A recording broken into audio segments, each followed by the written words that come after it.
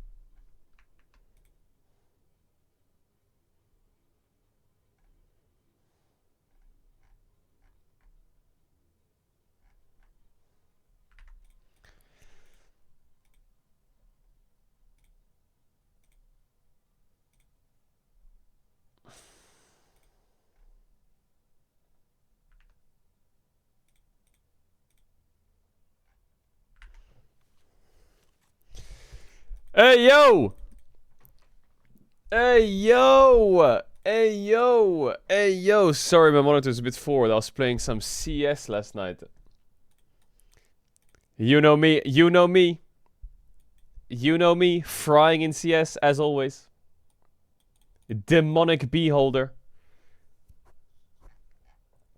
I'm so tired. Oh my god.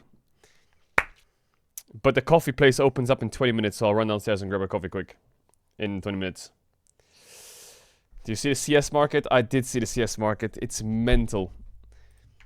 Is the CS market an overreaction? Will it correct? Will it start correcting? Because normally what happens with these things, isn't it? Like my friend was saying that the knife prices went down so much that everyone started buying knives again. So now they're going back up again. So I presume it'll start recovering over time. Not financial advice, don't take that as anything. But I think it'll start coming back a bit.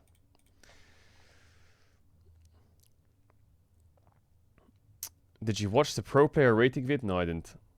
So many people... Bro, where's Ona? Where's Ona Pixel? Motherfucker's radio silent. What was his collection like? Was he the cases are going down a lot as well? Why, because no one wants to open up a fucking knife anymore, or what? Bro, where's Ona at? Is his collection cooked? He's minus 75k. His collection went from 330 to 250k. He's not switching to Valorant.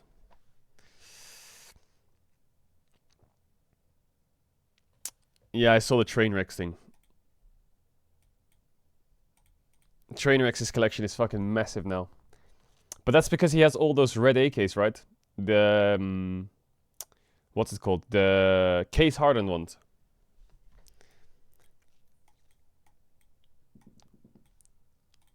There's a plant on the floor next to you. Yeah, it fell off the shelf. It fell off the shelf. This morning will be slow for 20 minutes until I get the coffee big pasted. Did you see Olaf Meister's collection? I did see Olaf Meister's collection.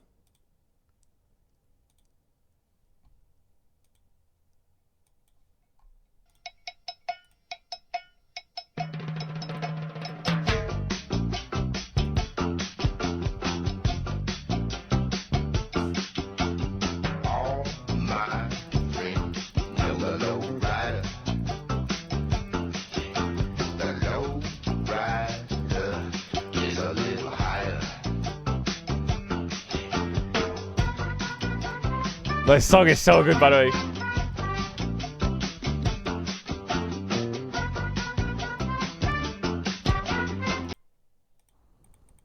Did he just fucking shit midair? What the fuck is that? You see it? What is that? Did he just fucking take it? He just fucking shat midair.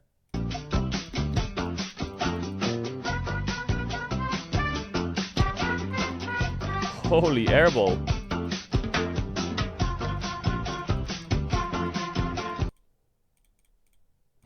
Shitgate. This guy keeps spamming, check the new Riot song. There's no new song. What are you about? What new song? Wait, hold up. Where the fuck is that guy at? What song? What song? They didn't make a song. Hey, new Riot song, Mr. This Life React. React now. Now. Now. Now. Turn the stream on, react now. Oh, someone linked it. Is this the song? Wait, you're right. There is a new Riot song. What the fuck? Wild Rift. Wild Rift.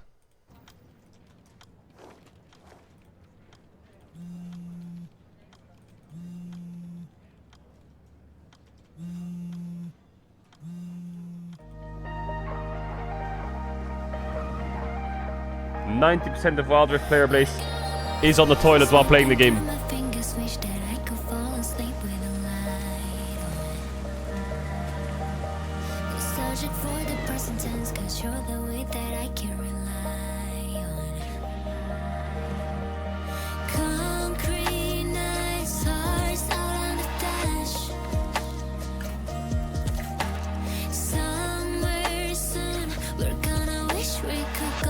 LeBlanc chains. That's lore for you right there. That's lore. Noxus.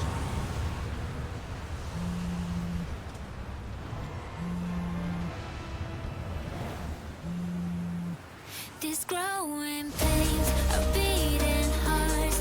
Late night driving through the dark, and all the ways we fell so hard just to find out who we are. So take my hand, take the long way home. He's friends with the cat now.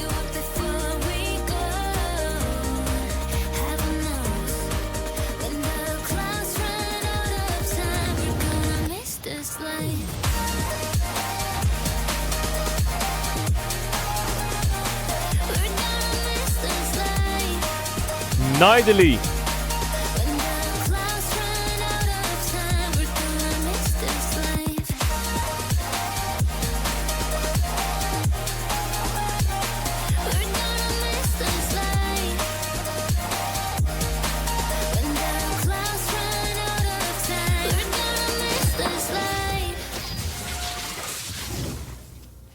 Not bad. Oh wait, I just clicked on a... Did I just click on a fucking T1 Worlds documentary? Hold up. Not bad, not bad. What is it for? I don't get it. Is it for Worlds? Is there a Wild Rift Worlds coming?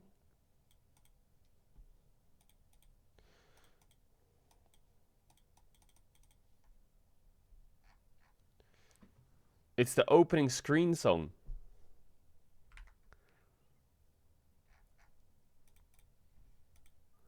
What do you mean the opening screen song? Chat, it's true though. This fucking auto-dubbed bullshit is so stupid. Listen to this. Wait, it's not auto-dubbed. Big W. God bless. Okay, we'll watch this later. It's the 5th anniversary of Wild Rift. Is that Keen? What the fuck have they done? Chat, when is the Wild Rift World Championship? Wild Rift Worlds.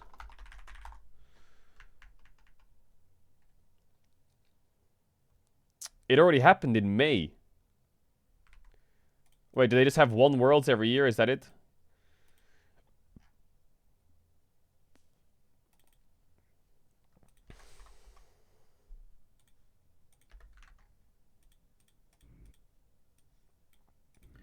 안녕하세요. 여기 녹화합니다. Today is the day.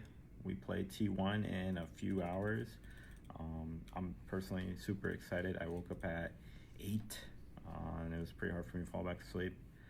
And yeah, I'm just super excited. Obviously, we're the underdogs going into this match, but as a pro, I think this is the opportunity that you would always want in your career, to play T1, play Faker, have a chance to eliminate him. I don't think he's ever been in this position before, so you know, this opportunity Chat, what do you mean you can't hear it? Are you fucking... Bro, turn up the volume. doesn't come around often, and I just want to make the most of it.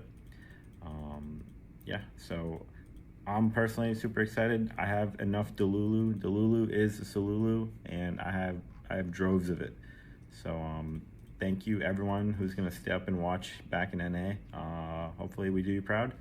Can't wait to play. See you then. Delulu is the Salulu. Delulu is the Salulu. Caps looking like a ton of weight was lifted off his shoulders after the game-winning play. Yeah, I know. It was really wholesome, actually.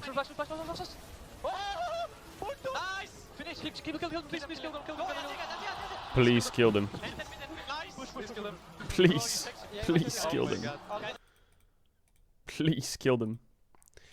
In one of these timelines, both VKS and Hanadev show the previous finalists of Worlds made a mockery of themselves. Today is the day where... Today is the most one-sided day. And should be smooth, simple, and easy. Right? Free win in 2-2. T1. Shia will conduct the final Swiss stage draw after today's games. Fucking W.E. Shia. What does he do nowadays? Is he like a coach room or a caster or something? My coach AI generated. My coach. Why does AI call me my coach? HLE Gen G G2 KTAL. Yeah, I know, it's crazy that KT's here, isn't it? It is crazy.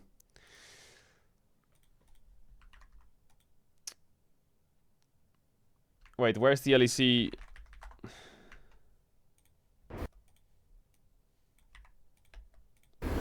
Hey LEC fans, I'm Max, Director for League of Legends Esports in EMEA. And I'm here to walk you through some of the big changes coming to the 2026 LEC season. Let's jump right in. The biggest change for next year? We're saying goodbye to the winter split. And hello to LEC Versus, the EMEA Invitational. Kicking off in January, I will say LEC Versus is an awful name, but nevertheless. LEC Versus will bring together the 10 LEC Even something like LEC Cup would have worked better. teams you know and love. And to make things even more exciting, 2 ERL teams will join the mix. The EMEA Masters Summer Champions and the best performing team across the 2025 EMEA Masters season. And yes, you guessed it, the latter is Los Ratones. Their run this season has been wild. The Toonies! Back-to-back EMEA Masters titles, non-stop energy, and a ton of confidence. Now they're coming to Berlin. The Toonies! Heading over to to bring Berlin. that same fire to the studio. In the LEC studio. Both invited ERL teams will compete exclusively in LEC Versus, neither in the LEC Spring nor in the Summer The Los Ratones in the LEC studio. split. It's a one-time shot to show what they've got on the big stage, and we cannot wait to see how they stack up. Sure, we're not the favorites. Maybe we won't win the whole tournament, but we'll fucking sure as hell try. And you know you never fucking doubt a rat. Never. Of course, plans may shift due to visas, scheduling, eligibility, the usual. But the goal remains the same, bringing the LEC and ERLs together for a shared moment that celebrates regional talent, fuels new rivalries, and sets the tone for an amazing year of competition across EMEA. To make sure every LEC team faces off against our 2 ERL guests, all 12 teams will play a single round-robin, best-of-1 regular season. The top 8 will move on to playoffs, a double elimination bracket with best of I feel like that's kind of like achievable, maybe. If we can somehow just get top 8, then we can enter a double elim bracket, which is kind of fun. I mean, there's 11 best of 1s, so I guess we'll play against everyone. And I think in best of 1, anything can happen, right? So we just need to get some wins in the best of 1, you know? 3s in rounds 1 and 2, and best of 5s from there on out. Every game matters, and the champions will lift a brand new trophy and qualify to represent EMEA at first stand. Oh my god, it's my chance to like make playoffs, by the way. If we don't make top 8, maybe I am cursed. All we have to do is be better than 4 teams. Oh my god, it's the playoffs run back. After that high energy start to the year, we'll roll straight into our spring and summer splits. Oh my And for god. that, I'll hand it over to Artem to tell you what's next. Thanks, Max. I'm Artem, your LEC commissioner. Your feedback means a lot. We heard you. Consistency matters. So for 2026, the format stays the same for both the spring and summer splits. All 10 LEC teams battle it out in best-of-3 matches across a single round robin. Only the 6 best teams will advance to playoffs. Single round robin BO3. The double elimination bracket, where every match is a best-of-5 and every series counts. The top 2 teams from spring No will best of fly the ones. flag for EMEA at MSI, where the top 3 from summer will fight for glory on the world stage. And since you made it loud and clear how much you love road trips, we are going even bigger in 2026. More events, more crowds, more unforgettable moments. Nothing beats the energy of the LEC live. Fans in the stands, teams on stage, and that roar when everything is on the line. As always, we'll wrap up the year in style, crowning our Summer Split champions on the road in a packed arena, surrounded by passionate fans united in love for League of Legends. So quick recap. 2026 kicks off with LEC Versus. Then we dive into spring and summer with the formats you already love, and even more road trips. It's shaping up to be an incredible year for League of Legends esports in EMEA. In the meantime, enjoy Worlds and EMEA Masters, and we'll see you soon. Well, at least there's no fucking this group goes there and this group does that, and if you do that in the group, then you can do this, and if you do this in the group, then you can do that, and if you do that. At least it's best of 3, top 6, best of 5 double elim. Boom. At least now people won't be confused when they're like, wait, LEC is on which day, when? Now we just need to check how many break weeks there are, because I swear to God, how many fucking break weeks are there? How many break weeks are there? What does LCK? LCK does double elim, best of 3. LCK plays 5 days a week, LEC plays 3 days a week, so they do double elim. And the double round robin, sorry.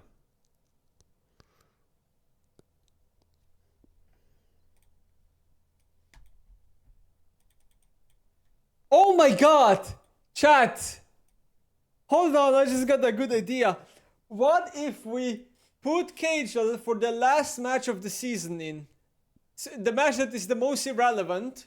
So even if we lose or win, it doesn't matter. And then we make playoffs! So Caedrel can finally make playoffs in his life. Wow, yeah, no, that's a good idea. Oh Wow. my god! Well, that's a great That's idea. actually Wow. a good idea. That's a great idea. That's just fantastic. Wow, that's a... Wow, I've never really thought about that myself, personally. I never really thought about that. That's a great idea. Wow. Read the comments. Fuck the comments, bro. League of Legends, Twitter comments, YouTube comments. Bro, worst place on the planet. Don't fucking read that shit.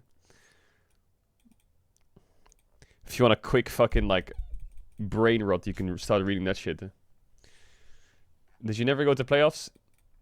No. What is this? Oh, Papars! You're not ready to play the LEC. LEC is on another level. Bro, it's the most ridiculous thing ever. I've been watching a little bit of Worlds. Bro, Emerald Flex team can do better than what Fnatic did. And bro, and they got like second in the region or something. Like, bro, I don't want to be that guy, but people acting as if LEC is something hard is crazy. We're just we're not. He's gonna fucking, every fan base is gonna attack the fuck out of us. It's gonna be fucking. It's gonna be. We're gonna like. Baus is unknowingly gonna talk so much smack by flaming every fan base and player and team in the LEC, and we're gonna have to find a way to make it so our gameplay can make up to compensate for it. Because this is gonna be some kind of fucking... This is gonna be some kind of fucking... train wreck. It's gonna be historical. Is Baus playing next year? No, he's not.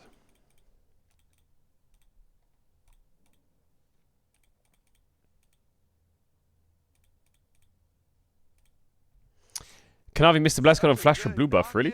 Cream has TP, but Chovy will start running the game now big time. What do you mean he flashed for blue buff? Wait, he did flash for blue buff. He base TP's back. What? Such a good knock-in. Cream has TP. Wait, Doesn't he press E? But Chovy will start. I thought he pressed E big time when he base TP's back.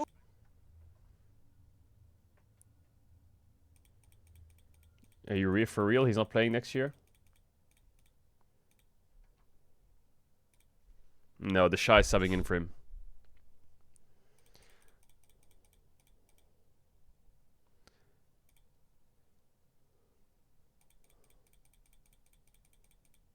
We're actually just getting the IG roster. Everyone's subbing out. Actually, Sally's playing mid. Why? I don't understand that. I'm really confused. Why did he flash for blue buff? His blue buff is up. It's 9 minutes in. Nothing's happening in the game. He takes the blast cone, fails it. But Chovy will start running. Then he flashes the wall to go on blue buff. The game now big time when he base TP's back. Bro, Kanavi, I'm not gonna lie. He misclicked.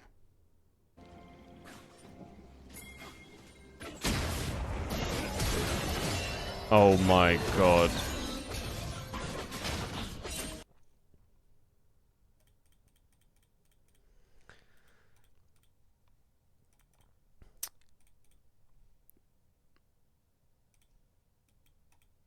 Super when he's not playing League, Supermarket. You were supposed to expose the LEC top laners as fraud, spouse. He will, don't worry. He will.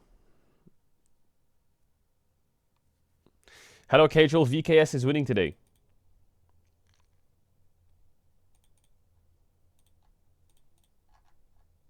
I love how people are always like, bro, you just linked this. You literally just linked that. This guy just did a jersey swap with Canyon and took his t-shirt off.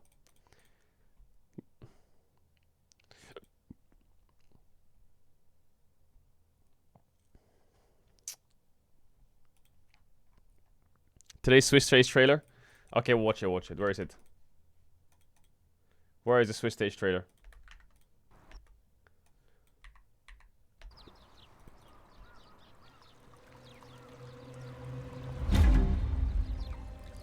There's a saying, beware a man with nothing to lose. 100 Thieves are just losing fight after fight, Drake after Drake. 100 Thieves tries, the might of harm or life is just too much. We are run into and fighting for our lives now at Worlds. It could be our last chance with this roster. All good things come to an end, but I don't want it to end like this. So I want to play my heart out and leave with no regrets.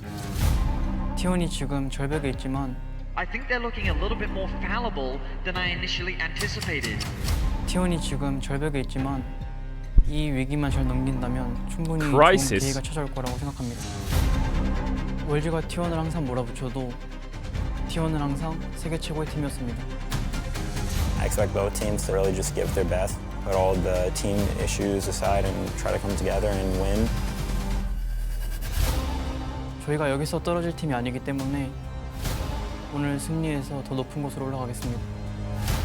It's do or die, win or go home. Ooh. With everything on the line. I hope you're not too sad when we win.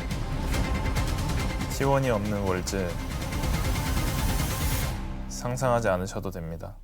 Don't even think about it. 黑夜在深，但黎明总会到来。 이제 할 수 있는 거 다 보여줘야 된다고 프로게이머로서 이제 스스로 직업 인식을 좀 가지고 있어야 되거든요. 도전자 입장이다 보니까 이제 열심히 해서 더 잘할 수밖에 없는 상황이 된 것 같고요. 또 어깨가 무거우니까 그 어깨 무거움을 좀 잘 즐겨보도록 하겠습니다. You know, I think T1 might not lose to 100 Thieves. I don't see it, but I could see BLG losing to VKS. Like at least the game. BLG looked awful. BLG는 엄청 강한 팀이고 옛날에 MSI에서 저를 좀 강하게 이제 찍어 눌렀던 팀이기도 하거든요. Actually, they don't look awful. That's wrong. They just look like they're not coordinated at all. 사실 저희 팀한테 좀 벅찬 팀일 수도 있겠지만 상대 팀도 어느 정도 기세가 죽었고 사실 저희 팀이 BLG랑 비빈다는 게 객관적으로 보면은 말이 안 되는 거긴 해요. 저희가 좀 약팀 포지션이라서. 그래도 사실 프로게임에서 항상 변수라는 건 존재하거든요. 我们的目标是最后的冠军，而不是一时的胜利。我们会一个一个击败你。 계속 이제 정신 못 I hope they 차렸으면 keep 좋겠고 struggling. 저희 팀 이제 No, I take 기회가 that back. 생길 수 있게 그리고 저희 팀이 이제 2승 2패로 올라갈 수 있게 쭉 그대로 하셨으면 좋겠습니다. I don't think BLG look awful. It's just they look like their leads just come from their individuals, and then their team play just doesn't exist. Okay, how long until the Swiss stage? 33 minutes. Should we watch the T1 Worlds vlog real quick? Is it good? Is this good or not? What is this? 이 콘텐츠는 아말라와 함께합니다. What the hell?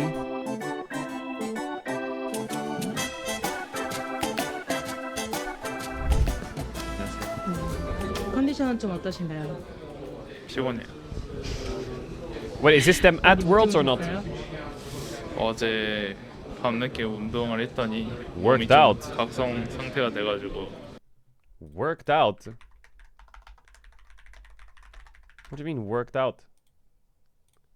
This was Gumayushi at MSI. Pizza, burger, and Pepsi. This is the old Guma. What do you mean worked out? Old Guma ordered burger, fries, pizza, and a Pepsi, and he just smashed in the hotel room before a game. 잠이 잘 안 오더라고. 식사는 하셨어요? 아니요, 배고픕니다. 갈비찜을 먹고 싶어요. Braised short 공항에 ribs. 뭐 비슷한 걸 팔지 않을까 생각하고 있어. 짐은 잘 싸셨어요? 한두 번 싸는 게 아니어서 이제 뭐 뚝딱뚝딱 잘 싸는 것 같습니다. 어떻게 다녀오겠다? 잘 다녀오겠다. 네, 이제 또 잠자리가 불편할까봐 따로 또 베개를 챙겼고 수면이 또 중요하기 때문에 잘 자고 싶습니다. 최소화해서 간단하게 챙겼습니다. 오늘의 컨디션 어떠세요? 나쁘지 않습니다. Is this gonna show their series against IG or not? 저 한 7시간 정도. 이번 짐을 한 2분 3분 돼가지고. 아 진짜요? 2분 3분 안에 짐을 챙길 수가 있나요? 그냥 뭐. He packed in 2 minutes for a month tournament. 꼭 이것만 챙기면 된다. 2, 3분 안에 챙길 수 있는 필수품. 그냥 뭐 제 장비 세트 하나만 챙겨도 사실 충분하지 않나.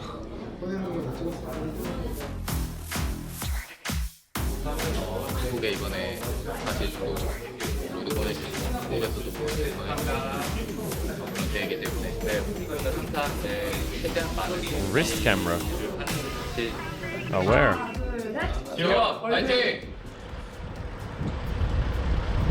Off to the airport. Look at that fucking van they're chilling in. Damn.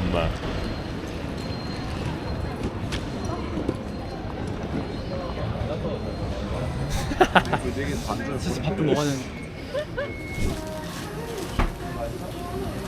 이런 거 할래? 이런. Chogat. 어떤 빵 고르셨어요? 부드러운 크림빵인데 좋아합니다. 먹겠습니다. 파이팅 하세요. 네. 안녕히 계세요. 조심히 가십시오.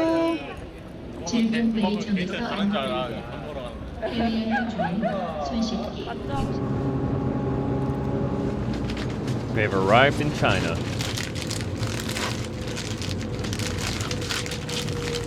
Are they going to the media day? 등산한다는데 우리? 저 위에 있다는데 촬영지가? 비 오는 날 등산.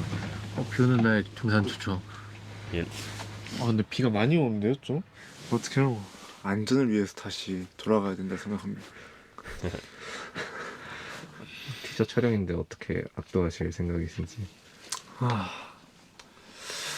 압도는 못할 것 같고 압도 당하고 Dominate. 게임에서 압도하겠습니다. What the fuck are we saying?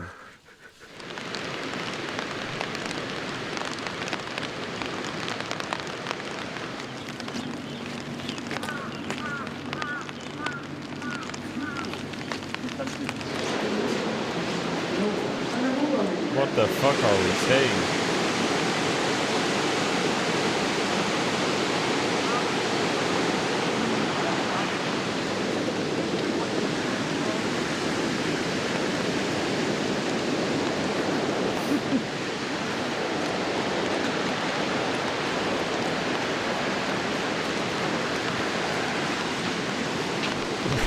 Bro, Faker looks freezing. 빨리 좀 빨리 갈까? 인천이 아닌데 이거? 어떻게? The mic quality is insane. What the fuck? 미끄럽대.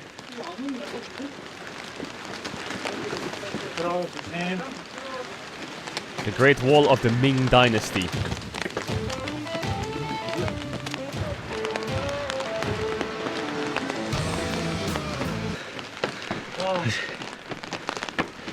Is Toran okay? 도란 나고 1등. 현선 스타일 저랑 같이 하면 될 때. 저도. Yeah, I'd be the same to be honest. 충분히 이럴 수 있다고 생각해. 화이팅. Him and the cameraman are cooked. 먼저 가지. 아니야. 아니, 먼저 가지.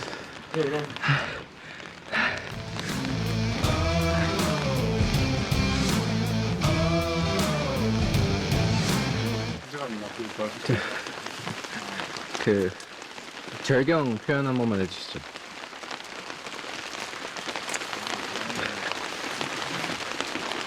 Damn, that place looks nice. 산이 무지하게 많다. Holy. 오늘 이제 아이지전 티저 촬영하러 만리장성에 왔는데 좀 높은 곳에서 촬영하다 보니까 비 오는 날에 등산을 하게 되었습니다. 여기 멍들었는데? 거기다 왜? 시간 맞았다고? 근데 일주일 된가? 왜요? 척이 안 좋아서. We had an injection in his jaw. 라면 한 그릇 하고 싶어? 맛있는 거 먹어.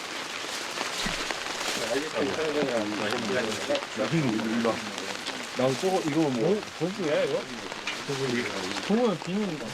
뭐만 왜? 저거는 선수들이 믿어주는.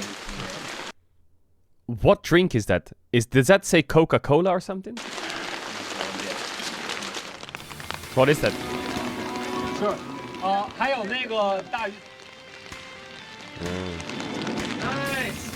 Holy. Last one. Last one. I hear Phil's voice. 3, 2, 1, action. And 하나, 둘, 셋, 카메라. Yeah, that's nice. IG 어디든지 기억나시죠? IG 쪽으로 한번 바라봐 주세요. IG's here. 이쪽으로 반발점으로 가라고. 가라고. 나 지금 와 있어. 소리 안 하네. IG! Damn! Rare IG shots in Worlds. 그놈이 맞다. 거기서 스위스 다 하는 거예요? 그런 거 같던데? 아니 근데 너무 Bro, stop with the spy emote. Shut up. Is this where the transaction happened? No. 저 지금 영상을 촬영하고 한 번, 그다음에 사진 촬영 같은 것들을 하면 이제 끝날 예정입니다. 그럼 먼저 하는 게 이득이겠네. 지금 현정이는 사진 찍으면 끝이야. Really? 응. 지지 갈래요. 근데 이제 다만 영상을 다 끝내고. 뭐냐? 봐봐. 현정아 봐봐. 현정 올때 몇 시간 걸렸어요? 현정아 봐봐. 1시간이 있고. 현정아 봐봐. 왕인데? 현정이 왜 그래? 좋아, 그죠? 됐어.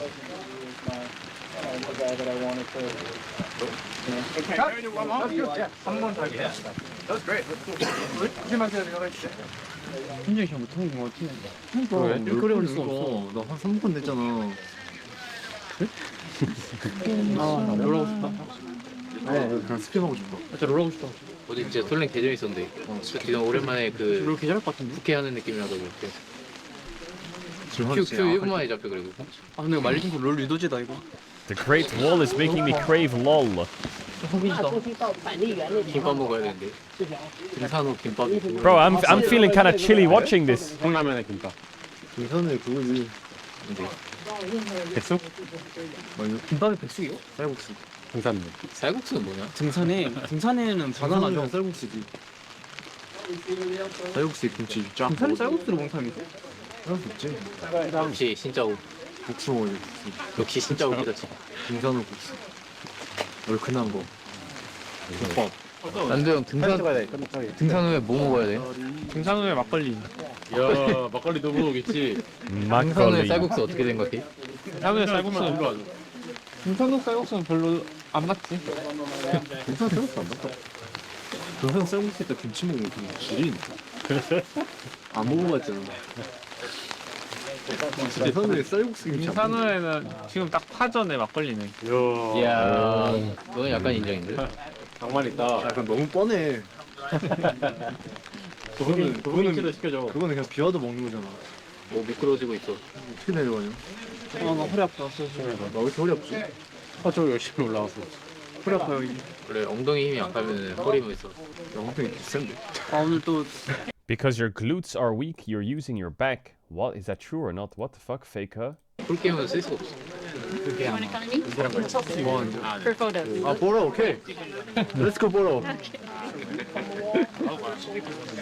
해봐. 해보라고.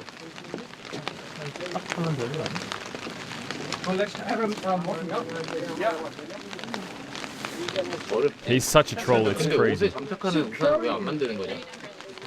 왜 우산을 손으로 들어야 돼? 우리가 있잖아 우리. 아니 우리보다 이게 더 편하잖아. 가자. 아니 우리 나왔어. 이거야 돼. 가자. 못 가. 액션! 천천히.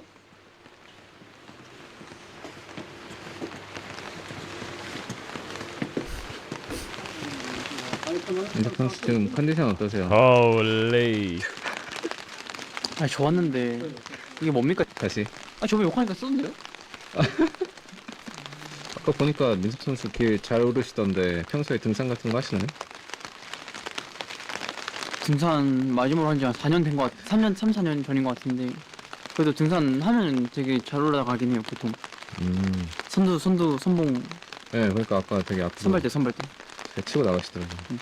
민섭 선수 이제 해외 이제 이곳저곳 다니셨는데 이 만리장성의 이 절경은 약간 순위로 따지면 어느 정도 되나요?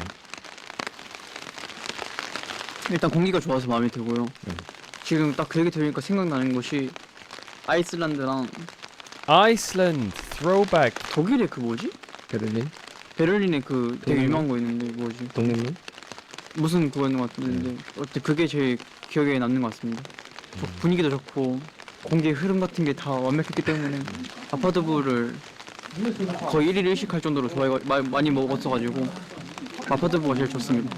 청두에서 예전에 베이징도 먹어봤는데 Did he say Berlin's his favorite? 베이징에서 또 기회 되면은 먹어보고 싶긴 합니다. 근데 상하이에 되게 좋았던 맛있는 것들이 많았던 것 같아가지고 예, 상하이까지 무사히 넘어갔으면 좋겠네요. 밥 올렸어? 올려도 돼? 올려는 거? 아니? 안 되지. 완전 팝을 일주일 동안 안 하면 어떡해. 팬들이 지금 팔찬다고 난리야. 나도 일주일 동안 안 하게. 세분 만리장성 촬영 소감 한마디씩만 해주세요. 비만 안 왔으면 더 좋았을 텐데. 근데 뭐 비가 와서 더 좋은 것 같기도 하고요. 네. 저 운동해서 좋습니다. 네 만리장성 역시 좋네요. 에바다. 왜 이렇게 대충해? Bro, Faker looks like a dad staring at him. 네 만리. Look how Faker just like leans in and stares at Doran waiting to hear his answer. 네. 저 운동해서 좋습니다. 네 만리장성 역시. He's just staring at him, bro. 에바다. 왜 이렇게 대충해?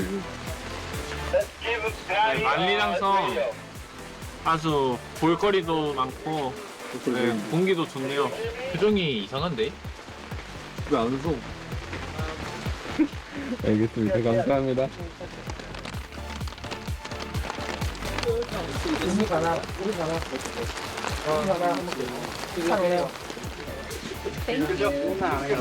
촬영 잘 마치신 것 같은데?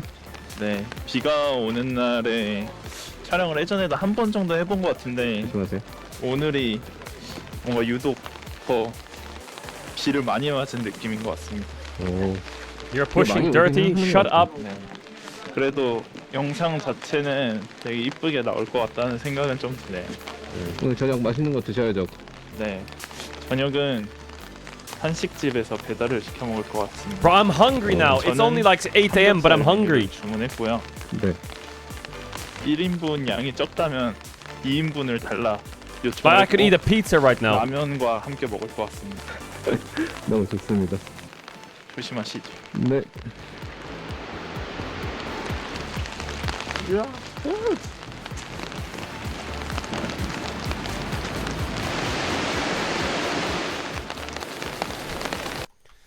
Chat, I need to go downstairs and get coffee. I need like 8 to 9 minutes. What do you want to do for 8 to 9 minutes? Do you want to watch a synapse? Do you want to listen to the music of worlds? I need to run downstairs quick and get a coffee because I want to be paced up for these games. What are you feeling? Chat, why are you saying L vape? What is this?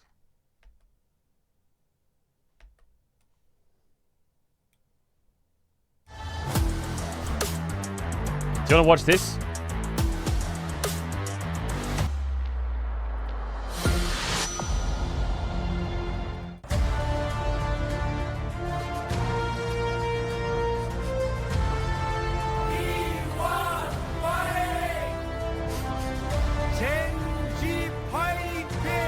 Bro, what is this? 게임 페인 여러분 안녕하십니까? 진행을 맡은 캐스터 전용진입니다. 아직까지 헤쳐먹냐는 사람들이 많은데 뒤질 때까지 할 거야. 소메 What have they done to my goat showmaker? Hey! 해설과 함께하겠습니다. 안녕하세요. 소메이커님은 안 본 사이 더 작아지셨네요. What the fuck? 자, 오늘 기다리시던 티젠 그냥 또 그 새끼들입니다. 순위표 확인하겠습니다. 벌써 T1이 플레이오프를 확정지은 가운데 역시 돌고 돌아 또 티젠. What have they done to my goat showmaker? 있습니다. 정규 시즌을 몇으로 끝내느냐도 정말 중요하거든요.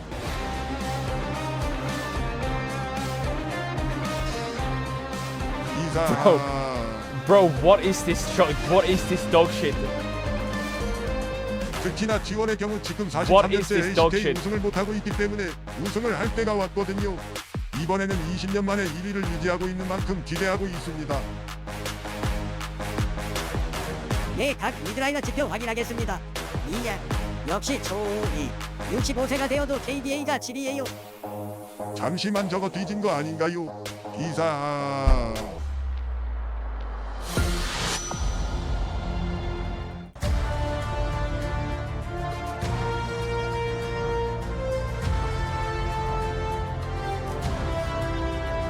팬여러분의 대결 바로 시작!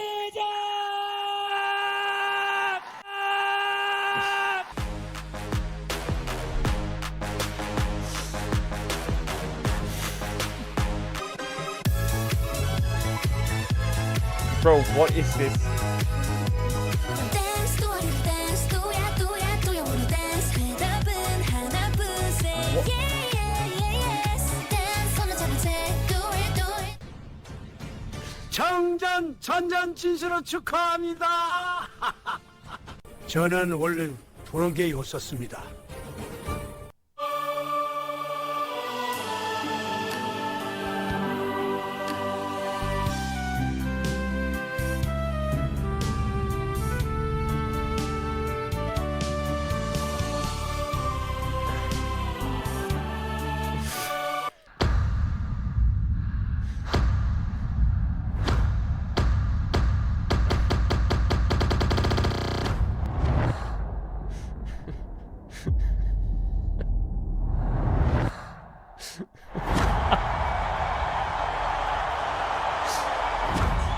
기사.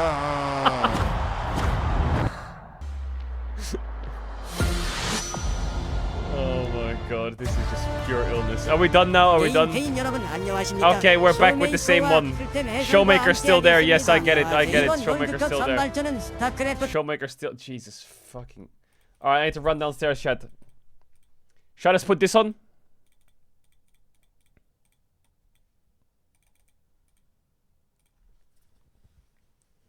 With music, and I'll be real quick.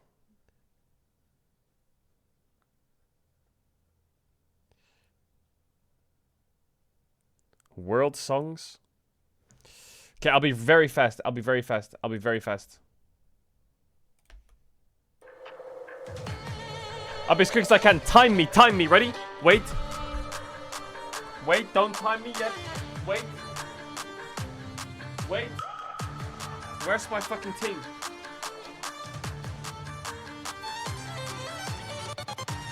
Okay, 3, 2, 1, go!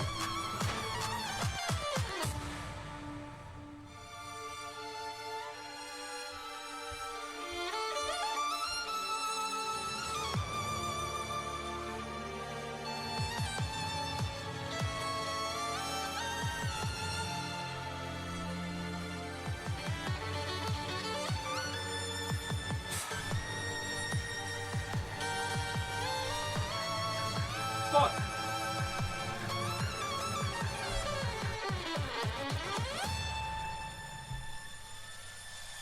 Okay, time me now!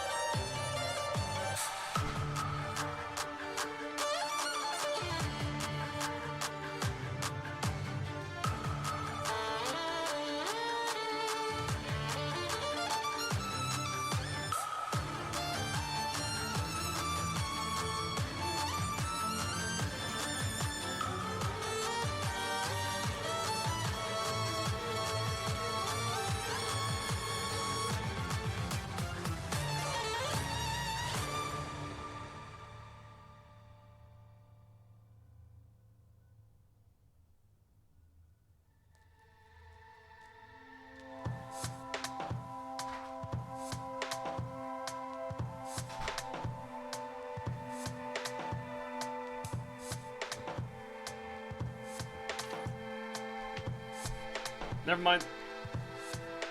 I changed my mind. I get coffee after game 1. I'm feeling kind of good.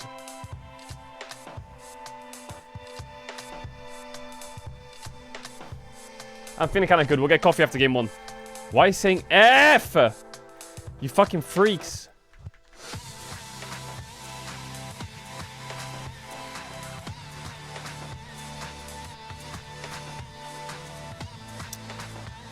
Alright, what else? What else is there? Just brew coffee. Bam, bam, bam, bam, bam, bam. Wait, Dokla has a new vlog out.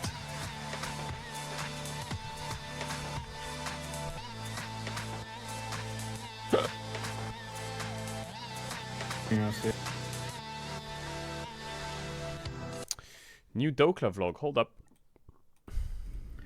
안녕하세요. No, this is the same one. 합니다. This is the same one. Today is the day we play T1 in We saw this one. hours. I'm personally super excited. I woke up at 8 and it was pretty hard for me to fall back to sleep.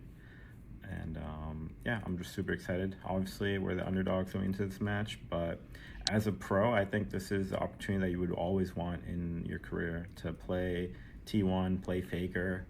Yeah, play Caedrel. Play Caedrel. He didn't play against me yet. Position before, so he didn't play against me yet. You know, this opportunity doesn't come around often, and I just want to make the most of it. Yeah, so I'm personally super excited. I have enough Delulu. Delulu is a Solulu, and I have droves of it.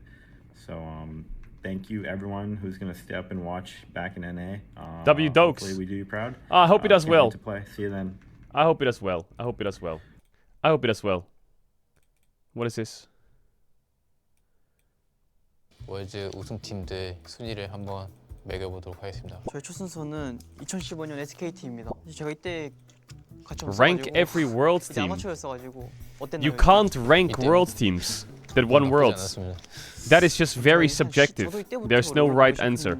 그 전에는 사실 잘 모르고 딱 15년부터 제가 롤드컵을 봤던 사람으로서 그래도 15 SKT가 가장 세지 않았나 라는 생각이 드는데 There is no right answer. 그냥 원하시는 대로 한번 붙여보시죠. 아 그때 또 마린 선수의 그때 피오라가 또 인상 깊어가지고 2015 SKT.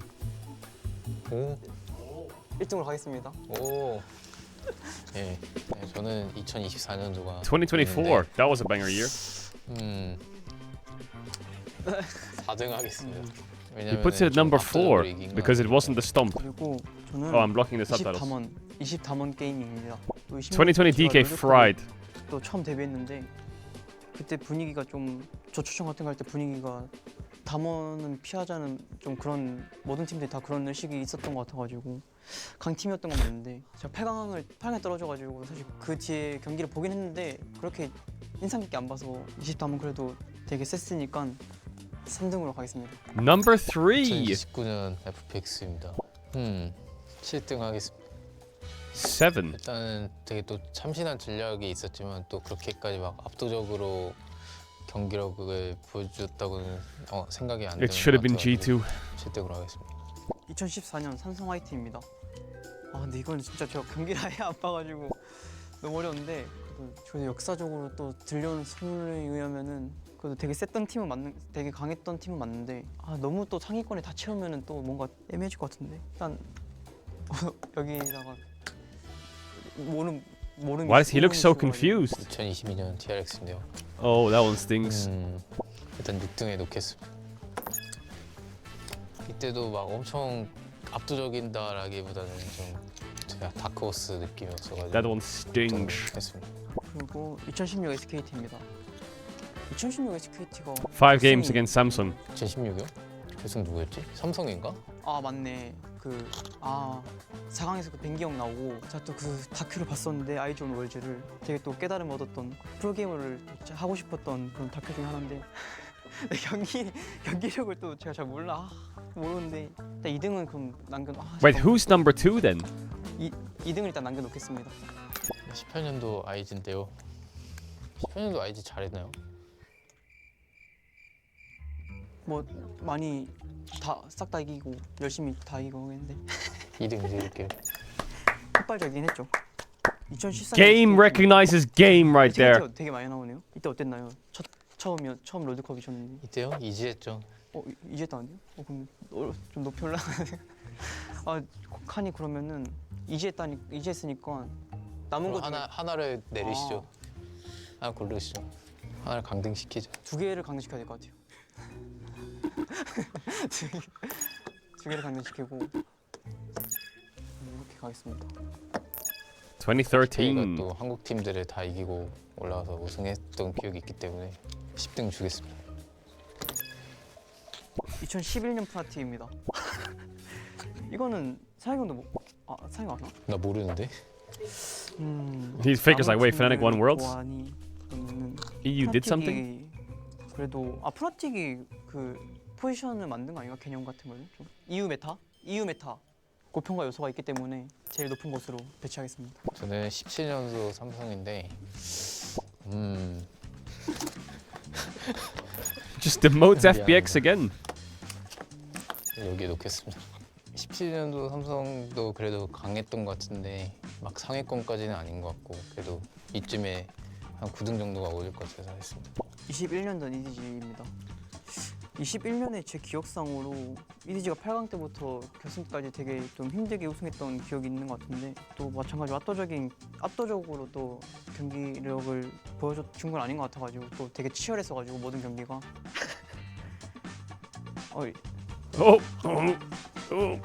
일단 강등 시스템을 한번 해야 될 것 같은데 아닌가? 잠깐만. 근데 FPX 잘했는데 그래도 FPX는 그래도 결승은 잘했네요. EDG 맞나? 일단 여기다 배치하겠습니다. 23년 T1이 나왔는데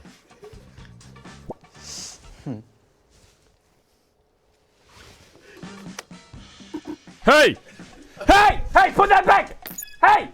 What? You're 14! What? 아이지 저희 상대 팀이니까 밑에다가 놓겠습니다. What do you think of this list? Is this final? 어떻게 생각하세요? What the fuck? 저도 이제 IG가 상대팀이기 때문에 또 IG를 또 사기 올려주면 안 될 것 같아가지고 저도 지금은 동의합니다. 나쁘진 않은 것 같습니다. That's it? That's a wrap? No. 삼성이 바꿔요. TRX? TRX를 좀. They're fixing it. They're fixing it. Here we go.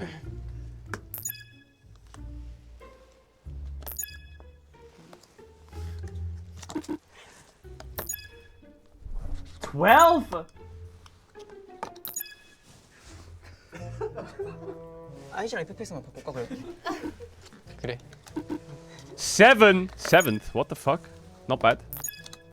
네, 이렇게 가겠습니다. Okay, I just got fucking rage baited by. Alright, chat. I run now, and then I run in 10 minutes, and I run after draft, and then you're good. All buffered.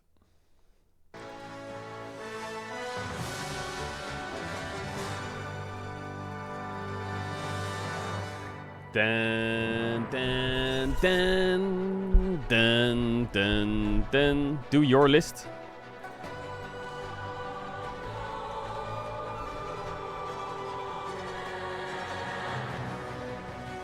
I think for me, 2013 SKT is number 1 still. Because that's the first Worlds I ever watched. Bum, bum, bum, bum, bum, bum, bum, bum.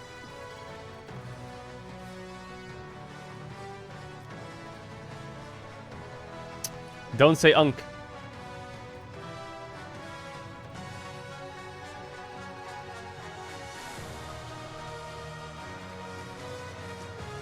You're nostalgia biased? Yeah, of course. Nostalgia wins every battle. Every argument, nostalgia probably just wins it. Because it causes a sense of delusion. Never go back to nostalgia, ever. Never replay that game. Never rewatch that series. It's not gonna age well. Just let it sit in your mind as it is.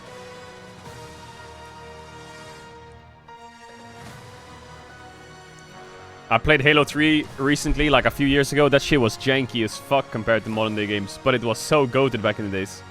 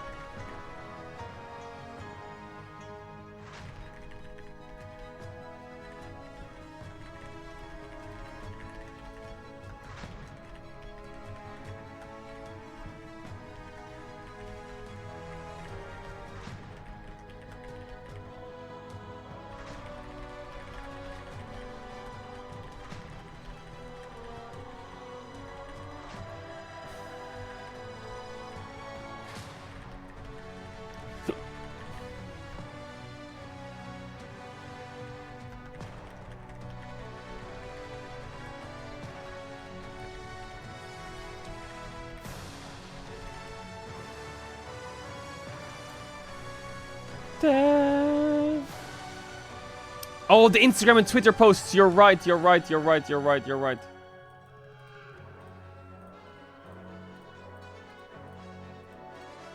I forgot to do my Instagram and Twitter posts. You're right.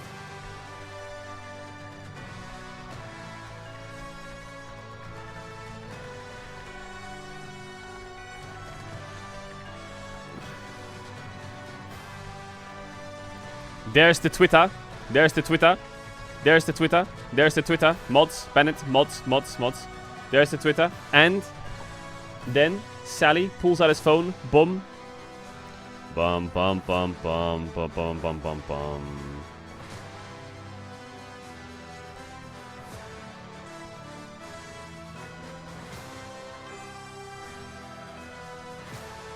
Then we go to Instagram story. I fucked this up somehow. Image saved.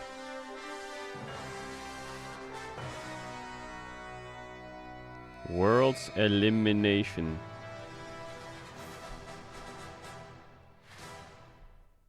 Maybe I should just stream on TikTok.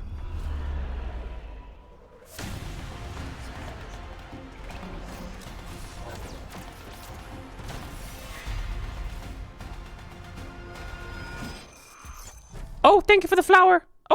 Oh, thank you for the flower. Thank you for the rose. Oh, thank you for the. Thank you. Oh, thank you. Oh.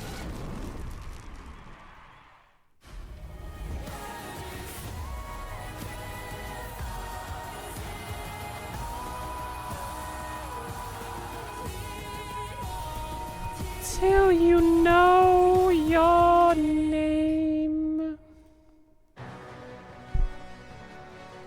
Hello and welcome to Worlds 2025 in beautiful Beijing for the penultimate day of Swiss Stage here at the JDG. Billy Esports Billy! Center. Today is a day to make history. Today is a day to show your legacy, to give it all with no regrets, as we will send 2 teams home at the end of the day. The fans are excited, and they should be, as we have 2 exciting best of 3s ahead of us, and the teams are ready as well, giving their signature once again, and staring to the camera a bit as well. Yeah. Hello.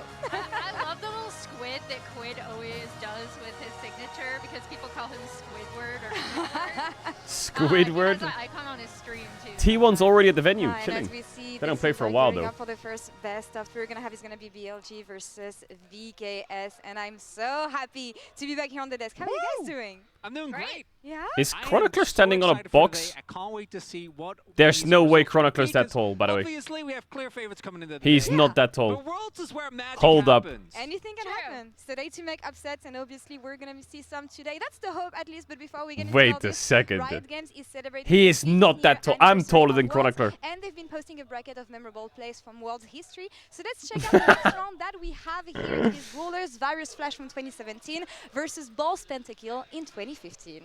Boss? To hold to the front line, and Samsung Galaxy push mid first. As you can see, the flash hold left. They've caught Baker. They've got the CC.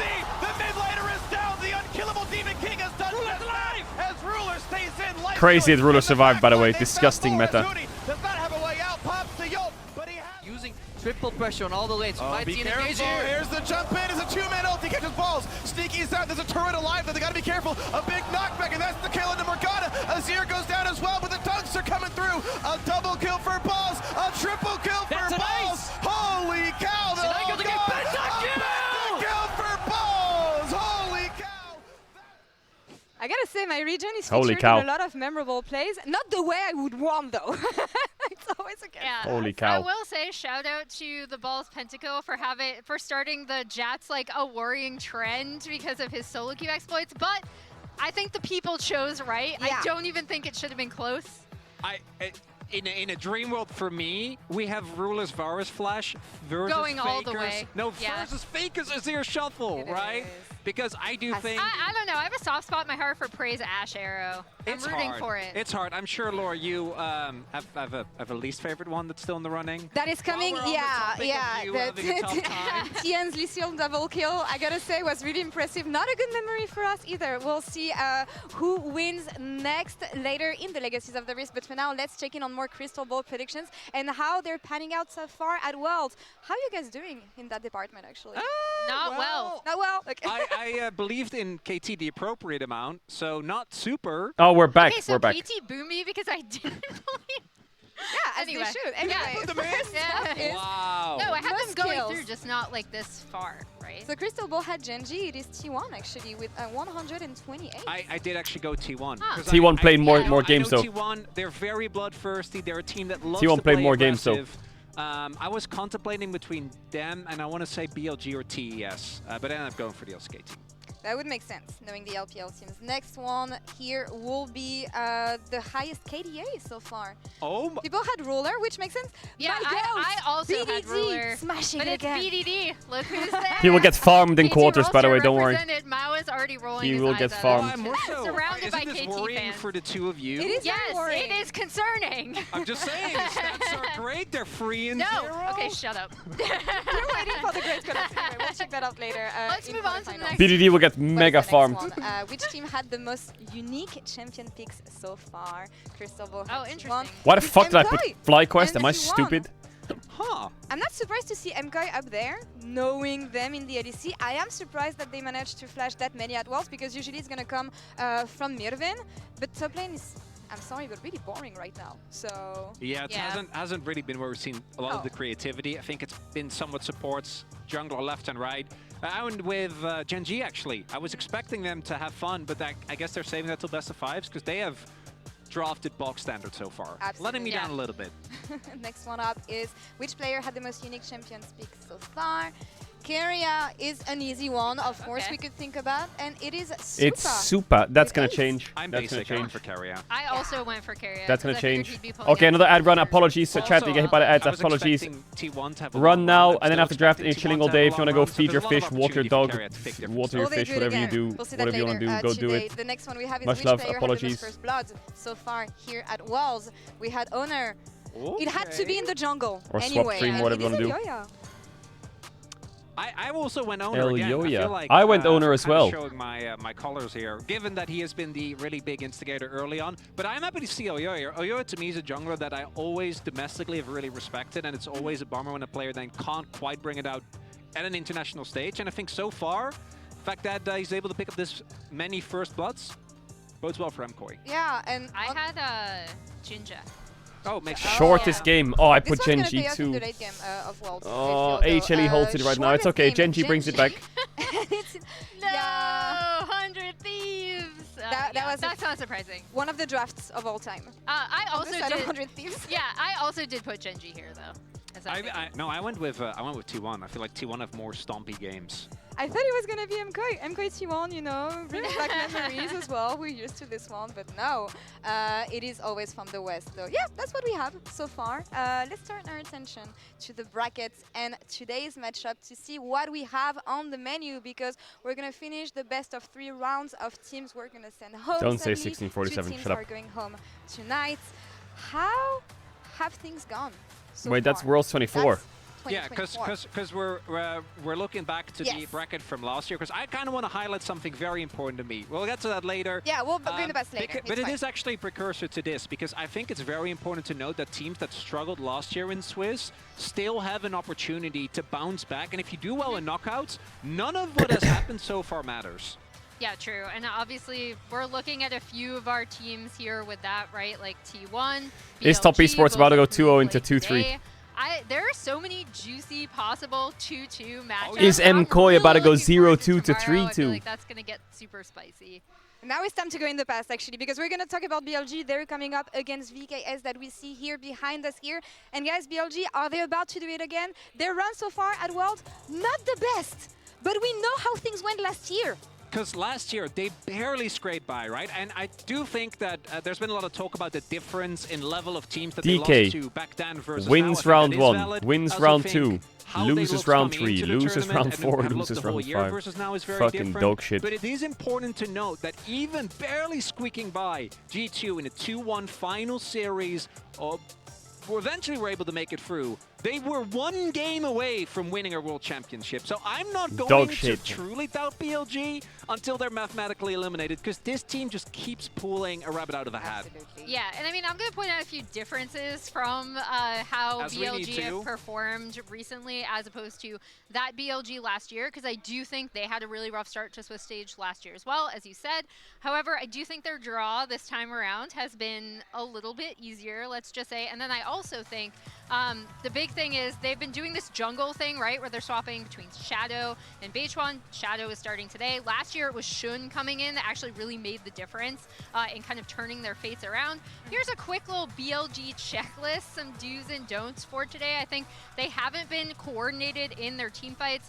Also, when I think of this team, I do think of stuff like that Caitlyn Elise, right? And them being able to pressure and completely take over the map. Agent Shadow, That faltered we may as need well. you to activate and then for lane Koi. poorly, I think Bin's been having a rough time. This is potentially the roughest time I've ever seen him have at an international, including his debut in 2020. Yeah, his debut was mind-boggling, but it was also the breakout year of 2023 and 2024, where he was at worst contesting for best top laner in the world, right? Like top of that elite pool, and we just haven't seen that level of gameplay thus far at Worlds. A lot of things to fix on the side of BLG. They have to do it today. But for now, let's turn our attention to VKS's jungler Disamis, as Shocks caught up with him earlier today in the Verizon Game Day interview. Talk to me, It's a really Disamis. big day for VOD Stars and Disamis going into this matchup versus BLG. So the first question I have to ask is, how are we feeling? The first seed from the LPL is waiting for you. I mean, we're actually kind of confident, because I think even though they are the first seed, I think they are maybe the worst LPL team on the tournament right now. Really? So Don't we're just here underestimate to play them. our game, you know. We kind of have nothing to prove to them. So we're confident. Okay, I heard from your coach Seal that it was a little bit harder to find scrims in the beginning. So how is that looking now? After we won PSG, it got a bit better because some teams actually wanted to scrim us. But like before, we were losing to every team, so it was really hard to find scrims. We had to scrim some LPL mix, you know, some players that are off season right now, but they are actually pretty solid, to be honest. I think they were better than most of the teams in Worlds, so it was fine. Oh, the mixed team. Okay, I see. I also saw you do the jersey swap with Canyon. Can you tell me about that? Bro, that was insane. Like he's my biggest idol in league. Like he's the guy that I look up the most. So Chris has a friend in GNG, so he messaged them, and he said that like he actually wrote like a big test saying why I should take off my jersey to take the picture of Kano. And I mean, it was really insane. I hope you can actually like he doesn't look like do me, it again, like and meet on other internationals, so we can do it again because it's so cool when you see those players that you used to watch a lot, you know. Yeah. So it was just really cool. Lovely. It's a magical moment, I'm sure. Yeah. Well, obrigada e boa sorte. Obrigado. Nice Portuguese. Thanks. Nice Portuguese. Unbelievably based. Having Canyon as your go-jungler, great taste. Also having the guts to just fully commit to the meme, you love to see it. Yeah, this man, when they were about to lift their trophy in the LTA South, was like, wait a minute. I have to take my shirt off. And then there was a really funny moment in the pre-press conference before I think LTA VKS is going to Grand full Finals send where it they're today. Like, I don't know, they're on to me. I just don't know if their lanes will be able to Well, keep hopefully up with he can take his BLG's shirt off again lanes. today for him, at least if They might manage just to get pull shit on this in lane. upset against BLG. And guys, it wouldn't be the first time that Brazil does it. I remember 2016, INTZ versus ELG. Nobody saw it coming, but they managed to pull this one. Yeah, that was a massive upset. It especially meant a lot to those players specifically. Deft. Volta had talked about how he'd studied Clearlove so much at that point in time. Clearlove was his favorite jungler, was constantly just studying his VODs. And this was huge. Like, this was a massive, massive upset. Obviously, this is a best of 1. Today is a best of 3. It's going to be a little bit more difficult. But yeah, like this INTZ team, I miss them so much. These were such a fun group of guys, and being there in San Francisco to kind of see this upset was amazing. All right, so thinking about the matchup that we have here today, I remember we had Shrimby on the desk when we did the draw show, and looking at those odds, he's giving it 75% for BLG, which is understandable, but if they can do it, what is it going to come down to, Emily? So I have a quick telestrator that we're going to kind of fly through just to talk a little bit Yeah, obviously about, BLG is what they heavy end up favorites, doing heavy favorites. well here. So this is a setup from their series against FlyQuest, and it's the game they won in Grand Finals. What they like to do is kind of play with vision if they can, draw you somewhere where you don't think they're going to be. The most important things here Today is are heavy going to be favorites this day. Nocturne Akali combo. Akali is already in a really good spot. They know that Quad kind of wants to push up here. Because there was a lot of contesting here and Fly saw Disamis, Inspired thinks he's going to be able to go in here as we roll through the clip, is going to try for a play onto this Akali in the top lane. And VKS are going to respond really well by kind of trapping them in there. As we roll through, you see Nocturne flying in, right? They use this against PSG as well to qualify for this match. And then I love how they come down river and kind of draw this out for a really nice Jhin setup on the other side. Basically, it's kind of rudimentary macro, right? But they like to be able to try to play and make you think they don't have as many people in position as they do by soft contesting, and then kind of trap you. And I thought this was Today well is done. the day of Again, a upsets. composition they really like No, to I think pilot, BLG and especially T1 Nocturne should and get through Akali. today. No They're upsets. two best players mid-jungle, so BLG have to watch out for that. Yeah, watch out for that. And No again, upsets. they didn't have the best performance so far in Brazil. Has been surprising. It is do or die here in this matchup for both team VKS against finalist BLG. Let's check out what happened in this best of 3.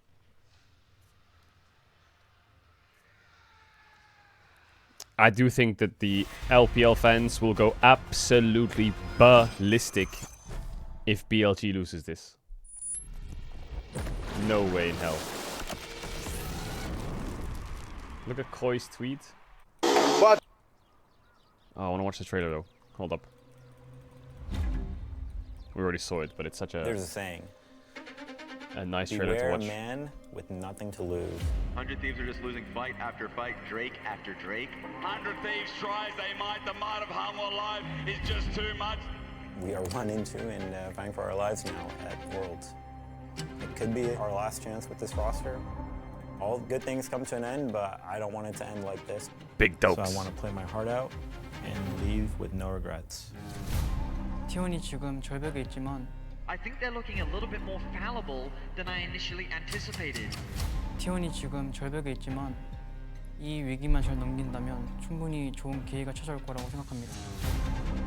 월즈가 T1을 항상 몰아붙여도 T1은 항상 세계 최고의 팀이었습니다. I expect both teams to really just give their best, put all the team issues aside and try to come together and win. 저희가 여기서 떨어질 팀이 아니기 때문에 오늘 승리해서 더 높은 곳으로 올라가겠습니다.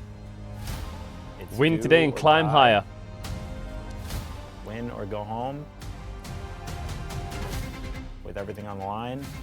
I hope you're not too sad when we win. T1이 없는 월즈 상상하지 않으셔도 됩니다.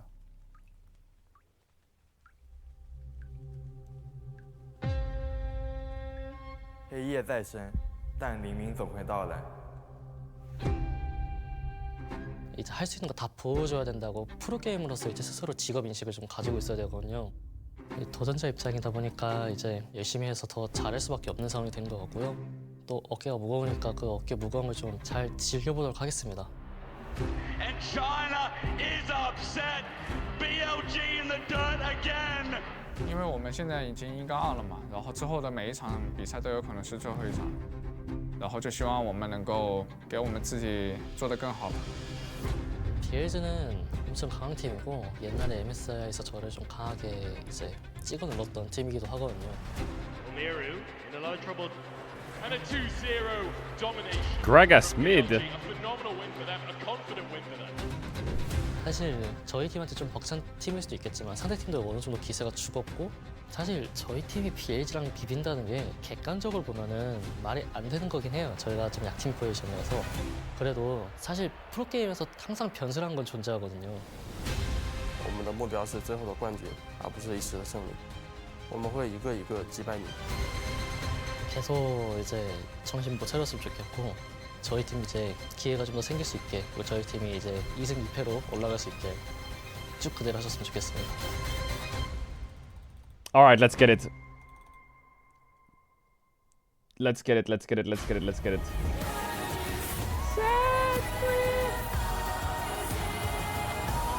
I think BLG is gonna get the fastest game against VKS. But if VKS win one single game, it's fucking mayhem. That means BLG's one game off of losing and getting knocked out. Ladies and gentlemen, welcome They have a back pretty to good cushion here, Worlds BLG. 2025 It should be really here hard to in get upset. Beijing, China. There are only 2 days remaining of All of the Swiss LPL stage fans want BLG to lose competition, this. and all All of the matches LPL from polls here and on forums out are voting for are VKS to win. elimination from the tournament. Today, we have 2 best-of-3s ahead of us to decide who will get to move on to tomorrow's final day of Swiss and those final best-of-3s to secure a spot in the quarterfinals. Today's first head-to-head Why? Because is they're the hate watchers. LPL's #1 seed BLG up against Brazil's #1 VKS. A very seemingly lopsided matchup on first look, but anything can happen at Worlds. I'm Captain Flowers, joined by Azael and Vedius to bring you the action. I mean, it is just insane to think that today we have the 1-2 bracket, and both of last year's World finalists are playing. Like, look. It is ridiculous. That's the With T1 poll and for BLG, who they should want to They win. were the World finals last The Chinese year. are praying for BLG And to so lose. There are some massive challenges now for these teams that are down there with them. VKS and 100 Thieves have got their work cut out for them. I think that if VKS is going to stand a chance, they have to show us what they showed us against PSG.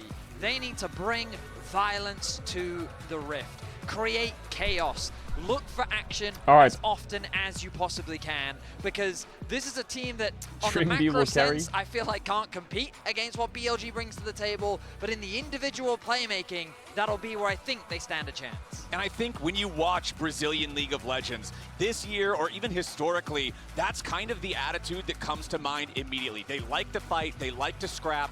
Macro might not be on the same level as other regions, but they're always willing to take the skirmish, take the team fight, take the opportunity for some PvP. And Vivo Caedstars are going to have to take everything they can get if they want to stand a chance against, like you already said, Isaac, a team that just last year was Worlds Finals runner-up. Yeah, I mean, it is going to be an incredibly difficult challenge. Trimby gave them 25% chance. I think that is, very generous. To me, this would be the biggest upset of all time if this is, a series win for VKS. But the thing is, BLG have only played Western. There's a world where BLG win this, they go 2-2, they draw Koi, and then they get the top 3, they get the top 8, and their top 8 run is only Western teams. Very difficult for VKS. Haven't seen BLG versus any LPL or LCK team yet. You're favoring BLG in team fighting, you're favoring BLG in macro. So Banning Sion on blue now, are we? To really make things uncomfortable for BLG. All right, let's hop into Champs. Surely you last Ben Rise here.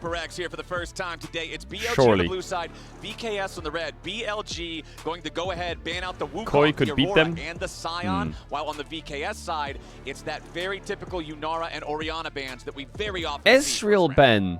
Azir also going to be left open.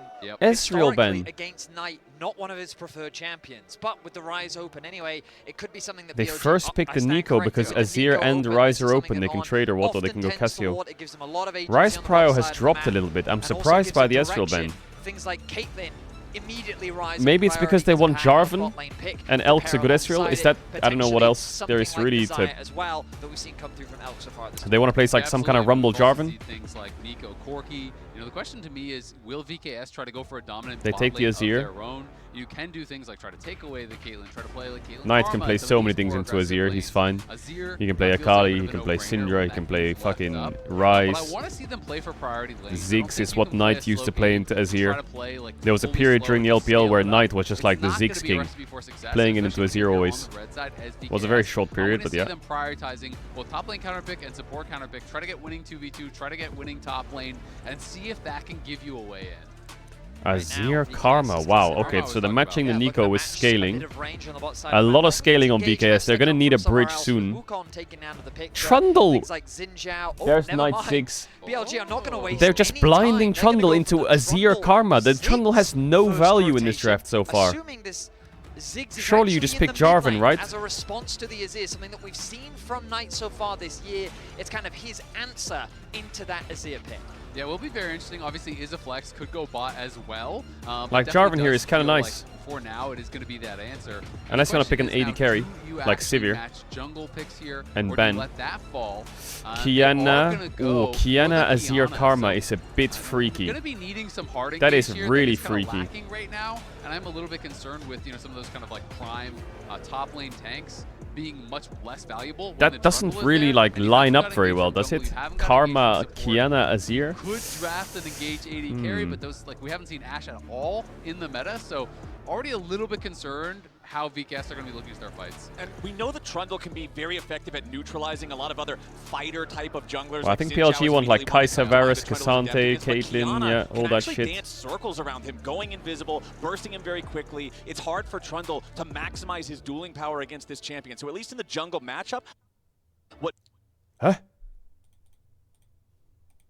Opportunities are going to need to be buffed up if VKS want to find chances to make this game bloody and make it chaotic. They will go ahead and ban out that Caitlyn pairing that you guys were talking about as a potential partner for the Nico, and it's Renekton, banned out by BLG. Seems fucking VKS Twitch. has the same read and expecting this Ziggs to go mid lane. As you said, Azale, there's always the possibility of it going bot, but for the time being, VKS want to limit that bot lane pool. Meanwhile, BLG, I think it was a good read on the Trundle early priority, making it much harder for you to get that engaged on the top side of the map. Also removing the Renekton kind of giving that safe top side of the map as well. Things like Cassante definitely still an option, but I think Sivir is good for VKS, but I don't know. I feel like actually VKS,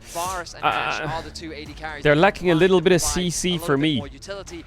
They're lacking CC and engage. To me, though, like Varus is so underwhelming as a primary engage. You can obviously go something like Ornn if you want to. They need have CC that and engage, but 100%. It's just a weaker pick because Trundle's in the game, right? Like you're both buffing up the Trundle Durex and you're fan. making yourselves weaker. I would not like Cassante at all, just simply because. Like, is it's Ashe not gonna bring terrible anything here? as far as the engage, Varus and terrible? Really, I don't think it's nearly as strong We need as some, it has need been some in the Jhin, past. This pick Ashe, Varus, does not feel like it scales very well. Bessa, And it is going to be with Yorick, Renekton, Ben. double blind soul laners on red side. And a little crazy. And you know, like the only response basically they've gotten has been this Karma. Is the only response pick they've really been able to get. They are going to be able to save their bot lane pick for last year. Yeah, Kai'Sa is quite a nice champ for BLG Either you here. have to have something super spicy in bot lane for this to make sense, or they were worried that Bin would just It's take time the for investment Draven Karma away. bot into Kai'Sa. But again, it now feels like it's Yeah, I kinda, think Bin you know, can this play like a little Jax bit- here, little or he bit can split play. what the comp wants to do, because you have Karma, which is more usually kind of like kite back and absorb the engage. Jax. You have Kiana and Bessa, which is like full dive and fully send it in.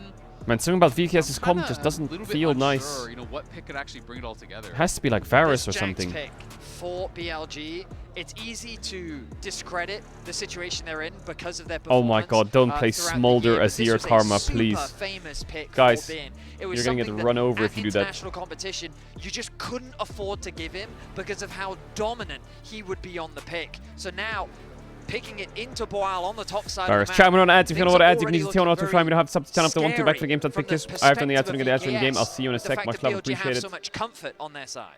And so the final pick of the draft here on Red 5 is just that Varus that we I were mean, they have talking winning about bots. already. And I'm not going to lie to you, Isaac, if we're talking about spices, Varus feels pretty vanilla. Yeah, it absolutely does. They I mean, have so good you jungle blinded your matchup. top, you know, you gave Ben Good counterpick scaling on, mid. On blue side, you give double soul lane counterpick to BLG on blue side. The I think Varus they're okay. does give you a little bit of that engage of chain interruption to potentially start off a fight. Of course, Azir could try to fly in and start off a fight. But I am really scared for how Morteos is going to be able to actually survive in these fights. When I'm looking over at Jax, at Nico, at Trundle, you just I think pillar this VKS's guy in, comp, hop something in about his it just head, looks throw in really the fragile. Zigzag, and it's kind of lights out. So And they don't I have do enough think it's engage gonna to be make it really work. difficult for I feel like Morteos to BLG can survive. jump on them We'll see whenever how they want. Can manage the 2v2. Karma Varus, especially if you're going poke Varus, which is what I'm expecting here, you know, can be a relatively strong lane. But you know, we'll see if they can create a meaningful advantage down there. I think the one thing VKS's comp has is range, because on the other side, it's not like BLG have the strongest engage tools. Like, you're looking at Flash Nico definitely as a big threat. You're looking at a potential Jax flank. And I'm thinking, okay, Kai'Sa ideally wants to dive in. Ziggs, you've got a decent amount of range, but Trundle, Jax against an Azir, depending on how they approach the fight, can be an avenue in which VKS try and leverage Sleeper their range, Agent Shadow. Yeah, he won't wake up for NA though. He will smash poke NA. out their opposition Sleeper before then Agent looking Shadow for a will favorable fuck fight, them but up. that requires a lot of patience and good execution around these neutral objectives. And this is for a team that just is very known for diving in and looking for fights. And I mean, I hear you, but at the same time, also on the other side, it's like you have Ziggs poke, and if Kai'Sa goes hybrid, you can go in towards AP, and you just Trundle, pillar, and poke, right? Like, you don't really have to, I think, fully commit to an engage, because Bin on this Jax, I think, is also going to outscale in the side lane, so we'll have to see what VKS can do, but when you're talking slow, steady macro game to be able to win it out for VKS, I'm already not feeling that confident. All right, so here's a couple I mean, of numbers VKS, for you I mean, guys I as think we're a waiting swap on here the for minions to BLG is spawn here not at the bad. beginning Yeah, of they're the putting game. Kai'Sa top. Bin is 67 It's a bit of a tricky lane to play. Varus Karma. That is more than a 2/3 win rate in pro play. On is 16-4 on Nico, so 80% of his games are wins. And this is Dissamus's first ever pro Kiana game in his career. So the numbers Samus's first certainly ever seem to Kiana be game? in favor of BLG. You're telling me he's never lost. And Jax, Correct. Ben has lost 29 games on Jax. Dissamus has never lost a game on Kiana. And you're trying to convince me that the Jax is favored? Come on, buddy. Good old Night Ziggs Ziggs. for you. Learn Okay. some statistics, I got even some okay, more. Flowers. Listen, I got some fun statistics for you as well, because we talked about violence is what we need to be seeing from VKS. And so I asked the Okay, stats doesn't team to throw give me his some Q numbers out. from their series against PSG. The average combined kills per minute from the series was 1.12. So they're getting a kill and a bit every minute, right? You then look at the average combined kills at 14. There was 10. Flowers at 14, and that was the average on throughout the series. Yo, Connor, thanks for the raid, man. Hey, they love to W Connor in the chat. Hey, monkey raid. Hey, Connor, hope you had a good stream. Much love. Well, and we have to see Thank you for the raid. Hope you're having a good. Because they have decided I saw you were cycling. Hope the cycling's going well. I was watching a little bit. Against this range, it could be difficult. Much so love. Elk is going to have a nice lane here against Boal, but you're going to have Bin on this Jax up against Varus Karma. Like, that sounds miserable. We'll see how much of this I don't think Bin's going to be able to farm, but at least the Kai'Sa can. Actually, they're kind of... Are we playing Varus Karma bot and losing to Jax Nico? No, we're not, right? Surely not. And you can see here on your screen right now, BLG's opponents so far at Worlds 25, a lot of fans have been very critical of this team, not just for ending up in the 1-2 bracket, but for ending up in the 1-2 bracket having only played Western teams. It's definitely a weaker performance than a lot of fans were hoping for. I mean, I think that's putting it really mildly. This is the #1 LPL team. You played 4 Western teams, and you're not out of groups yet? You know, yep, it's like, right? You know, you're tough. Yeah, Elk is going to be really strong in this game. Schedule, right? Been falling behind, not the end of the world. He still has potion, cookies, in the 1 and 2 match, so TP. Definitely have not lived Chat, is the volume okay? Whatsoever, and a lot of pressure is on them as a result. But Shadow here, looking to see if he can find an angle onto Miru. Okay, let's see what the Trundle can get here. You would hope for at least a flash, and there it wow, is. Insta Killer, flash. However, going to still knock him back a little bit. But he just W'd Ziggs to auto attack him, so his soldier was not on. He had a soldier on cooldown. Was kind of sad actually that timing for him. Be a return visit here in the mid lane in the next 5 minutes. Yeah, a little antsy there, I feel like, from Miru to flash that early. Yes, you know, there is potential of a pillar or a sapphire charge or something, you know, kind of interrupting you, but I feel like he probably could have. There's no way there's a dive here, right? To WQE and then no red buff Trundle. Flash after, but either way now Shadow potion and biscuit. Looking for Boal. Yeah, Shadow guys wants to at least get another summoner spell up. What? Take the chomp out of Boal. Immediately taking a lot of turret aggro. Shadow with a late flash. What in the hell is Double Agent Shadow! Double Agent Shadow! What is that dive? How can you ever dive top there? That was one of the worst tower dives that is the worst dive I've ever seen in my life. Just walk underneath the tower. What the fuck are we doing? The aggro. He flashes like way too late. BLG completely fumbled the execution. They didn't even get his flash. You didn't even force his flash. This is crazy. Shadow's not even hitting him at all. And then he flashes out with the last That is disgusting, by the way. That is disgusting. Summoners. You didn't even get Boal's flash, and he gave him a double. That was an absolutely abysmal tower dive from Shadow and Elk. That was just everything that VKS would have wanted. That's a volume increase. Remember, they swapped That's a volume make increase. The lane tougher on this Ambessa. The Kai'Sa range supposed to harass him in the lane. Bro, put him in a spot how where could you can ever dive at like 70% health Ambessa with potion and biscuit? That's crazy. You know, you see something like that and you're like, maybe. Well, I mean, maybe. The thing as well is, so you were talking a little bit about that early flash from Miru in the mid lane, and you have to think that when you see those nameplates across from you, you're super focused, but you're also a little antsy. You want to flash early to be that defensive, but getting a play like that off has to fill you with nothing but confidence. Now you find yourself 5 minutes in with an early gold lead, and you're just kind of like, all right, guys, even though the odds are stacked against us, maybe this is what we need to get ahead in this game. And look at the top lane buy, right? Bin comes up there with cloth armor boots. You've got a pickaxe longsword on top, so top is fucking fried. Blue buff, so a little bit blue more buffer is quite nice too. And yeah, I want to see what kind of advantage he can build nice here against Bin. And you said it, Vedius, the EXP, not just the gold. The is Shadow coming for round 2 or what? Champion kills has Boal feeling very comfortable. Bin is only 2/3 of the way to level 6. Boal's I think he can 1v2 them. From level 7. He's an entire level up now because of that botched dive. And we'll see if Shadow can try to get something What back is Shadow? now. Is this a play? Around the area. Bin's going to jump in, finds I feel like he's fine. right on top of it. Boal trying to skip his way out of here a little bit. Does not get a whole lot there with a public execution. But again, I feel like the Ambessa could have cooked them quite hard there. And Boal gets away with 2/3 HP. Have we started a new minigame as to when Boal will actually flash? Because this man is not going to use that summoner spell as VKS look for a cross map. They're going to zone Elk away from as much farm as they can. They secure a plate as well. They get the clone out of the Nico on, trying to buy a little bit of time, but no, it's VKS. Easy dive. Teaching dive this guy as well, no? The level up. Chains of Corruption coming out now. They're inting. They want a little bit more damage. They're inting. The tower was still ramped. Oh my god, they're counter-inting. With the minions. And right as I spoke, Trimby went too fast. Trimby went way too fast. They dived too far, but it ends up being a 1-for-2. But how are we all so boosted at tower dives? The turret dives in this game are a mess. Absolutely. I mean, it's the redive that they go for.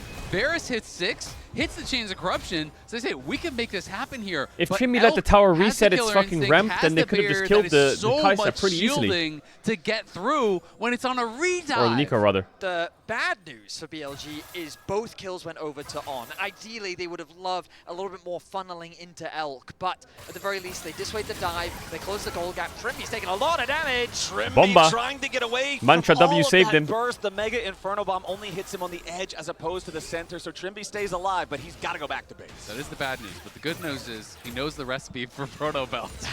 That he does. We're going to look back at the dive. Here, the initial dive wasn't bad. I see why they're playing this slow, because Nico has flash up. Now, boom, flash out, great. Now they have to wait for the ramp. Once the ramp stops, they're good, but look at Trimby. He walks up and Mantra Qs. Why? The ulti connects, but Trimby tanks an extra tower shot, then an additional one along with the minions. The minions finish the job. Crazy if they just wait there. And it ends up being a double. I mean, the tower was still heated up, right? Yeah, so it was. The tower did so much damage there as it turns on them. And he hit the Mantra Q, gets the slow into the Chains of Corruption, but again, barrier, killer instinct, that's a lot of shielding there. And yeah, lucky that it was just On grabbing those kills. Not even an assist going the way of Elk, but he does survive and is able to turn around that dive, and we are pretty much dead even now in the gold. And you can see even Boal, his gold lead has been okay, well, Morteu still has a pretty lead, a pretty big lead over Kai'Sa. He needs to, I mean, ideally in this Varus Karma Nico matchup, your AD carries like 20-30 CS up, but at least now he has a kill. Kills throughout the BLG VKS series was 10. And right now we're at 5. And we're only 9 minutes in. We've got 5 more minutes. Yeah. Gotta pump those up. I'm hoping that we get them pumped up right now. I want to see VKS keeping the pressure up, because BLG, they are stumbling. That's what we're seeing. And it's kind of the story of BLG at this tournament. Boal has lost a lot in this lane, despite getting 2 free kills. It looks like he's losing to Bin Shacks. I feel like that the pressure might be getting to them, but there's still a lot of like the game. CS-wise, you know? You gotta remember, 100 Thieves beat BLG. And VKS beat 100 Thieves. So who's the real favorite here, Vedius? The classic transitive properties, the Western reliable. Yeah.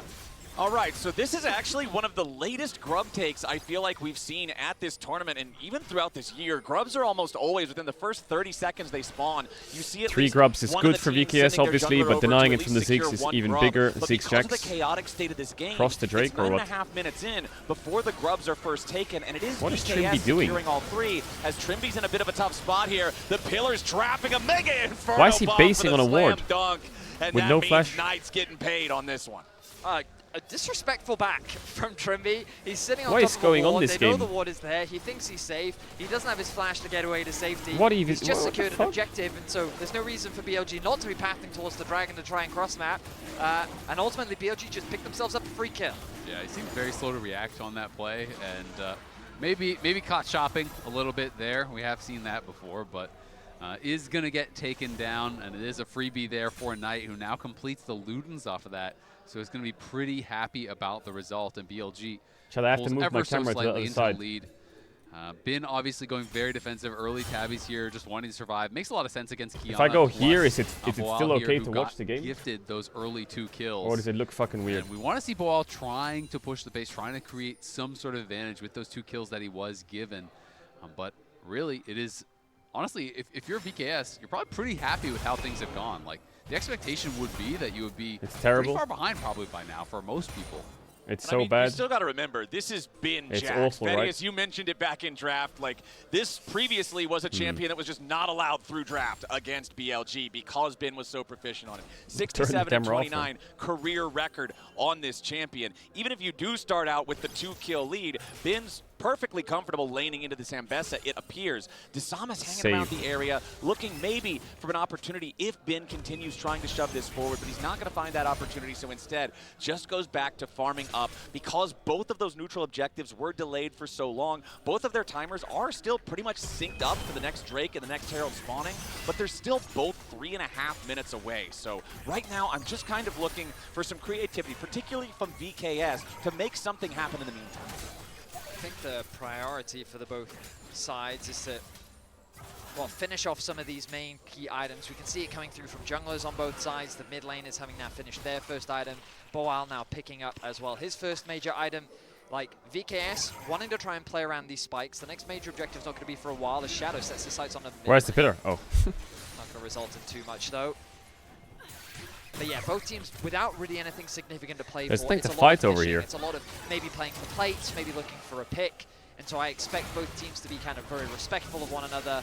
As I say that. Yeah, on goes in for the Pop Blossom, and once again, it's going to be Trimby just deleted off the rift. He tries to flash over the wall. Yeah, this Karma support is not working very well. They fucked their lane up, they fucked the dive up, got caught twice. A little further ahead. BLG might make mistakes, but they're still a very fast team. If you're going to make a mistake, they are quick to punish you for it. On with a really nice ultimate. Elk quickly. Well, there was like magic for the first 5 minutes, but I think the magic is slowly fading. 0-3, the scoreline. They're going to need a lot more magic here, VKS, to make it work. You lose both your summoners there. Like top will be in a great spot because look at his item, right? He's sitting on Eclipse this early. Can't really die with Eclipse into no Triforce Jax. Throws down the pillar, you're slowed. It's so easy to hit the root to follow that up, and Miru's farming well, engages, so but it's just the bot lane is kind of butchered it. Having to be careful in these next couple minutes. Has died a couple times already, and has got to be clean. So I'm not giving over too much free gold to BLG. I mean, yeah, the largest individual gold difference in the game is currently in the support role, with On grabbing those first couple of kills from the botched pink again in the bottom lane, with Trimby being dead 3 separate times now. 1.5 minutes until the Herald spawns. I would have to expect that this is going to result in a larger team fight, as both sides want to try to fight for it, but Dissamus not going to get caught by the pillar there, as again, it's BLG looking to push slightly past neutral territory here in the river, control more of the rift, just try to make VKS a little bit more nervous, make them a little bit more antsy as to where BLG might be and what they might be doing. Yeah, and I'm liking how BLG is really utilizing On and Shadow to just kind of control the river. Why is the EU player griefing, bro? Fucking. And I'm kind of wondering how VKS even wants to try to play it out, to try to approach some of They have these infinite top push this game, VKS, right now. Not for long, but for now. Without just someone getting pillared in and poked down, or just taken out straight up, I think is going to be a challenge for them. Boal has not really been able to extend this lead. You know, he is up a decent amount of gold. Getting ganked. Plate. That is nice, but Kiana's close though. Shadow here.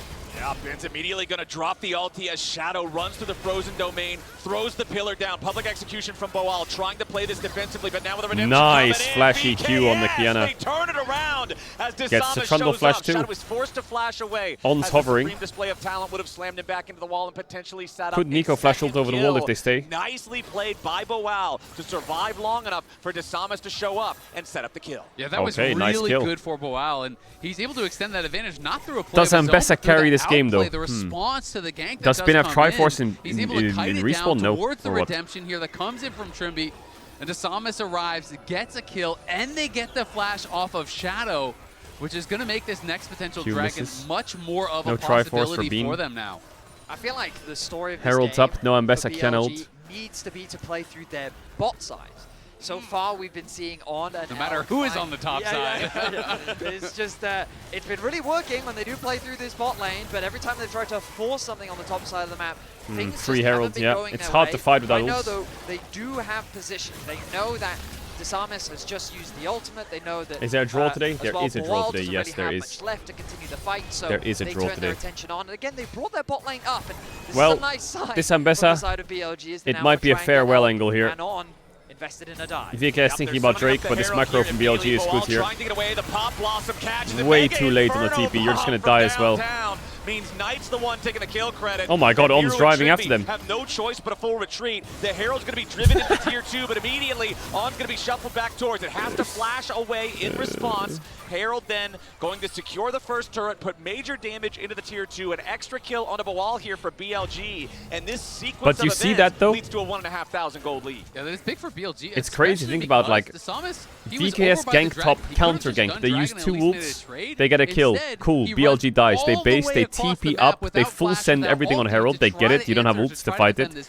Then they stay top, Herald top, take the tower. When we're talking about some of these deficiencies as far as macro play, you can try to trade, you can try to get things elsewhere. It doesn't always have to be trying to look for that fight. They will eventually be able to get down here and look for a dragon, but just kind of spending a lot of time there, Desamis, to not really get involved in anything. All right, Mountain Drake at least does go the way of VKS, even if it is on a slower timer than you would hope for. And interestingly enough, we now have Feat of First Turret going over to BLG, Feat of Warfare going over to VKS, 2 and 2 on the Feat of Monster Slaying. So the next neutral objective will also determine the boots, as Miru has to use the Shifting Sands to get away from BLG, who are overloading this top side. Mega BLG is Inferno smurfing, bomb. by the way. Only the edge clips The macro Miru, so diff he is still insanity. survives, but the tier 2 cannot tell. Also, the VKS same have 3 tale grubs, as but they're that getting one so drops, out and macroed. BLG are up almost 2,500 gold. On is working very well with Shadow to just keep pressure up on the map. You can see why he's so proficient at this Nico, landing so many skill shots, putting a lot of threat down. This last 2 minutes, they've just exploded the game. They were finding some nice skirmishes, they were finding some cool opportunities, but now that the map is opening up a lot more, this is where BLG has the clear advantage. This is why Maybe they don't know how to tower dive, maybe their right clicks are not good, but their brains are working. Often, because you can then take the wider scale map focus of it and you can turn it fight objective, but when BLG just kind of get to play the macro game, they are running the rift, and right now with a 2 tower advantage on top with no clear cross map for VKS being equal in dragons, BLG is in an extremely comfortable spot. Yeah, they're in a great spot, absolutely, and VKS, even if they want to try to force fights, they just don't have a lot of great tools to start them, and that is going to make it so difficult for them here. And we're seeing On and Shadow just kind of running circles around. Knight is just going to wave clear this game They forever. are constantly in their opponent's face, taking vision, the game will slow down a little on bit. pressure, stealing away camps.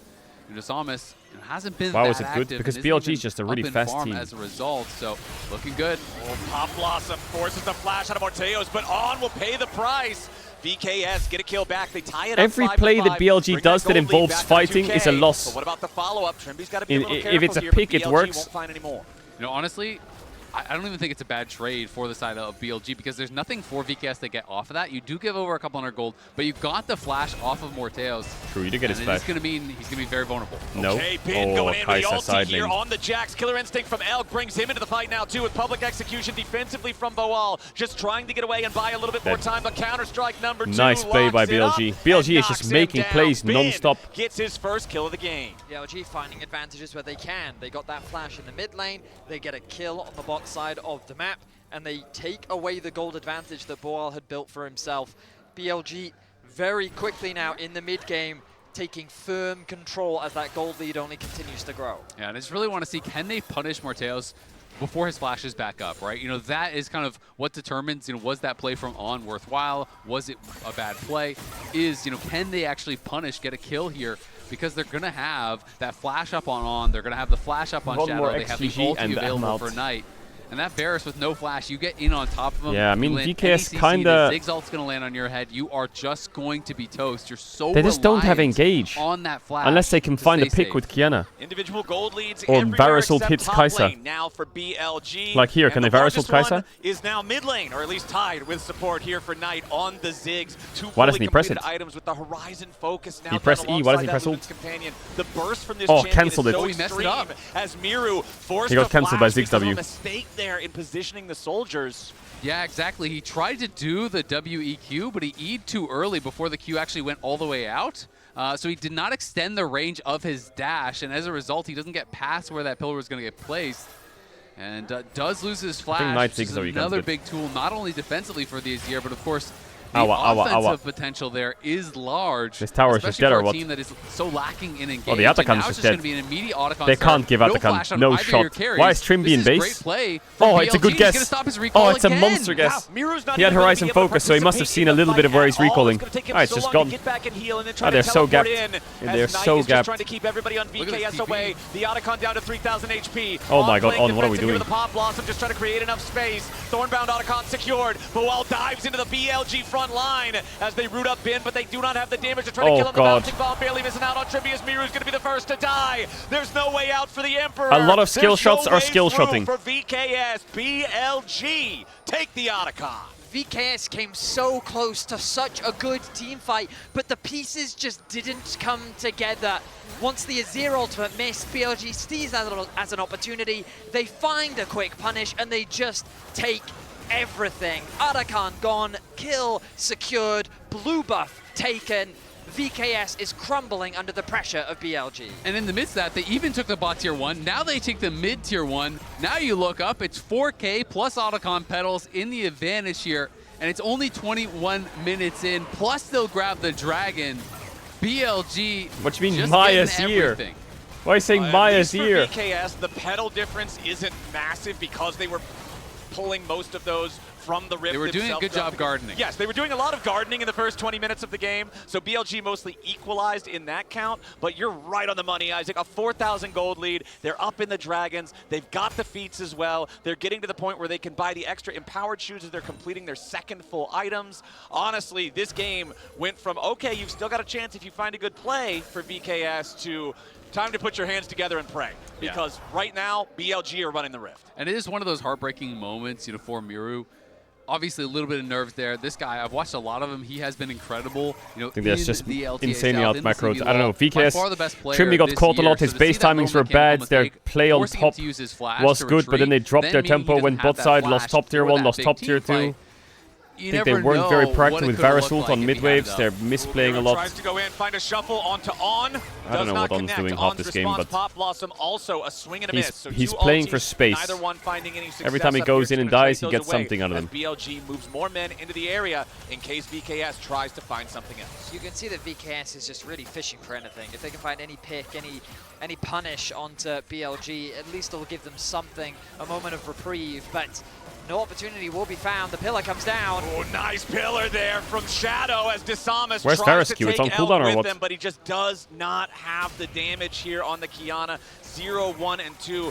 Zale, you mentioned earlier about how Disamus just hasn't been able to find a lot of activity throughout the Rift in the first 20 minutes of this game, so he's not fed enough to get the burst in a situation like that matters. Yeah, and just not really coordinated there with Morteos. He did hit the ulti, but he didn't have his Q or his E up to actually pop the Blight stacks, unfortunately, on this stun target, so couldn't help to knock him down.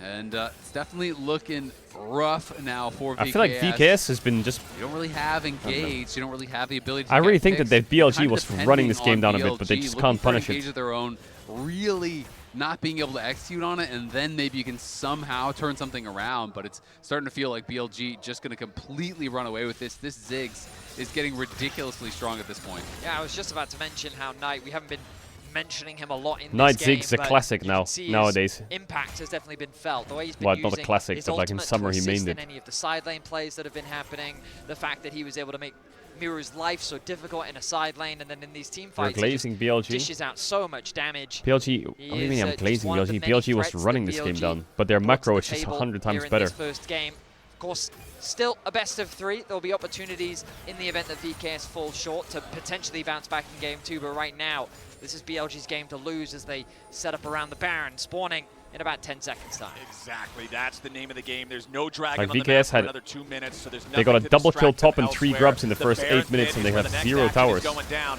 Shadow steals away the enemy red buff. Disamus down to 1/3 HP. Mega Inferno Bomb doesn't hit him, but he has to flash over the wall because BLG is collapsing. They are forcing summoner spells. They are chunking health bars. They are setting up for the Baron, and they make their way over as Elk starts it up. The poke alone is enough to dissuade VKS.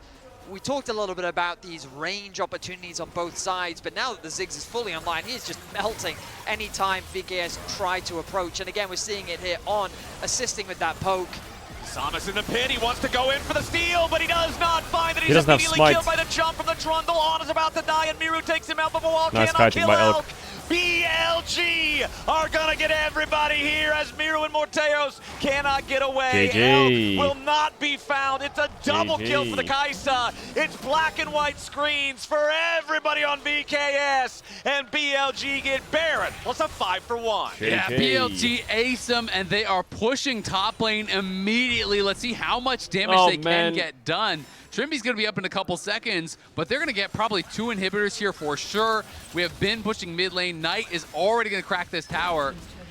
And we'll just be the inhibitor tower, not the inhibitor. What do you mean Knight's IG damage died on for turrets this? with this Ziggs is just IG disgusting. died ages Every ago. auto attack is taking a 1/6 of the HP, then you blow it up with the satchel, and VKS couldn't get anywhere close. Yeah, I mean, I feel like VKS needs to play a comp that requires less brain, like less thinking, because their comp is very squishy, and they can walk.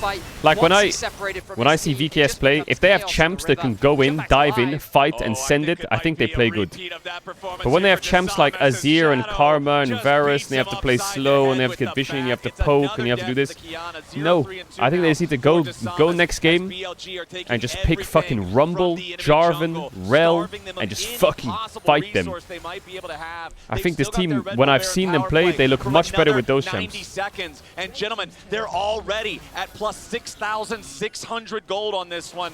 This one's looking like the end of the game, as Bawal cannot do They don't have any anything tools to play the game here. Trimby Alistar is insane. Give him Alistar. Pushing in mid lane. Top lane inhibitor is already exposed. Remember, in the bottom lane inhibitor is first to fall. The 4-man squad on BLG continues pushing bottom. This comp is too much scaling and too much like thinking. Just fucking don't need to. Just go in. Down below half HP immediately. Too slow. Another bouncing bomb. Trimby has to head back into the fountain as BLG's siege continues. Yeah, Knight even throws in an ult there, tries to take out Trimby. Trimby was able to sidestep it, but Knight is 16, has a death cap, and Miru's just getting chunked out. And Ben is going to take care of the last tier 3 turret at the same time. That one's gone. Inhibitor about to follow here in mid. And now Ben, if he wants to, can just try to walk up to the top side, take out that third and final inhibitor, and lock VKS in their base for the rest of the game. Looks like BLG are putting a lot of pings up there towards that area. It's going to be Elk, actually, who steps up forward to start putting the damage into it. Trimby, Bawal, and Morteos all trying to put themselves in a position to maybe stop this. But with Knight and Ben right there beside Elk, it's far easier said than done. BLG looking for inhibitor 3. They will find it very, very easily. And now VKS stuck inside their base. Double super minions. What do you mean getting rid of Kiana and Azir 5-head? Knight doesn't play that much Azir. It feels like just a few more moments is all BLG will need. The Baron is going to wear off, but they'll go back to base, spend what gold they have been able to accrue, and then look likely to end out this game. I really don't think they need the Dragon. They might just go and get it anyway. But yeah, I think VKS need to use this time to already be thinking about what they can do in game 2. I really think they need to pick up the pace a little bit more, playing this more slower, long-range composition where they need to have good setup around objective, really nice poke, good control during the laning phase. I think just doesn't fit into their style and what they found so much success with. I completely agree, and I mean also going on red side and allowing both your soul laners to get counterpicked by the blue side team, to me is just like, that is kind of asking for it, right? Like, you know, when you are the heavy underdogs, you need to be able to be aggressive. You need to be able to get advantageous matchups, push the pace. Trimby's in trouble. Yeah, Trimby with a killer instinct from Elk, threatening his life. Does stay alive for now, but the Mega Inferno Bomb will remedy that real fast. Miru tries to finish the job. The only thing finished is his time on Summoner's Rift. 50-second death timer here for the mid laner from VKS as a 5v3. What did Vedia say? Sorry, I wasn't paying attention. BLG is looking like the end of this game. Shadow throws out the pillar, Chains of Corruption, Pop Blossom on 3. Ben gets the kill. Morteos is already down to Samus, trying to fight back, but he can't even kill on. Bawal stuck on the steps of the fountain, watching the last remnants of his base get destroyed. BLG bulldoze game 1. The result is what we expected. I'm going to run downstairs and grab a coffee. I'll be back in 6 minutes. Time it. Time it. I'm going to be really quick. I want the coffee. I want to fucking lock in for these games. My brain needs to go faster. I'll be really, really quick. Hold up. Might have been shaky, but they got it. Behave, be nice. Mods lock in. BRB fast. I think it's not for the, not for the lack of trying. Honestly, on the side of VKS, but you can clearly see why BLG was the world's finalist last year, because a bit of funsies here and there in the early game with some bit of oopsies and dives that don't work, but in the end, that was crushing. You're being way more forgiving than I would. I'm being nice. I know you want. If I'm a BLG fan, I am incredibly concerned. Yeah. That top lane dive was unforced, okay? Yeah, Why are we diving onto an Embezzle in that situation? I think we simultaneously see here in the way that the map is played out in particular and the vision is set up, the tempo is played, why BLG is such an extreme favorite in this series. We're also seeing why they're here in 1 and 2, despite the teams that they have drawn, because all the issues are still there, with the one caveat that if Ignite, no notes, great Ziggs game, love the counter pick, good on you. All right, let's get straight into what made the difference here. And thanks to the reliable Cisco network, Knight makes just enough distance and space and pushes Miru away and secures the fight. And this is where you can see how strong they are and connected as a team and how it doesn't matter for VKS. Yeah, I don't know about being strong connected as a team, but this was a really nice play from Knight and Shadow, right? They get the flash, then this delays his back enough that he's not back in time for this Otacon fight. You can see him kind of TPing in the backside, and it makes such a huge difference. This Azir is such a massive damage point, and then here, yeah, Knight and Elk kind of end up running over this team fight towards the end of it, but it really started with that blown flash, with delaying the back, and yeah, Knight's Ziggs in this game was kind of their saving grace. Yeah. Because the follow-up play that Mirror had there, if he has flash and he catches two, like, they got Otacon obviously, but it was kind of a flip. If Mirror has flash and he swoops two, they could actually lose the ensuing fight, right? So Knight for me was the only player. I think Elk came back really nicely, right? But after that, we have to deduct some points for that initial dive because that was not it. But Knight for me was the stable pressure that they relied on to win the game. But it was a bumpy ride, Laura. I was being nice. It's a bit sus, not gonna lie, on the side of BLG here. Emily, you were talking about the do's and don'ts. For BLG, anything you want to follow up on here, on what they've been doing and what you hope they can showcase in next game? So, I mean, I'm kind of surprised to see BLG still make this many mistakes compared to their domestic performance, right? Just because, again, domestically, they were a lot more coordinated. Their dives especially. This is a team that since their inception, the core of this team has been known for being able to pull off these kind of masterful dives, right? That top lane dive was absolutely not it. The Ziggs damage though, almost 40% of his That's bad. And that's not even, every Ziggs player knows, that's not the relevant damage. The relevant damage is damage to turrets. So let me tell you, I did great in that department as well. It really is such an interesting game. It's simultaneously, again, I want to echo this going into game number 2. I am very confident that if BLG play the way they have, they should 2-0 this. Because when it comes to the key fights, when it comes to playing the map, they will be able to pull ahead. But really for this team, it's about the 2-2 bracket. And I think with this performance, there's a lot of teams you're just not going to beat. And so far, it's enough for BLG. We want to see more, though, because they're still the finalists from Worlds last year. VKS, we see you backstage. Focus. You're going to have to focus even more in the hope of coming back here, because so far, even if BLG really don't try that much, it is still their Summoner's Rift. Let's see. I mean, I think they're trying. I just don't think it's succeeding. We'll see if VKS can come back right after this. BLG, and he's going to stop his recall again. Yeah, Miru's not even going to be able to participate in the fight at all. It's going to take him so long to get back and heal and then try to teleport in as Knight is just trying to keep everybody on VKS away. The Otacon down to 3,000 HP. On playing defensive here with a Pop Blossom, just trying to create enough space. Thornbound Otacon secured. Boal dives into the BLG front line as they root up Bin, but they do not have the damage to try to kill him. The bouncing bomb barely missing out on Trivia as Miru's going to be the first to die. There's no way out for the Emperor. There's no way through for VKS. BLG take the Otacon.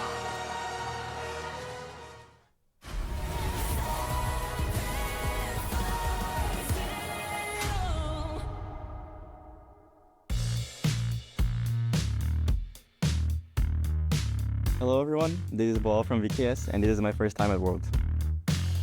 Since I started my career, I always felt like I would be at Worlds at some point.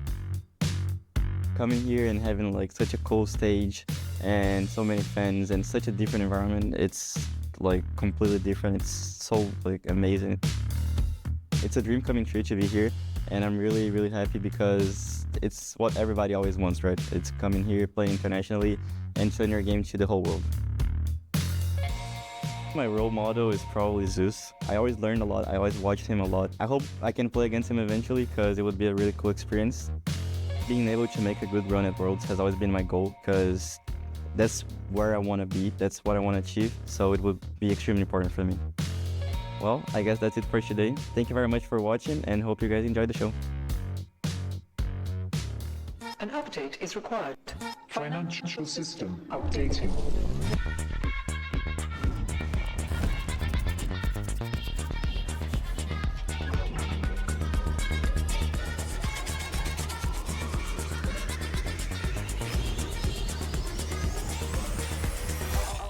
System updated. We will dance together.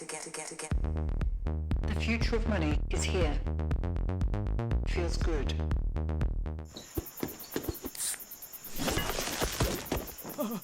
Red Bull gives you wings.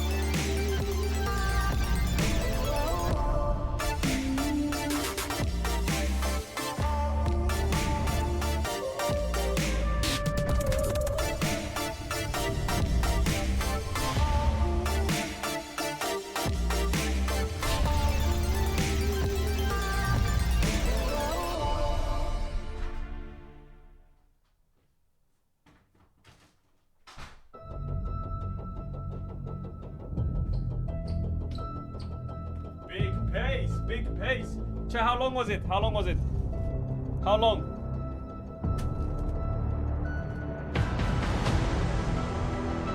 How long was it? That was quick, no? That was quick as fuck.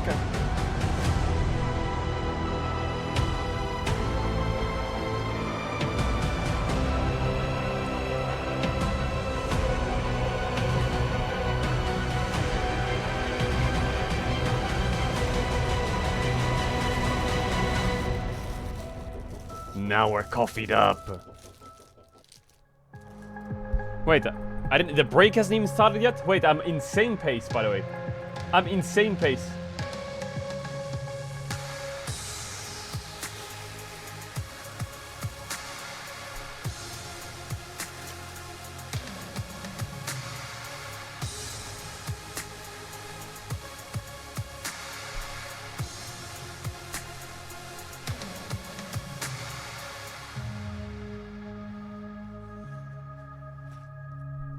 I'm not vaped up.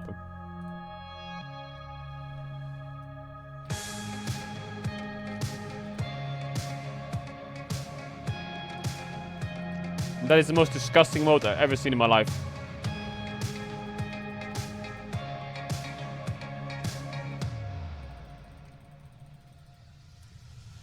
That is not happening.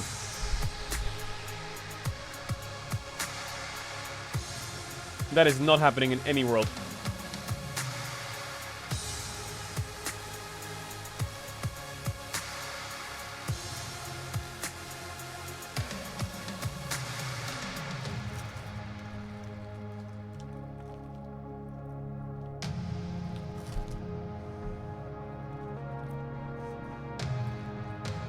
No, you're not.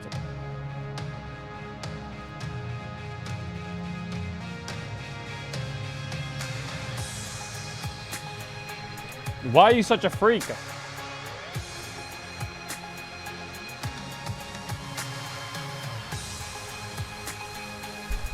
Yo, Taz, thanks for the 5 gifts from my shop.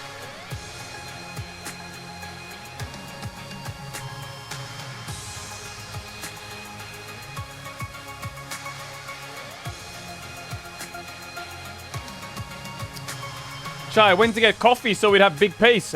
I got a pret a manger. Is it a good coffee or not?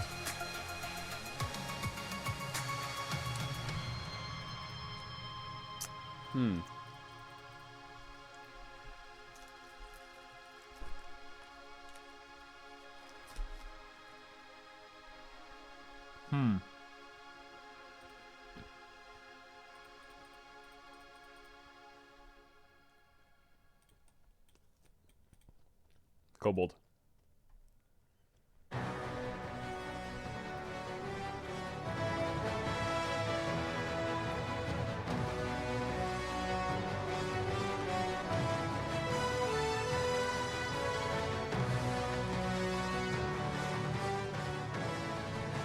Ladies and gentlemen, welcome back to Worlds 2025. We are here for yet another elimination day, and game 1 of this first best of 3 was messy, to say the least. What? There were some misplays on both sides, but ultimately after BLG got going, they never really slowed down and ended up with a dominant win over VKS. I prefer to think of it as a creative exploration of the limits that our wonderful game provides. Why are you a caster, Vedius? You could be like a marketing executive. My Caitlyn.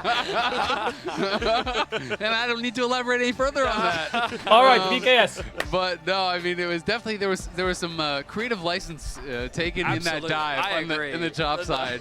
Pick some champs that play the game. The Nexus still exploded before 30 minutes. Please right? pick some champs that play the game. About a 15,000 gold lead. So it was an extremely dominant game. I want to see what VKS can bring out here. I want winning lanes. I want hard engage. I want go buttons. And I want the easiest possible composition to play. Like, I just think when you are an underdog, that's what you need. You are a scrapping team. Let's get scrappy. Well, one thing that we were very critical of last game was VKS's usage of the red side, allowing both their solo lanes to get counterpicked and saving R5 for just a very bland Varus. This time around, since they lost game 1, they have elected to be on the blue side, so we'll see how that changes things up here in the draft, as we do have Caedrel, Orianna, and Ryze banned out by VKS, the Scion and the Yunara banned out by BLG. So, Wukong open. Alongside Aurora. Wukong, prime real estate right now. I feel like that it's easy champion, has a good R button, works well at level 6. Pick Kinda Wukong. ticks all the boxes, I feel. Skirmishes really well. A lot of mid laners can pair nicely alongside it too. You can press W and then there's 2 of you. That you can. Yeah. Double the knockups. Double the spins. Makes a lot of sense. Feels like a pretty straightforward one. And yeah, it fits the bill, right? Like, this is what you would want. Now, the what does BLG take here? What will Rumble Zinzar or what's Rumble Jarvan? Is up and available as a pretty strong top blind. But that does open for Ornn. Like, Ornn, I think, doesn't have a lot of great matchups. Ornn's a great time. Great time to go Ornn. And is another go button. I would honestly be pretty happy to see Boal go something like that Ornn. And you could even do like Ornn Talia with the Wukong, you know, pair it with Azale, 100% right, agree. Bot, look to play through there.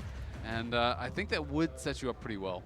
Galio also fine. Yeah. If they do want to fight, Galio's a known pretty good answer into it. Cassante definitely. I feel like Ornn and Galio are better answers to Rumble than Cassante. Relatively safe on the top side of the map. It doesn't have the best win rate at Worlds, Cassante. It has the worst. Yeah. Again, I'm trying to phrase, you know, not the best, you know. Could be. I think Rakan here is fun, but it's a bit crazy. Absolutely.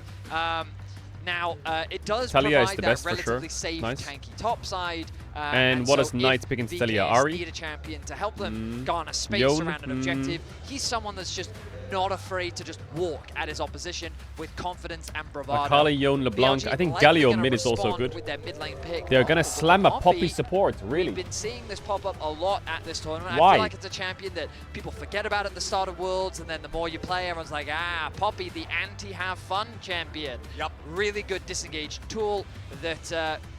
The reason I don't understand it is VKS doesn't have that many dashes, and it's not a flex because you broke the flex instantly. Yep, you never know, but definitely does look like it would be going down towards that support.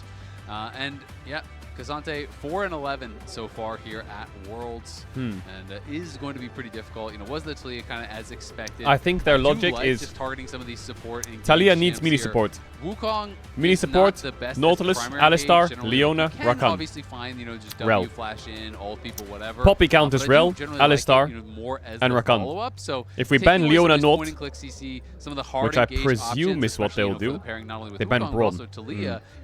So there's Leona, worst case. I guess Leona still does get a little countered by Poppy. Nico is also out, Karma's out. What are you going to play into Poppy support that gives Taliyah setup? There's not really anything unless you're playing something like Thresh or I don't know. Do they want to continue targeting that mid lane? Try to alleviate some of the pressure on Miru. We talked in the last game about how it felt like maybe Bard. The lights were a little bit bright here with the pressure on them in this elimination match. We talked about the early flash on the level 4 gank in mid. We talked about the misexecution on the Azir dash that cost the flash before the Otacon. Corki for Elk. Giving Miru They're playing Corki Poppy bot lane.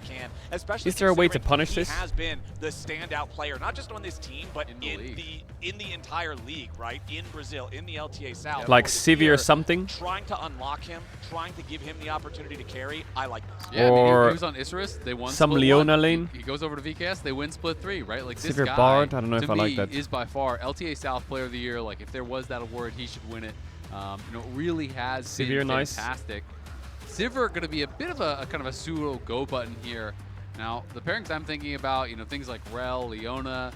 They all kind of suck though. These Poppy, types of picks, I think, are Poppy's what blocking. I really want to see. Taric. Would be interesting. I don't know if they're actually going to go for that.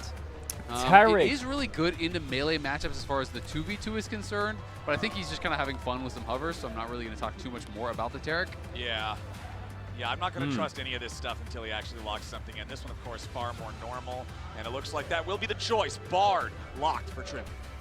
Well, LeBlanc Akali on 5 here goes crazy. They have a lot of scaling. I think that because of their mid-jungle, they do have better skirmishing power than what we saw from them last game by locking in the Azir. BLG contemplating what they want to go for in mid. It was funny because when I was thinking about as the bans are coming through like Ari and Annie, and then both those immediately get targeted by VKS. So very interested in the direction the Knight goes right now. That was a Zed hover. Zed and LeBlanc. Will that be the Maybe something I want to add for all of Worlds. I'll see you in a sec, so my we're going stuff. to get to see Knight's Knight LeBlanc come through. And I mean, a mid laner that just works so well with duelist junglers. She can either be the follow-up or she can be the initiator. The chains provide you with so much setup or follow-up that she's a very multi-purpose mid laner that just works so well with aggressive junglers. And the thing is, remember that with LeBlanc's dash, the dash the ground looks so weird. Movement skill. It is a dash forward, so trying to go over to Leah's Unraveled Earth is going to stun you. The reversion dash, going back to the original point, is a blink. It will not trigger the What does Bard do this game? Means that Miru is going to he have ults to Rumble and Xin Zhao on side, and Taliyah combos him. Dashing in, he's got to be ready. And that's it. He cannot do it slow and reactively because Knight will just blink back to his origin point. Yeah, exactly. And this is quite a tough matchup for Taliyah. We've already seen it a couple times at Worlds. Both Shanks and Caps brought out the LeBlanc. Those are the 2 LeBlanc games we've had. They were both wins, and they were both against Taliyah. You know, yes, you do have that answer as the Unraveled Earth, you know, to try to actually stun up Knight when he's jumping in, but LeBlancs will often be pretty clever about it, and they'll kind of like dash on an angle towards the side, a little bit more difficult to actually be able to get that interrupt instead of just going straight on at them. And the poke can be pretty difficult for Taliyah to deal with, and obviously the setup for the junglers coming in is the real danger here. Gonna be interesting to see how much value Trimby can get as well. You know, I always feel like the prime Bard games are ones against, you know, 2 carries without dashes, right? You know, that is kind of like the dream world. LeBlanc is very, very hard to ever hit. And Corki, yes, it's a lot easier than LeBlanc, but you still do at least have the Valkyrie. You have to be relatively close. Like, I love playing Bard. If you're relatively close, chat, I need to do a new camera angle. Quite fast, so it's hard to actually Valk out of it. But hopefully it's all good. Not the easiest Bard game. Also going to be interested to see if he can see affect if this works. side Yo, lanes, Lore well OG with the 20 gifted. Hey, much love. Alongside that Caedrel. All right, hey, we're on the rip for game number 2, and a reminder that drops are active all world long, so be sure to log into your accounts at lolesports.com for a chance at earning some digital loot. It doesn't look like anybody in-game is looking to grab some cheesy level 1 loot on this one. I don't see any really creative invades or anything like that here just yet. Just mostly defensive positioning on this. Remember, if we're remembering back to game number 1, it was Trimby who got caught a lot with some greedy movements, kind of just not respecting what what BLG could do, so particularly on the Bard who wants to roam around a lot, I want to make sure he's not getting caught out in this one if VKS wants to stand a chance. And then again, just seeing Miru be able to try to step up and carry the team. Yep. You see Trimby gonna face check here. And he eats both sides of the hammer there from On. And Elk not only got the Foss Bomb on Morteos in the Dry Brush earlier, hit another one there on Trimby. They should so, win bots, you right? Actually, do they win bots? Double range Poppy is really strong. Morteos has to use the bear really early. It's going to be traded, but you're supposed to be able to get that push, but this early chunk is going to make that 2v2 a lot more difficult now for VKS. Well, for the time being, it looks like Trimby and Morteos not going to be too dissuaded as keep my eyes on these junglers, both starting on the top side of the map, looking to path towards this bottom lane. Sivir is a champion that we know has so much damage in the late game, but the concern for me around VKS's composition is very much about whether or not they can get there, and a lot of it is going to stem you have some go buttons. Mid-jungle combo. Knight on LeBlanc this game is going to be scary as fuck though. Through the early game is BLG in a very similar position. When you have this LeBlanc Xin, it provides you with so much agency in these early skirmishes. They're going to spam gank You don't Mireille. necessarily need that first item, but that first item spike, it is a scary one against this combo. Good word there from Miru. Does spot Shadow walking into the side brush, and though we did see the Unraveled Earth come out there late, this is Knight down health while having already used the potion. So Miru definitely winning out in the early trades here, has the HP advantage, has that extra potion, so definitely has been hitting with his rocks and trying to set up for more here on. Chad, are you okay? Can you fucking reset and lock in? VKS Hello. fan, that's exactly what you want to see. You need to see this guy stepping up. You need to see him being the hero of the team, as Trimby and Morteos still do have the push here in the bottom lane, even after eating the extra skill shot damage early on in the lane. I mean, right now, VKS kind of pushing lanes across the board. The bounce back is now coming through for Bin on the top side of the map, but LeBlanc doesn't have that wave clear to compete against Italia early on. It's not until you get that first back and okay, we have cleared the bot really have any successfully. Sort of kill threat on that mid lane matchup. And on the bot side of the map, Poppy, I mean, what can you really do against the Bard? So this gives a lot of room for Disamis to secure this bot Scuttle Crab. Knight actually interrupted the recall there on Miru, who was trying to recall in that side brush, but Knight, I saw on the mini-map, was able to distort over there, stop that. And Miru is getting quite low on mana, so Shadow's going to come over here. They were going to try to see, can they interrupt the recall once again? And Miru going to have to at least walk all the way back to try to take a safe recall here, as BLG looking like they're going to try to push out one more wave. Well, Shadow, because he has the assistance from Bin's pushed wave, because he knows that Miru has no mana and is forced to back right now, he also knows he has a green light to secure this topside Scuttle Crab. So 1 for 1 on those early crabs between our junglers. Despite the fact that Disamis was a little faster to the first one, it still ends up shaking out dead even. Once all is said and done, first recall complete for Disamis, just with the standard type of stuff that you would see, building towards the phage, building towards the he got the stun on him as well. And Shadow's going to pick up the exact same buy, as On and Elk are going to get the wave crashing into the turret down here in the okay, they can kind of hold a freeze here. It's going to be a bit of a scuffed freeze. Still outside there, so but we'll take it. Trimby going to freeze this one up. Combo timing, show it to me. Nice job just being really annoying there. Of course, Elk didn't want to actually stop his recall. He doesn't W, he just eats him. Trade there from Miru as Knight does arrive on the team. Knight has refillable. But going to give a very slight advantage here to Morteos, at least for now. And the lane's looking pretty decent for VKS, all things considered. For the time being, we find ourselves this Talia is really vulnerable to ganks. Slow accord. We'll need some Elpers. Flowers does disappoint me. Yeah. Had some fun combined kill stats earlier. Ooh. Well, Morteos might find himself in a full court press here, but he doesn't so On didn't base, he went for that trade. The barrier, so no flash forced out on that one, but still a good quick trade coming out from Elk and On.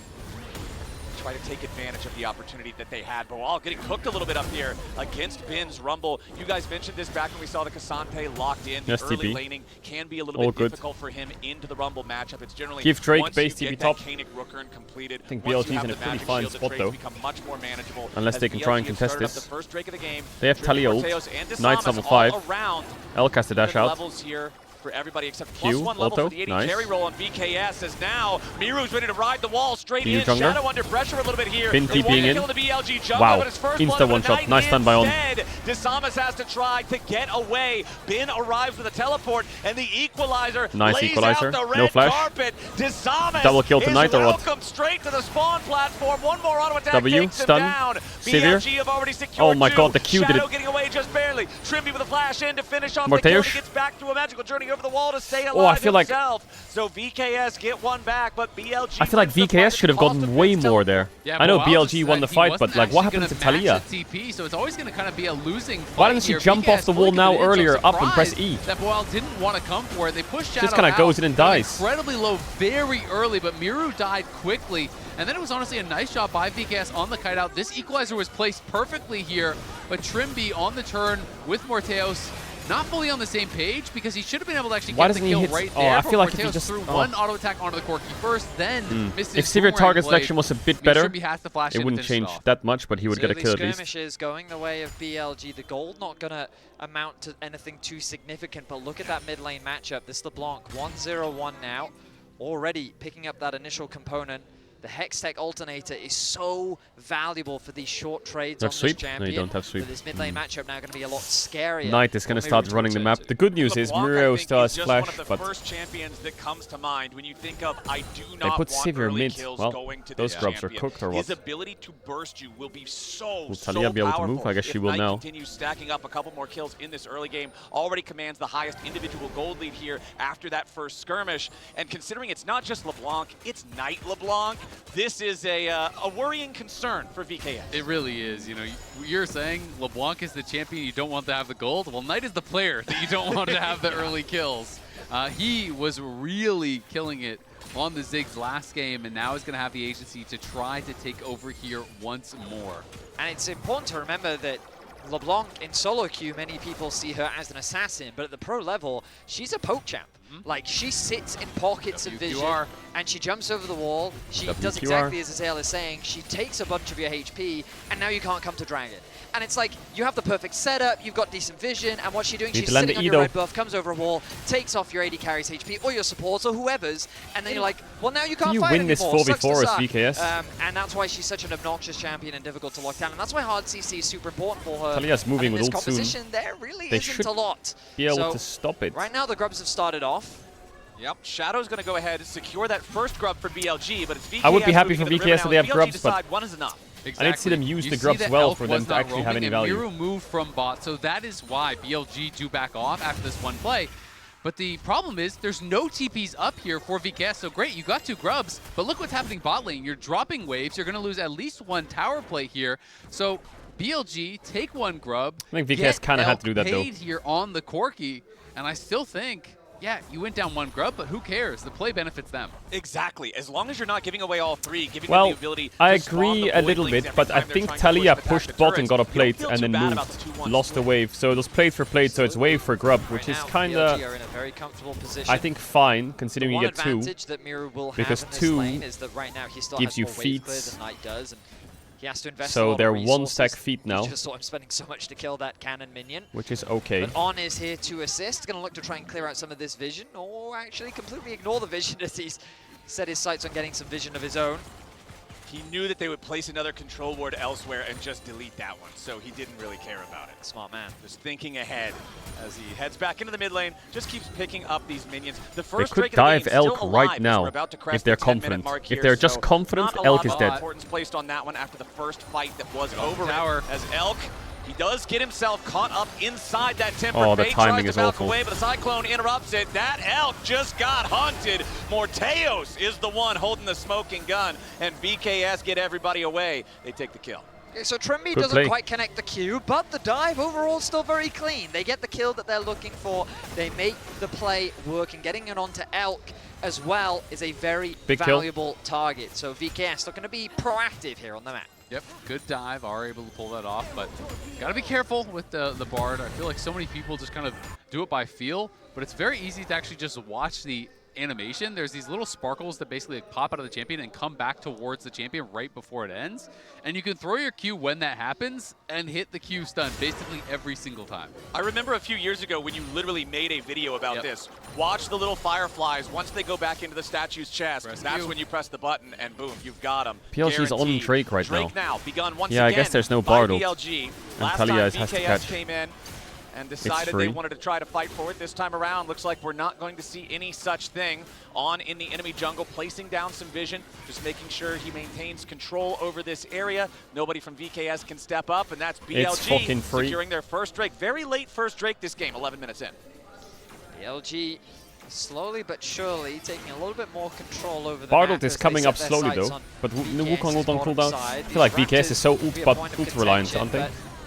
They need their ult buttons. Okay, VKS fighting back. They don't want to concede that space. Overall, it's a very close early game, and we want to come back to this scaling element that we talked about earlier. Sivir is such a huge late game threat. One of the problems for me is that she's a little bit short range, which can be a scary thing to play into, especially against things like a Corki and a Xin. But of course, the upside of that is her ricochet. The fact that she bounces through multiple targets. If the enemy is just grouping up, she just melts through her opposition. And I feel like VKS, even though traditionally we expect them to be a team that's very bloodthirsty, a team that usually focuses on skirmishing and fighting, by having this pace of game, it's giving a lot of time for your AD carry to scale up. And right now with a 300 gold lead, the Sivir is in a very good spot. I mean, once Sivir hits Essence Reaver, you have infinite wave clear. Rumble, right? You're never running out of mana. As long as you're not poked out, you are just going to be able to sit there and be a brick wall in the mid lane. We can see we are just chilling. Well, the game hasn't exploded yet for either side. To push out in these side lanes by either LeBlanc or the Rumble. Ooh, nice tempered fate there coming out from Trimby. Oh, he got hit by the last tick of the Poppy W, so he couldn't get the stun. Why doesn't Mirio just ult?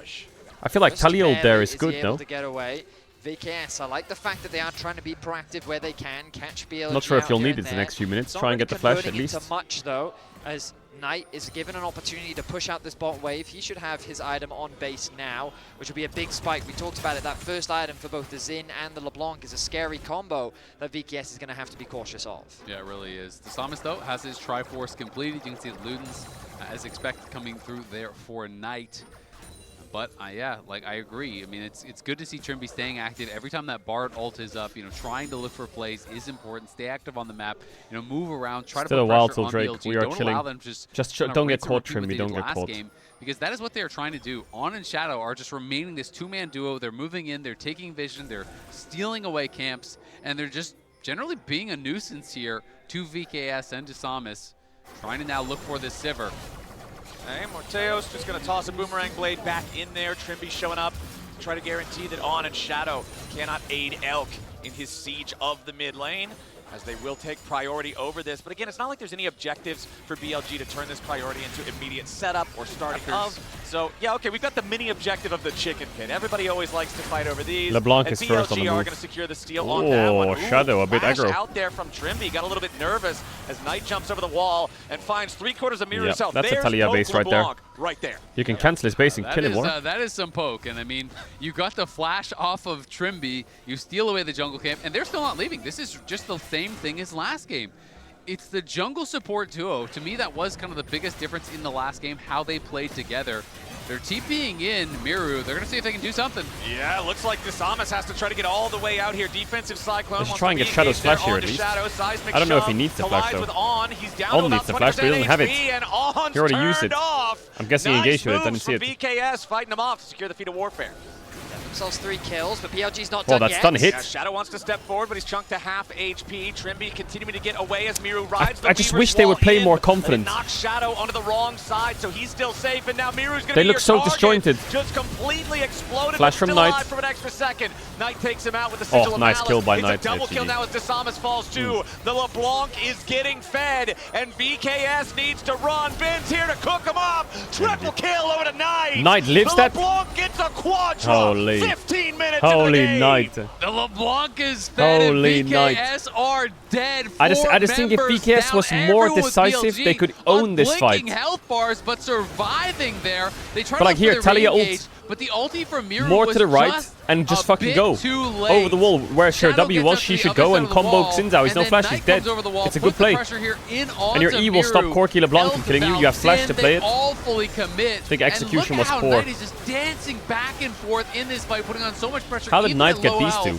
Was it like Ludens or what? Everyone is just prepped up. And it's Ludens killed the Bard. The Comet ends up getting that kill from Bin on the backside. Actually, no, I mean, the quadra kill, we saw it from Knight, so the fact that he was able to secure it, this LeBlanc is now monstrously fed. Let me guess, there it is, the Mejais, a traditional Knight staple. 10 stacks Mejais. I mean, there's no reason. Yeah, this could yeah, I can play the game. Yeah, yeah. Knight just needs one more spell. Sigil of Malice, one more. Oh, there it is. Knight is dominating. Oh my god. 6-0-1. Enemy mid laner when I'm in my promos. 4 more pages added to the book. He's gonna lose bot wave, so you need to dive mid here or some shit. His individual gold lead is 2.1 thousand gold. He's waiting over the wall. He sees Morteos, wants to go in. Spell Shield's gonna at least keep the Knight Sivir is giving a healthy few for waves now, in bot. as Knight moves back up to join the rest of giving his a team. The full Rift Herald was already secured off screen by Shadow, and we're talking all this about Knight. Elk is still we are very strong hungry for it. here on the Corki. The binding was already used there from Trimby. On jumps in to try to help Knight's dive. I guess I get mid Not tier quite 1. enough damage to kill either one of the Knight VKS did just give bottom Talia laners, but they have plenty of 500 gold. firepower to take down the tier 1 turret. And that's XP. just another dub here for BLG.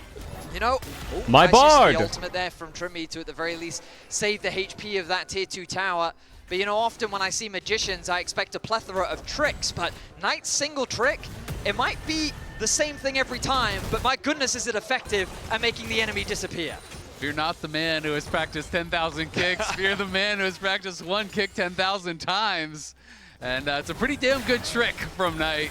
You called LeBlanc a poke Do champ, not fear the man who practices a kick hard. 10,000 times.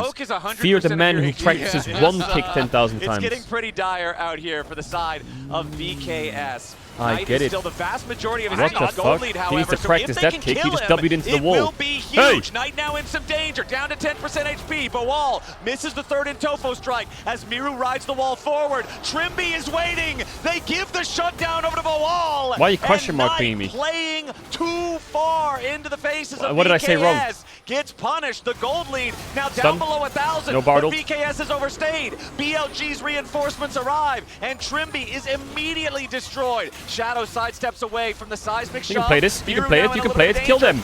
Kill them. Just fucking go in. What the fuck? It takes forever to go in or what? Just win. You fucking own them. Just go in. Just go in.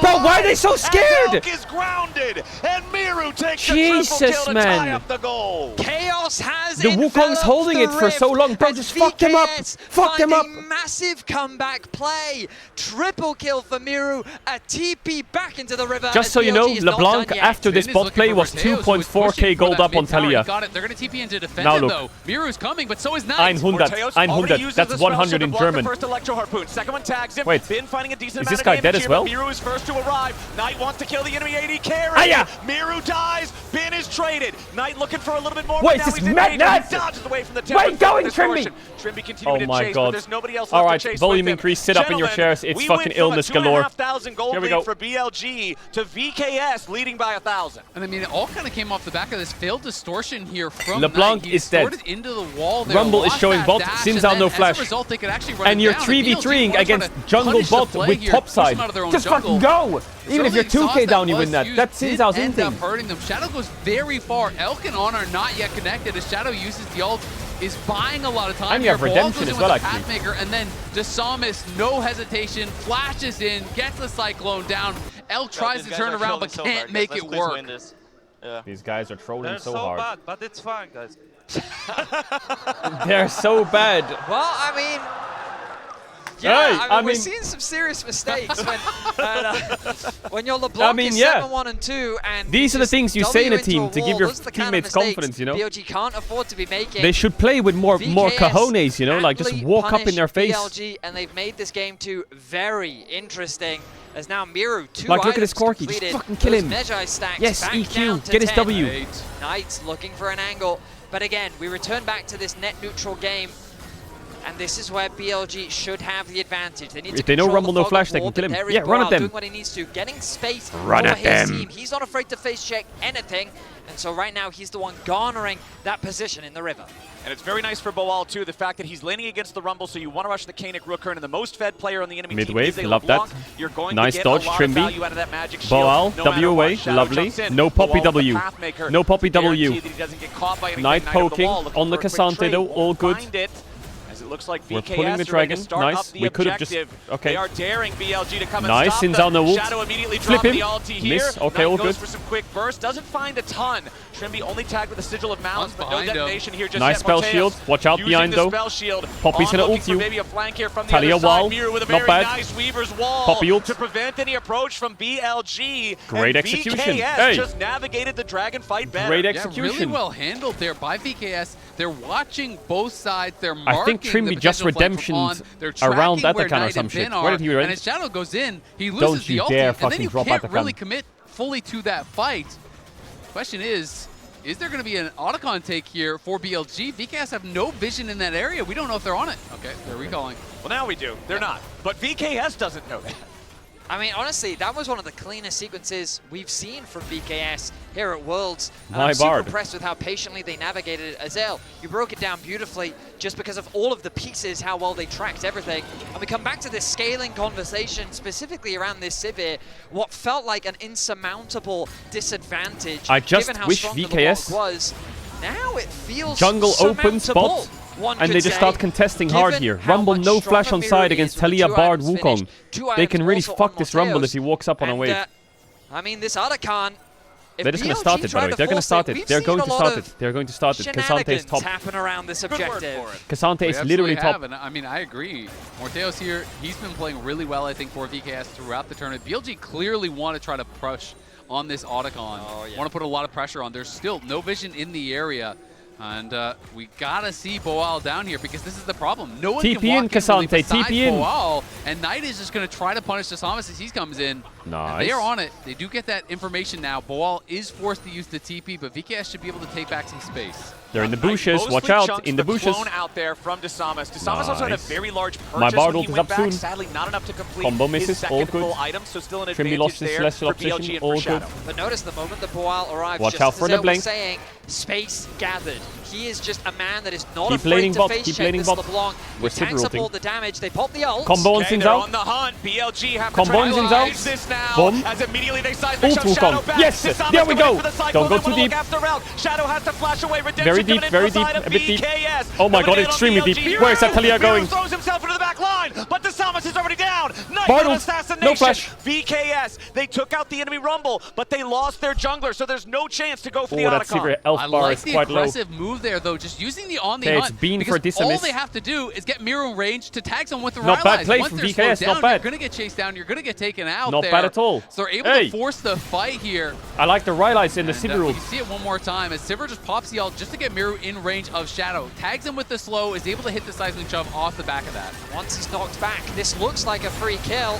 The ulti comes Elf through, but then is the so target cocky, focus man. changes. Oh, we got to go back to live. Yeah, back on live, it's started the BLG. update. They know. Looking at Oh, the Otacon. Boal, Boal is right Boal, nearby. Boal. The Otacon dropping decently quickly, flash though. out, It's already no down to flash about out. It's gone, by the way, HP. it's gone. It's the gone. rest of VKS It's gone. isn't here yet. The Otacon's down to 4K. Does Trimby have the ultimate to try to Nope. stall this out? The Otacon's already going to be taken. Shadow secures it, and now BLG are looking to turn and maybe fight. On is the Redemption, target here heal. at the very start. Redemption Flash coming Q, in to missed. heal him up. But Got also Shadow, here on the though. front line. Shadow, defensive ulti. Double agent trying Shadow. to buy a little bit of time. He has to know that he's dead here, so he's just going to create Rumble some to stall. room. Oh, look Knight at goes Knight. there, taking away. Alas! Morteus over the wall. Morteus Ow. just barely staying alive there as Knight jumps over the wall and nearly assassinates him. So it's Otacon traded for Shadow thus far, but Knight is still looking. Yeah, Knight is still hunting. Desamas is going to try to look for him, make sure that Morteus can get out safe, and he will be able to There's do a so. But at the Knight end of the LeBlanc day, is a bit you did scary get to that play one kill, against, but you got the flash off the Sivir, you got the Otacon, and Knight is even going to be able to push Desamas out of his own jungle, forcing that defensive cyclone. So VKS hold on to the gold lead. So but worth for with the BLG. pedals, you have They to got the imagine that Tatakan, they things got are Sivir relatively flash. similar. Yeah. This LeBlanc is still very scary. Yeah, he's scared and of Knight, dying, Chad. He's even scared in of that dying. last What happens fight if he was the dies main there and then they rush reason Nash? Why GG. BLG was able to come back GG out to the VP. map and secure the Otacon. Trimby, I mean, he's the one that has to be so cautious of face checking, and we find ourselves in a very interesting dynamic because VKS has more wave clears. Sivir, Talia can just melt through these waves very quickly, so you would think that they could get prio faster to move into these, the river and the jungle, but every time you move into these spaces, LeBlanc might be there. So it's not an easy thing to do. So what VKS have to do is group, and they kind of have to overgroup because they're very reliant on their top laner to help them create this space. Exactly. So all BLG really has to do is push out a wave, force Boal to answer, then the four-man squad on the other side can really take over that space. Because as you say, you've got to check each and every brush. If you miss where Knight is, that could just be it. Okay, let's take stock of where we are, because the next dragon is about to spawn in 10 seconds. Baron is on the map right now. We're hitting 2-item power spikes on pretty much everybody. Sundered Sky, done now for Desamas there on the Wukong. Seeker's arm guards, critically up and ready to use for both Drake, Miru and Bin. And BLG are just going to go ahead and start this dragon. Nobody from VKS is close enough to try to stop it, so that's objective. BLG. It's okay, it doesn't matter this Drake. Drake. Just going to show up, but this is kind of the worst of those types Zin's out, no flash though if you want to my bard him. You don't even have any opportunity to get involved there. Don't want to my bard him. Want to my bard here. Ooh, oh my Tempered god, Fade, he has a it dash. fires out, but everybody on BLG can scatter fast enough. I mean, honestly, I would have been happy if VKS All just good. took vision around Baron, you know, push out Knight's some gonna have sideways. void stick soon, Mortaeus that's gonna has hurt. no flash, and I think you've got to be so careful about that, because even if you get that fight, there's a flash on Bin, there's a flash on Knight. It could just be Equalizer dropped on your head, some chip damage comes through from Knight, and then Bin flashes in and you're cooked. Okay, Knight. I love how cooked is just a word now. Poke yet Even the again casters use distorts it. right back to his origin point. Not You're a ton cooked. of damage to his health bar or any of his targets. It does feel like BLG is making much more efficient moves around the map. The fact that they secured that dragon completely uncontested was largely driven by Knight threatening poke onto Trimby on the top side. Trimby then communicates with his team, they could be around Baron, we need to clear this out, and while they're clearing it out, Dragon ends up being secured. Wait for Sivir Infinity again, Edge, I think. What happens? I was going to say, what if you send the Baron? Reclaiming back control Fuck around the it. bot side, pushing out mid. But they have Poppy, so BLG maybe not the best to idea. top side and get all this deep vision lit. But I'm just concerned that VKS, someone's going to get caught by LeBlanc and the game's just going to end on a Baron in a 4v5. So starting something would be nice for them. But Sivir Infinity Edge in base right now, I think they get it. About this at the top of the day. Oh my god, Sivir items, always been one of the biggest it's a headshot. of Brazilian League of Legends regionally. They can, even when they rise to the occasion, to meet you on the micro level, even if they can out-team fight you, it's the macro where they often struggle they definitely to keep should up with their force opponents, to make sure that they're not being out-rotated on the map, and that's where VKS are going to have to make sure they don't give the game away to BLG. They have the Infinity Edge now fully completed on Morteos. We are at the critical mass of Sivir, the 3 fully completed items, the Infinity Edge there. If he gets to Free Fire, if he's not immediately exploded by Bin and Knight like we're talking about, Morteos can do a ton of damage in these fights. You can see Miru here was trying to see if Bin would push up one more wave, look to wall him off, look to punish. Bin in shop. Able to get a nice little flick and some chip damage down on him. But it is BLG dominating vision on the top side. That is where the objectives will be played for these next couple minutes. No Dragon for 3 minutes, so it's about Rumble that Baron bot control. And Knight is looking to put some pressure on this we lose top tower? VKS want to push on the other side, but Equalizer answers that so easily. So Knight is just going to be able to get a free tower. Now Morteo's in a lot of danger. He's exhausted, but the rest of the team shows up to immediately back him up. The redemption to heal. The exhaust does not do enough. And now VKS. Well, Sivir had no flash on midwave, and On tried to flash at him in the wall, but missed, and then he ulted his spell shield and died. Go Baron, now. Someone take that pink though. Oh, it's so hard to take that pink. They'll back away with just the pick. Why don't they send it? Why don't you send it? I feel like VKS needs to play with a little bit more confidence. Like, that was a shocking play from On.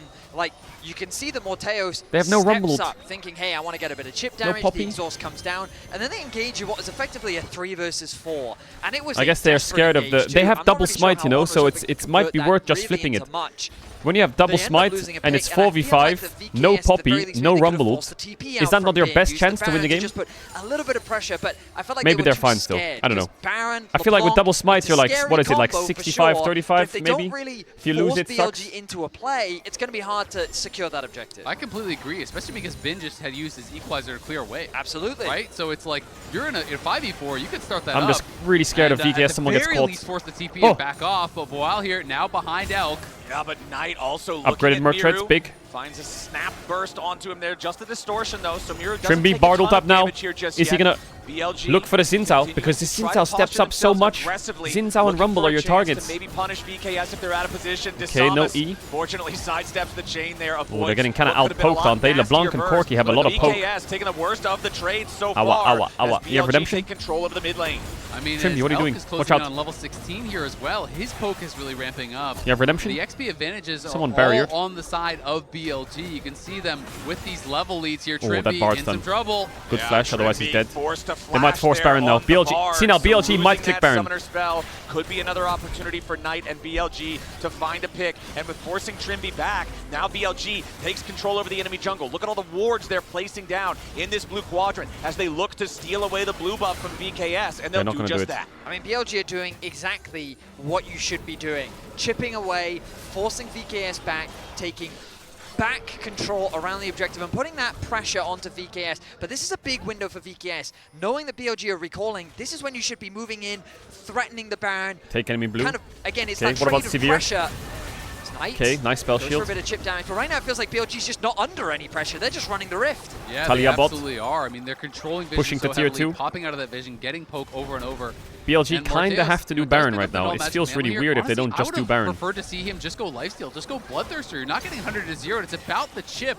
You need to be able to heal back up to be able to Bartled stay Nash, active thoughts? in these fights. BLG Doesn't do two-mating it. the Baron right now, They but pull Boal off. taking space. Knight looking over the wall. Boal here Knight doesn't have a good position. This position is not good. Samus goes in for the Cyclone, knocks up a couple of them. Elk and on off to the side as Boal goes in after knocked away Vid, Severe. tries to go all Boal's out, but just it's Boal dying. in the middle of 3 different people. He's going to be locked up here with a Tempered Fate to buy him a little bit of extra time. As On's going to be taken On down. dies, Trimby dies. Boal maybe takes this. Takes Trimby out of the No, he picture doesn't. as Boal finally dies. BLG find a 2-for-1 so far. Knight jumps over the wall. Miru fighting back. He throws another rock. Yeah, Miru stopwatch is now. low. Ooh. Ben wants to go in. It's double golden He has no flash though. Oh, Knight timing was not good. Elk's a psycho. He should die, right? Surely. As now he has to try to get away. Oh my god, it's only Knight and Shadow. There are 8 dead bodies on Summoner's Rift, and only Shadow and Knight remain alive. Oh my god. Blood, Venius, and Can they these two-man teams Nash? are delivering. I think they can. 15 to 14 at 32 minutes. The positioning But from BLG Knight are gonna was get the not Baron good off because the look, he back can't of this. really do much That here. is the real Trimby's just standing there problem. looking at him. They'll TP But back out Morteus here. fights against VKS Elk and fighting loses, pretty and then he well, gets but they get pop-ulted so here. split. Exactly, the fight And now it's a becomes 1v3 up scattered. here. Boal is isolated, It's Boal goes too deep. A good ultimate from Trimby is buying Trimby time, but kind of you've got walks two in and people dies. running all the way It to was the a good left, start, but it chasing ended down pretty the bad. support. The target focus needed to be there for VKS. If they stay more because together, the it's better, mobility but- from BLG allowed them to win out on these smaller 2v2s, 3v3 skirmishes. A flash in from Bin, knowing that he has the support from his team. Elk and Knight are there to follow. They clean up VKS, and they will convert this into a Baron for BLG. Yeah, and the Baron is the real problem. We'll see how well VKS can hold. Again, they have fantastic wave clear, so it shouldn't just be a death sentence, but at the very least, it should be BLG grabbing the dragon, Got the moving cannon. to Soul Point here, and just look at Knight's performance in that last team fight. 6.4K just about. And still, look at Elk, higher than anybody on the other side. It was actually Boal who did the most damage in the last fight on that Cassante, diving in that 1v3 scenario where he survived for so long. But this is about a 3,000 gold swing. You can see the Red Bull Baron power play is only at about the base value because so much of it came from the team fight right before then. Now the next Drake is already alive, and VKS are trying to position to take control of the river. I mean, Morteus had been in such a strong position for so long, but it's Elk now with the IE. He had completed Don't the look collector quirky already. items. Mamma VKS, though, nicely done mia. to be able to just steal this dragon away. I thought that was going to be BLG's for sure with the Baron buff. Being able to delay Soul even further pushes back the win conditions for so long. So now you're looking at a game where it's like, as long as you don't give up some sort of a crazy dive, Morteus should get 5-6 items before the potential Soul for sure. Honestly, Azael, this is a messy series. It is. Objectives are being conceded where arguably they shouldn't be. Elk right now with no Baron buff. That wave is going to quickly get cleared out. And like, have they even really put much pressure on these tier 2 towers? The wave clear just feels too strong on the side of VKS. And it feels like, gentlemen, that we're going once again. I mean, we'll have to see if it does end up being an issue, but I just really can't get past Morteus going for this Hex Shrinker instead of just going BT. I really think, I think it makes sense. that it's all about sustain. It's not going to be a 100-0 play, I don't think. I could be wrong, and then, hey, maybe this is really going to pay more off, on but Severe. it feels like it's going to be about getting whittled down, especially with the Spell Shield. It's hard to get 100-0 by LeBlanc unless no one is around you. Ooh, on. Throws the control ward into the brush before he ends up face checking that one. VKS setting a potential trap there. But yeah, the Baron only not even 45 seconds left on it. I would prefer just sending a BT or some shit. Plus 1500. VKS have done a good job of preventing BLG from getting a big win off of this. Ulti will come down. Not going to result in a huge amount of the knockback. A bit of chunk, nice shove there onto Shadow. They chunked the Xin Zhao down to 50% HP, so VKS... These Bard ults are report Trimby, man. Knight wants to poke over the wall, but he won't find it. It says that On's ulti is on cooldown, but it's going to be coming back up very soon. He didn't actually throw that one out. VKS have reclaimed some control throughout the mid lane. Of course, no objectives on the map really to play for, but it's really important to recognize that VKS is in a winnable position. An expectation that I think no one really had coming into this series. They've been able to punish BLG effectively. Knight's items are so demonic, really man. Please, man. Someone needs to get these fucking Magi stacks down. Absolutely. And I mean, 22 Knight, stacks. He's been way ahead the whole game. He's full build. It's not getting better than that. He's at 900 AP. But if this game goes another 10, 15 minutes, everyone is going to catch up to where you are. Yeah, he can sell the Magi's if he dies, but until that happens, there's no better item. Wall has got to be a little bit respectful. Corki does damage now. Yeah, but Wall, he is going to get rooted up. Bot tier 2 for Talia is free. You don't have to do anything. Some distance. And it's not like he's only magic resist, right? Of course, he does have Mercury Treads. Kanik Ripper was the first item. But you've got the Jack Show, right? You've got the Unending Despair. You do have some armor on this character. You can see he's working on more armor. That recall spot is ugly. Next, so he will not just be paper in front of the Corki. But Elk is the largest individual gold lead in this game now on that Corki, who is, you know, one item away from full build himself. Dead? Yeah, and Miru is very far up. You're fucking greedy, he's rat. Just there. He's going to get picked. Yeah, Miru slammed into the wall. He tries to go for a little bit of Gromp gaming. He flashes even, trying to get away. A potential massive mistake from Miru. The only good part there is the fact that there are no objectives on the map for BLG to take, but spending the flash too when you get caught, that's a big punish. Yeah, I mean, it's a death and a flash for He had a free Gromp, tier 2 right? just you know, needs to get outie. There overstayed his welcome, had no vision around whatsoever. And it's an easy pick there for Bin and On. They do take him down. And now BLG are pressing. They take down that tier 2 mid. No one is answering this whatsoever. And if that gets cracked, then all of a sudden this wave clear matters a lot less. Yeah, that tier 3 turret is about to fall. One more auto attack will take it. VKS keeps it alive for now. Knight jumping in over the wall, tries to find some quick damage. Yeah, the backdoor protection pops up, but it doesn't matter. It's already so low. Miru's mistake costs gravely for VKS as BLG take the opportunity here with a 5v4 to force down the mid lane inhibitor turret, the inhibitor right behind it, and finally break into the base. Tempered Fate catches Bin on the very edge. Trimby trying to bind him into the wall, but he doesn't have the distance. Now the equalizer here for the counter attack. Knight looking for the back line. Keeper's verdict. Ejects the wall. Nice flash by Morteus. BLG looking to go all the way in as Knight doesn't finish him though. Elk flash rockets and he doesn't die either. Wait, Sivir lived and they used a lot there to try and kill Sivir. They used Poppy, Xin, LeBlanc and Corki flash to kill Sivir and it didn't work. Absolute tragedy or not for VKS. BLG capitalize so effectively, and they don't give VKS the room to breathe. The more of Malmortius, the more of Mortius. Wait a second! Follow up with Knight on the flank, secures a kill onto the enemy jungle, and note when the Baron is spawning. 5 seconds away, Knight is fishing. Knight wants Miru again, immediately, just Distortion, Sigil of Malice, half HP on Miru. It's like an Amine. Knight wants even more than that. Corki 6 items, red alert. 900 AP, 25 Magi stacks carry is such a threat. He really is. So many flashes spent Please across the board don't W this bush, there, Knight. Please don't do it. That just seemed Please like don't a very W that bush, disjointed fight for VKS. Morteus! He's gonna die to the chain! Knight with the pick! We've talked about it all! Knight game is not losing. If you lose track of to him, NA. you are dead! And Knight will sign Despite the his team's best efforts, Knight won't lose. A beautiful game from Knight as he has continued to help He is BLG like playing in fucking piss-low solo queue smurfing 25 Magi stack. A 39-minute back and forth bloodbath is determined by a single pick as BLG find themselves their second Baron of the game. Yeah, well, it's not over just yet, though, because they are not going for the Nexus here. They are just going to move themselves to Soul Point, so it's not Soul. It is a very big gold lead, but you look over at the other side, Morteus almost full built as well. And he's going to be up in 15, so he will be there for the defense. VKS will have a chance to hold on, but these 2 picks have been so key. Miru getting picked in the bot lane meant the base got broken, and then Morteo's getting picked there means the Baron buff is secured once more, means Soul Point is secured once more. But BLG not getting that last dragon on the previous Baron means they don't have Soul right here. They should have Soul. It should be a wrap, but VKS, we'll see if they can still hold on. VKS, their task is as tall as it has ever been here in this second game. If they lose this one, their Worlds is over.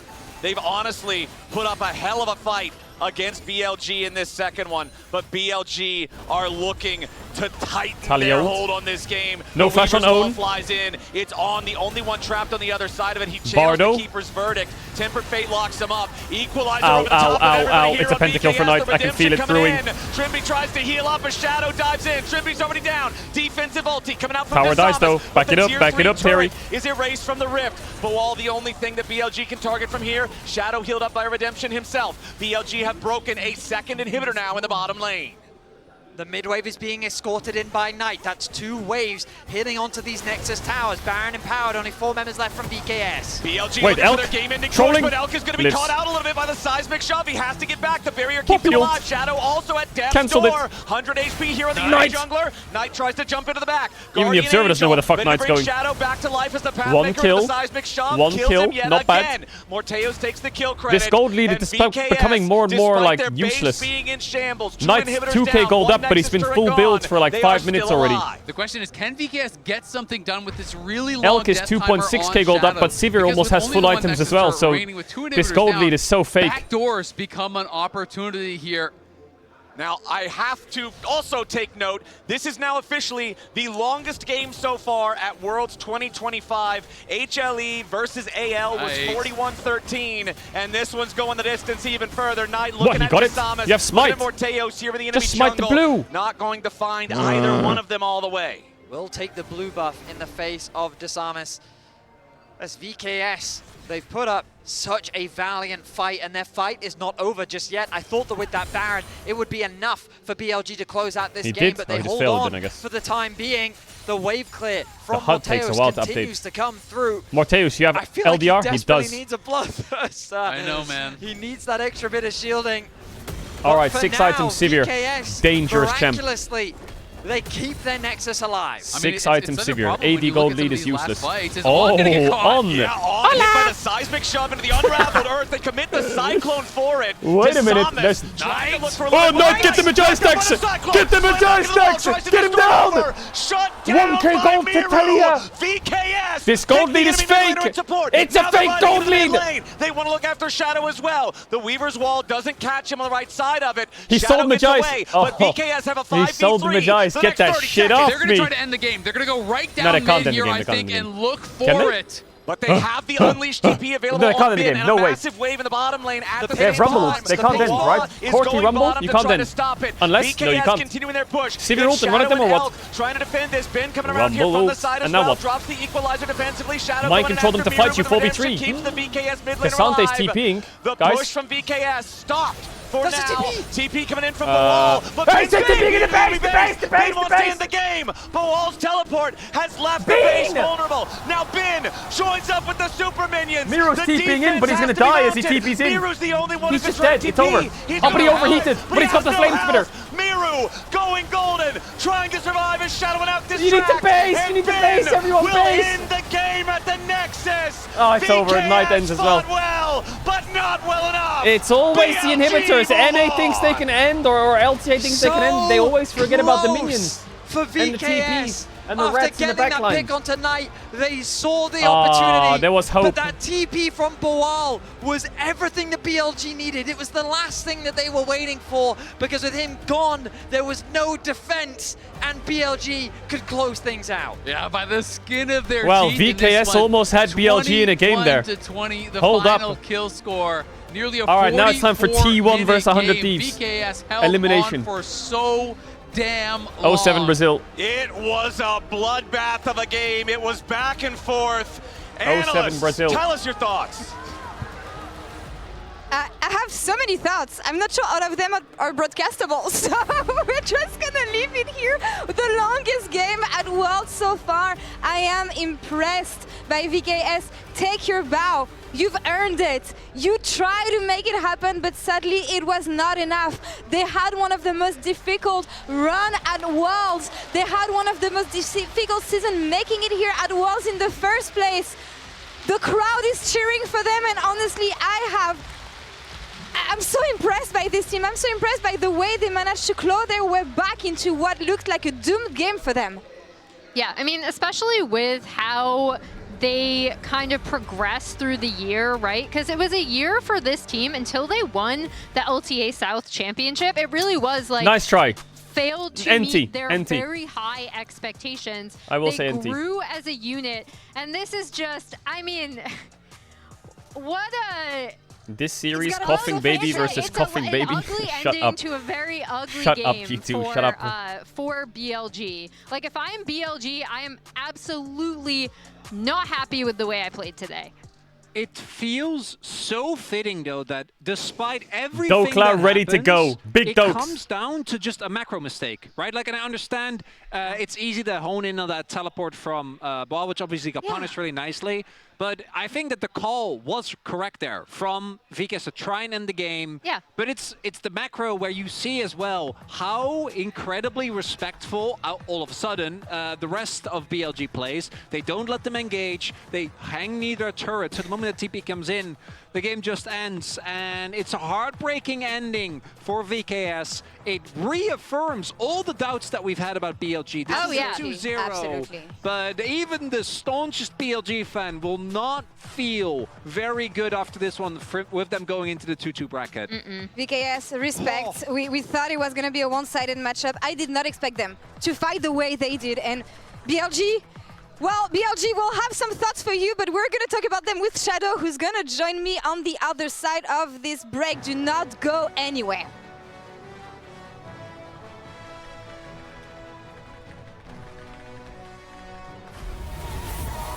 All right.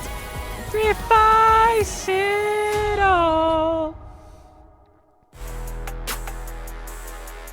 이번 월즈에서 가장 마음에 든 플레이는 아직 대회를 많이 하지 않아서 잘 생각이 안 나긴 하지만 CF5전에서 렉사이로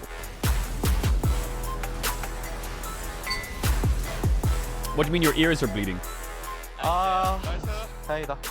후반 용환타에서 직스를 좀 깔끔하게 잡아내는 게 좀 마음에 드는 플레이인 것 같습니다. Chat, are you here? Are you listening to me? The greatest players in are you listening? The world are here. I need to tell you something, chat. You are going to see them like you've never seen them before. So today, Worlds started at 10 a.m. CET, yeah? Whatever time that is for you. That's when Worlds started, okay? Tomorrow it starts at 7. So whatever time zone you're in, Worlds is starting 3 hours earlier because there's 3 best of 3s instead of 2. So if you wake up tomorrow in EU at 10 or 9 and you're like, wait, Worlds is already 3 games in? Or, you know, you tune in at like 6 p.m. KST or fucking 2 a.m. NA time, it starts 3 hours earlier. Because it's monster best of 3s tomorrow. Absolute monster best of 3s. Also, it then changes again for the quarterfinals and the semifinals and finals. Then it's at 8 a.m. CET. That's the time for... maybe I should change this to CET, actually. So 7 a.m. CET tomorrow and 8 a.m. CET from then onwards. So the start times are a lot earlier from now on. If you're KST, that's 2 p.m., 4 p.m. If you're PST, that's 10 p.m. and midnight. Whatever time that is for you. Just so you know. Wait, the clocks are going forwards on Sunday? Are you serious? Who does that, by the way? Who puts all the clocks forwards? How do you do that? That's crazy business. Red Bull gives you wings. That is crazy business. They're going backwards.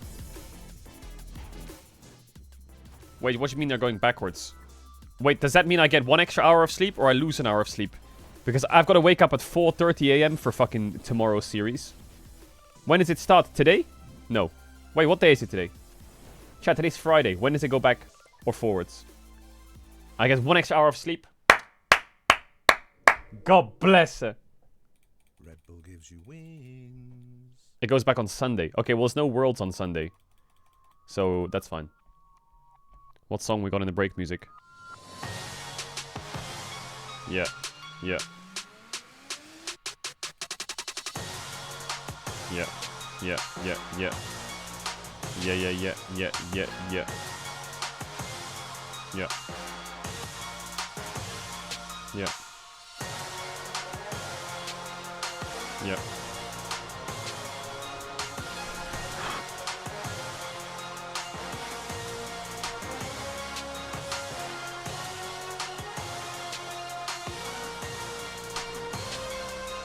I didn't say I was gonna spit. Chill out. Yo, I'm not gonna spit.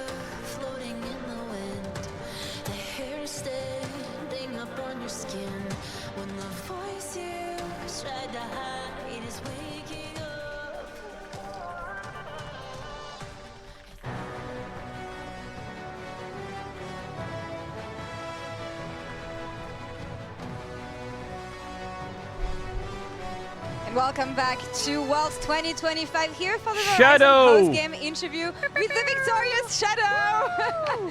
Shadow, give me your first thoughts on this game. Sweaty. Yeah, You know? I bet. I really didn't expect them to be playing this well, though. But I think props to them. Yeah, props to them, of course. I think we all needed to catch our breath after that one. I want to go back all the way to the beginning because obviously the series didn't start off very well yet. The top dive. Yep. But then I do think both you and Elk bounced back really nicely with a lot of, in your case, sideline plays. In this case, it's crazy nice to get a BLG on the desk, no? How nice is that? Let's fucking boot that volume up. You go for that dive, it doesn't work. Like, how do you kind of bounce back, keep your head in the game? Because we were looking at them like, if I'm that jungler, I'm so tilted. I mean, we just need to like look forward, right? And I mean, our comp late game is still good, so we just need to scale, and it worked. So not worried at all? I mean, well, it was a little bit shaky at the start, but at the end, it went well. Yeah, so. game one was, Game one was a little bit cleaner. Yeah. Having watched you guys through playoffs and in the LPL finals, right, it's been kind of a drop-off in play this Worlds thus far. I feel like you guys definitely haven't had the performance you would have wanted. So going into the 2-2 matchup tomorrow, regardless of opponent, what do you think you guys need to work on the most? I think actually we're just a bit too nervous, I think, on the stage. I think we're just not, I don't know, free enough. Okay. We just play too strictly, and it's not our playstyle, you know. So I think we just need to shake off this today, even though it's a win. I think it didn't stand our standards, so I think tomorrow is gonna be a new day, and we'll make it to the playoffs. Yeah, and you don't have a lot of time to get ready and bounce back actually. So to get ready tomorrow, what is one thing that you would have to focus on? One thing that you especially have to work on to get ready for this best of 3? I think we just need to get a good sleep and play our game style. It's gonna be easy. Have some fun. All right. Nice. Thank you. Well, have some fun. Thank you so much for joining us today, Shadow. Shadow. Best of luck W, tomorrow. Shadow. Now we have another matchup coming up. It is going to be 100 Thieves versus T1. 100 T's. Ayla, Trimby in shocks. I'm here with Trimby after the exit for Vivo Kid Stars from the tournament against BLG. My God, that last game was so incredibly close. Can you tell me a little bit about that and about those moments and where do you think you left it? Yeah, I mean, the game was winnable, as you said, right? Like, it felt like we had it in our hands, but as you may like think or not, like BLG is like a team that actually has like some fundamentals like prepared, and I think for us it kind of showed that throughout the year we didn't put like that much like good practice into that. So at the end of the day, you know, even though we had it in our hands, we just slipped it by, and it feels bad, you know. Yeah, of course. I can see you're immediately thinking, okay, these are the things we can work on, which is good, of course. But can you tell me how you look back on this Worlds journey overall, and perhaps also your time in this Brazilian team? Yeah, I mean, I did like when I joined, and then like after our first split, I was actually rethinking like whether like I'm gonna even be here. So I'm really happy with the fact that I'm at Worlds, and I think the players stepped up massively. And even though there were like days that we were all like really frustrated with how things were going, especially at Worlds, you know, we actually all of them stepped up, and I'm really thankful for that. You know, it just felt like, yeah, they were there stepping up massively as like rookies, which is incredible. Yes. Final words for the LTA fans, the Brazilian fans, maybe also the European fans. You have them all. I'm sorry, because I was a European representative, and almost all of them won, right? No, versus BLG won, so I should have done that too, but sadly they were better. And yeah, hopefully I gave something to cheer for you guys. You absolutely did. Thank you so much. Thank you. W Trim. All right, T1 versus 100 T's. It feels like 1 T versus 100 of them. Who wins? Matchup presented by Mercedes-Benz. 100 Thieves meet T1 in an elimination match. Phase 1 has to come in, but with that, he's sealing his own death warrant as well. The first LPL team is getting bodied by a couple of risky thieves. After a huge upset against BLG in their opening match, they found no respite in the subsequent draws and now face the defending world champions and gods of Actually, 100 Thieves' draws are crazy unlucky. Tournament and as an organization. Oh my God. BLG HLE T1. Gubiushi's already killed Buzio. Masu flew into the back line, but he crash landed, and T1 tears them apart. For T1, despite finding themselves in the 1-2 group, this should be a clean sweep and a reminder to never bet against them at Worlds. Should be a will clean 100 sweep. Thieves rise to the occasion to slay the giant, or will T1 leave them in the dust and secure a spot in the quarterfinals? They don't get a spot in the quarterfinals. They go to 2-2. T1 versus 100 Thieves. There's no spot on the line. This is elimination chat, by the way. So if T1 win, they play tomorrow. This 100 Thieves team, I love them so much. Yeah. I'm so sad that this is, let's just say, likely to be their last potentially failed heist. But yeah, where it starts for me for both of these teams is really in the jungle. River is kind of the engine for a lot of what 100 Thieves want to do. Owner has been such a standout for T1 even when they have struggled. So I think that's where I am definitely going to be looking as we see some of the draw reactions. God has abandoned us, but we will enjoy it. And you love 100 Thieves. They're easy to love. These guys are really funny, like the continued memes with what I think is one of the best Worlds quotes of all time. This video, I even retweeted. Yeah, if you haven't seen it, it is hilarious. It's so funny. You have all the flavors of what could be a reaction. Dokla is super happy. The rest of the team is like, yeah, but is this really how you want to go? My favorite is Quid, who obviously was most recently back in Challengers, but he still knows, right? And he's just like, guys, I don't know. I don't know if this is good. And then I think it was River. Yeah, his mom basically being like, good luck. And he's just like cackling at it right here. Yeah. Good luck in esports. Yeah, I mean, that's how you want to take it when you're facing against the world champion, right? They truly do have vibes and the power of friendship. That is this team summed up, right? Yeah. When the vibes are good, they do have the potential Tempo to punch up vibes. and take out opponents that you wouldn't necessarily expect.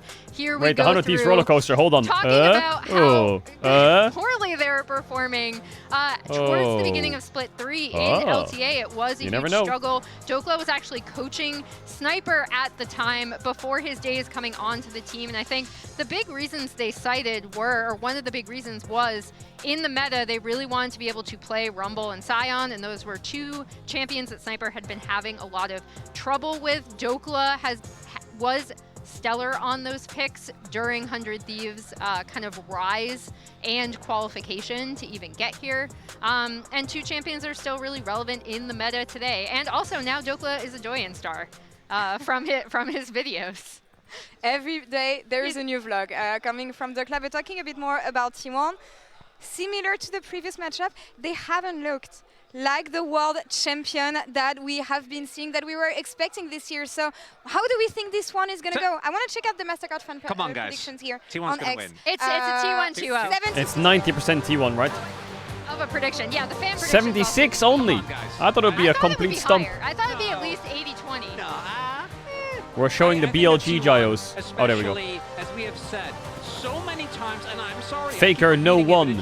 Number one. I will not count out this team for winning Worlds until they are mathematically eliminated. True. I've seen them do this two times in a row. 2 years in a row, they somehow find a way.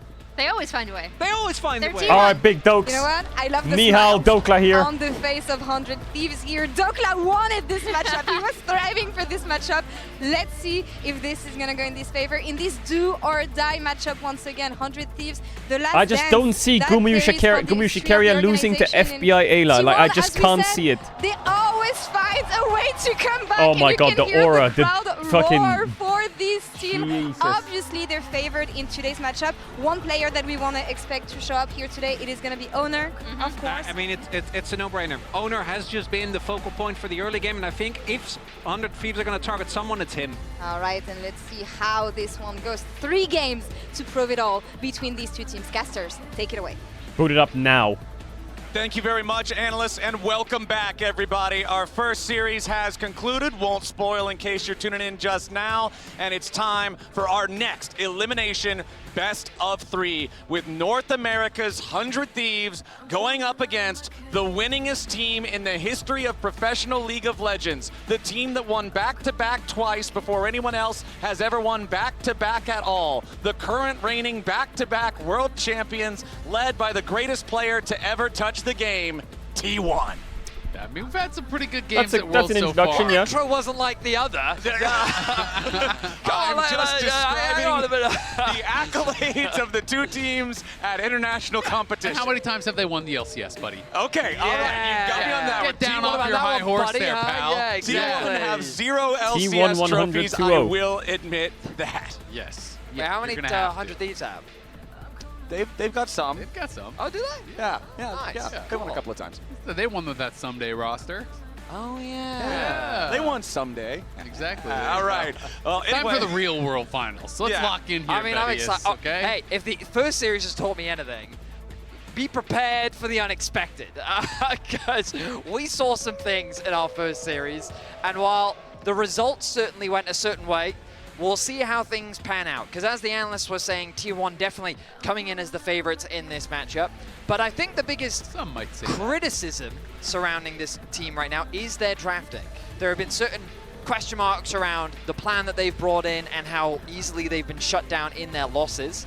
But their opposition wasn't exactly easy. CFO came out the gate swinging with a really good plan. We saw a similar thing come through from Gen G, their longtime rivals who knew exactly how to shut them down. And as we get ready for draft, I'm very curious to see what T1 has prepared for us, and if 100 Thieves can show us some of the any T1 drafts in the last 6 battle months in the draft. If you watch a bit strange, but after getting T1, he said it's gonna be a battle sure on they're many figuring fronts. it out. Who can draft the worst, being one of the major ones? And he said they've been dominating in that area so far. So we'll see what they're cooking up here today. I mean, if you know 100 Thieves, this is a team that wants to fight, that wants to be really aggressive. So I think if there is to be any chance, you need to see Quid and River playing at their best and on a super all right, 100 Thieves have side selection or what? Where they can really make things happen. That is kind of the recipe to success. Oh yeah, of course, because T1's the 4th seed. Yeah, of course, T1 100 Thieves has side selection. So Bard Ben is here. Ben, nice. Good bans against T1. I mean, wanting to see VKS play aggressively, talking about how it would be the biggest upset in the history of Worlds if they won. I feel like both points Poppy ban. It's good for Wukong. Wukong Yunara open. 100 Thieves have got to turn those nameplates off. Literally go into the settings. Wukong Yunara Rise. Yunara ban. Wukong Rise trade. Bans are already starting. Bard, Azir, Poppy. There's still Talia as well, though. T1 with the Yunara, Orianna, and Sion. They're both last seed. No, because there's only 3 seeds of the LCS. That's what I was trying to get your attention for, because we're in-game in the client. It's an Alistar ban, so it's not a Poppy ban. Okay. So it's actually an Alistar ban, not a Poppy ban. Showing correctly there. So just know that if Poppy is picked, it's not actually banned. It's like the old school bans that you would do like in season 1. I will say Rise Prio really has dropped it. Talia Prio's gone up a lot at Worlds, and Xin Zhao as well. That's a throwback. Xin Zhao, Talia look like they've taken the top. Yo, the lane, thank you for the gift subs, appreciate that. So Wukong is very powerful. Thank you for 20 gifted, appreciate has that. been really high Much love, W. Do like W for gifted sub. Doesn't really give them a lot of early Talia action. Xin Zhao, I mean here you can, there's so many mids in the game. You can pick Sure, you can pick Victory, you can pick Galio, you can pick Rise, you can pick Syndra, you can pick Annie, you can pick anything really. The question is, do you take Rumble? No, you don't. You take. You take what? Fuck are you taking Sylas for? Want to see is what? Some spiciness here. They just pick Sylas into Talia? Quid has always been a melee mid lane specialist. He can play the control mages really, really well. That's not good. This is him at his best. Is Sylas and Bessa. What? So I want to see what they can get done. They're Renekton on 3 or what? Yorick, Renekton. This is what we wanted to see Jax. as well. You are not going to lock Victor and play for a 4-item game of League of Legends and beat T1 at it. You're just choosing to play on their territory, and for 100 Thieves, it's got to be fast, it's got to be furious, they got to play like family, and that's what I want to see here in this first game. We often describe it, Renekton. especially for fans that tune in mainly for international events, but we often describe this type of confidence as turning the nameplates off, where 100 Thieves don't care about the legacy of T1, they don't care about who they're playing against the Rift, they care about playing their game and looking to execute on the game day. The Renekton going to be the answer, a very effective champion into the Ambassador on the top side. Faker might have won 5 world championships, but that doesn't matter because 100 Thieves can't read. So they can't even, they don't know. Okay, 6 spin. I mean, I wouldn't give T1 Zyra Khan. 100 Thieves definitely one of my favorite teams to watch. Nico is also still open, which is a bit of a concern. Able to go from 0 to hero, right? You know, they were struggling. They were in dead last. Dokla joined the team, and they're able to make it they're all banning the way 4 Nico right now to the finals weekend in LTA, go to Worlds, upset BLG, and then they're rewarded with the most brutal gauntlet of teams imaginable here. Ziggs, Rakan, Karma is thinking Braum, but there's no way they're picking Braum on 4, are they? We honestly thought we had seen the last of 100 Thieves so long ago. We never even thought they were going to sniff Worlds, let alone make it here and take down the LPL #1 seed. I mean, you're right on the money. They started out Summer Split with just like a winless record. They swapped Dokla into the starting roster, and they've just been on this streak Nico ever as well since. as Just this miracle run for the team, as they're going to go ahead and ban out 2 supports Karma, here, the Nico. Karma and the Nico, 2 very powerful laning supports, which again tells me they want I to thought play Alistar early, was they banned. want to play fast, they don't want to allow T1 a point of power so in the bottom confused. lane. T1 going to go ahead and ban out the Ziggs, ban Maybe out Poppy the is banned. Rakan to get rid of some additional engage to go along with the powerful dive already drafted by 100 Thieves, and Corki is the pick for Gumayushi. And I just think banning out, these 2 supports makes a lot of sense because you have to blind pick your bot lane, right? Yes. So you do not want to walk into a really well, they said the Poppy ban was Alistar, matchup, but they hovered Alistar on 4. Here from Lucian Braum. Lucian getting hovered. I feel like I believe more the Sivir when you're talking about the pairing with all wow, these 100 Thieves is drafting a full fist fight comp. I could see things along those lines that could kind of wait, I'm confused. I swear they said that the Alistar ban was here. First 3 picks from 100 Thieves. But we'll see where they want to go. Okay, so apparently the Poppy was Poppy, and it's the in-game client that we have client that's bugged? on the laptop that's bugged. Because okay, so Alistar is open. Alistar is banned and picked, but Alistar got picked, so he couldn't have been banned. So yes, Poppy is actually Poppy. Poppy is not Alistar. Alistar is Alistar. How is the spectator client not but bugged Braum with the in-game client? into 100 Thieves is so insane. I'm so surprised that they can play Braum into 4 melee champs with Talia, Renekton, Zin. Braum just eats their whole comp. With the Alistar, and the answer for T1. Chat, I'm going to ads. If you know about ads, you can use the tier 1 to try and subscribe and support the channel. You don't have to sub if you don't want to. Back for the game, that's big kiss. If you sub now, you won't get ads for all of Worlds. I think this Braum pick is a no-brainer. There's not. He's going Leona. But also, they're going to lock in Leona instead. The Braum is insane there. To the composition that 100 Thieves have, but T1 would have it would have been way insane. to reliably engage onto their opposition. He just gave Sylas a Leona onto Talia. I'm surprised that they pulled away last second. By bringing out the Do they think they need more engage? Why? You don't need more engage. They're all running at you. They're playing Alistar, Wukong, and Bessa. I think if you want to change off Braum, you could go like Renata here. But Leona? Some of his vlogs I had seen on some of the I think they for sure should have just sent the Braum. So definitely buying a lot of fans for himself here. He's been great ever since he's come back into the LCS, into pro play. I remember interviewing him and talking to him the first week back, and he talked about how he wanted to make the most out of his second kind of lease on life as a pro, that he really regretted, not being himself coming into this second time. Wanted to change that, but up against T1 here, this team, yes, they are 1-2. But you never, ever can count them out. I think giving Sylas a Leona ult when you're playing Talia is scary. They can start that run right here, right now. Scary. And Owner has been absolutely incredible. We have multiple T1 skins locked in 400 Thieves, though, against T1. I love it, man. We got T1 Sylas, T1 Varus. Was there any others? I didn't keep track. All I saw was that T1, they're bringing out the most recent T1 skins. So, all right, we're ready to lock into this one. Game number 1, 100 Thieves versus T1. Elimination on the line. We started the last series off with a couple of fun stats, and here in this one, if you're a T1 fan, you'd be happy to know that Owner is 1 game shy of a 75% win rate on Xin Zhao in pro play. He is 50 and Is he playing Leona so he can get a Leona skin? Champion. Very, very effective. Is that the plan here? As we're already scrapping a little bit here in the mid lane. And I mean, that is terrifying. Owner, I think, has just been incredible. And at the center of all the early game action here, for T1, when you look at them in the LCK, Owner has just been an absolute monster.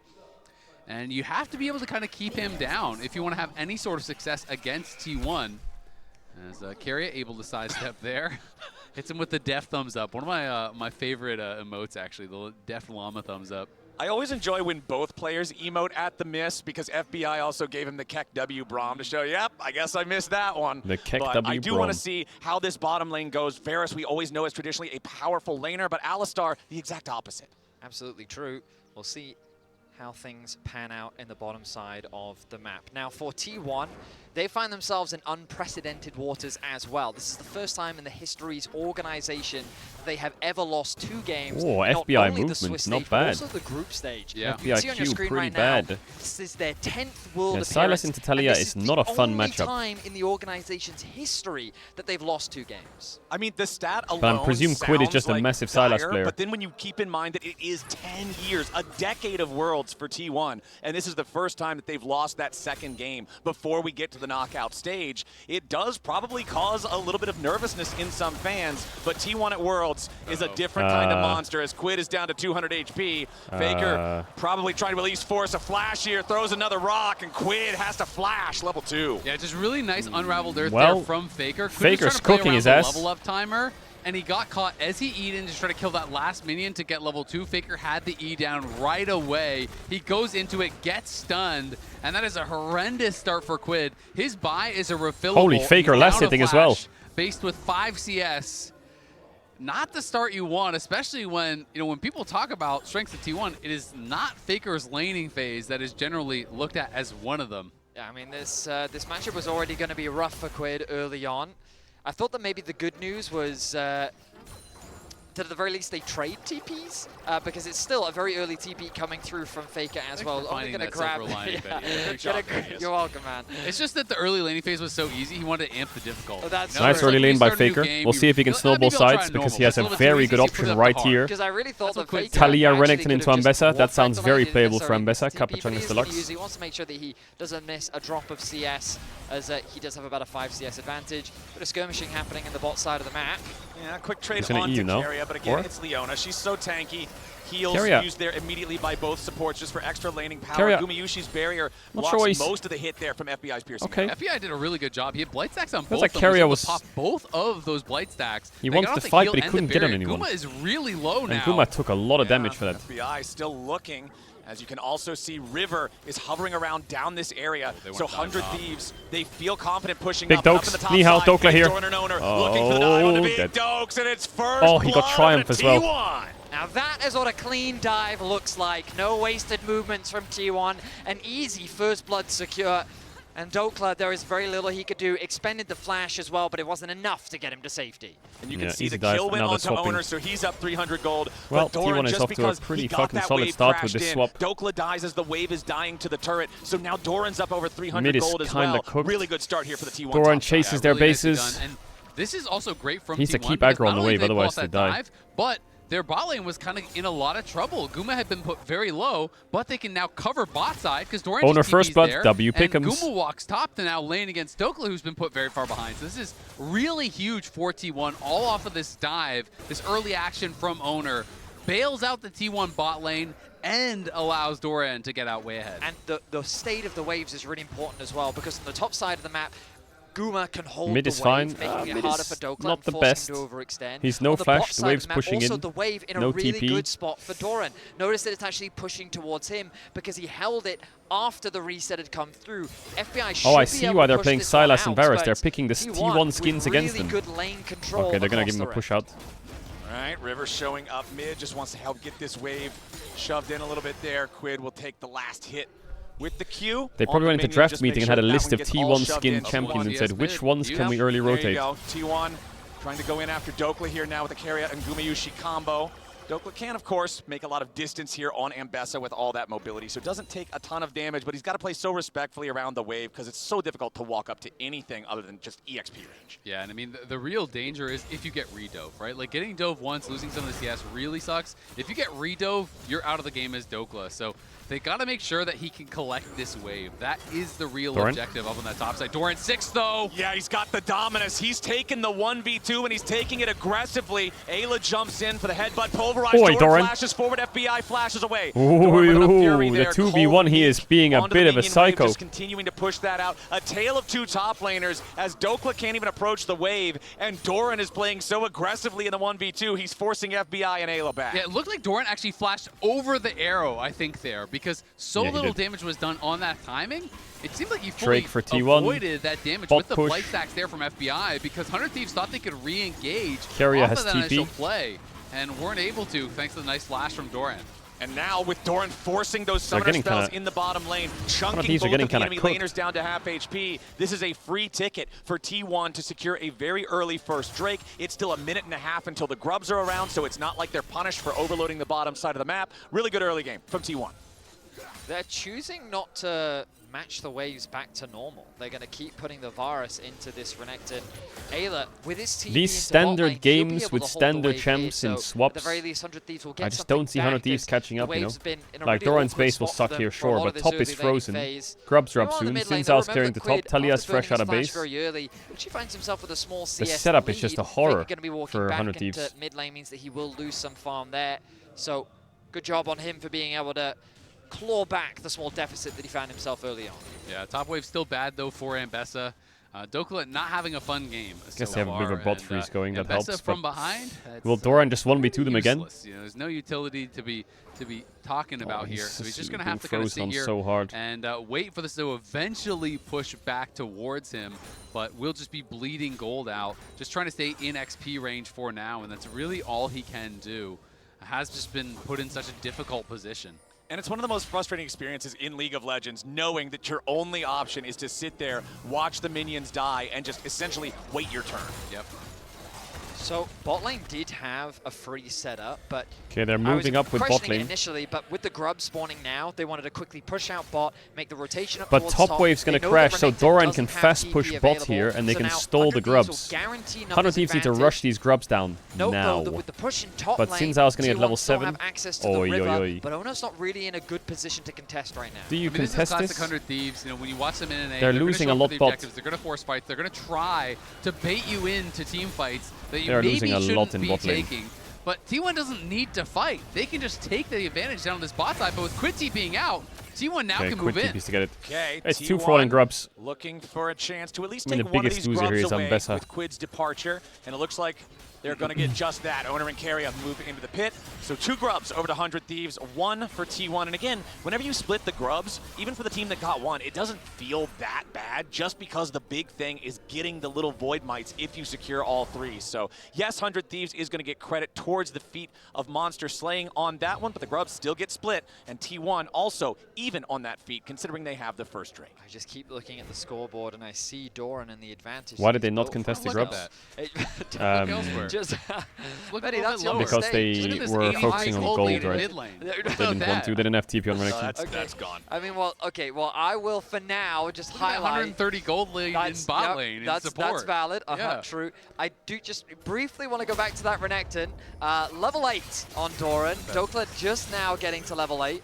Nice trade from Dokla though, as Odia. Yeah, River. He's knocked onto the other side of the Weaver's wall, but still the seismic shove is in the right spot, and it forces the flash from River. Big problem there for 100 Thieves for any plays they want to make. Again, it's all about the Wukong and the Alistar for when they try to engage, and Wukong losing his flash means significantly less threat onto these backline carries of Faker and Gumayushi. I mean, it's Owner having a much more successful early game here. The top side of T1, obviously, all jokes aside, top diveable again? A great spot. Dokla was holding the wave to try to get farm. But problem is, he is up here by himself once again. He needs to save his Fury. Actually, on the next one, they're going to look to dive, and I just don't think that Dokla can really do much about it realistically.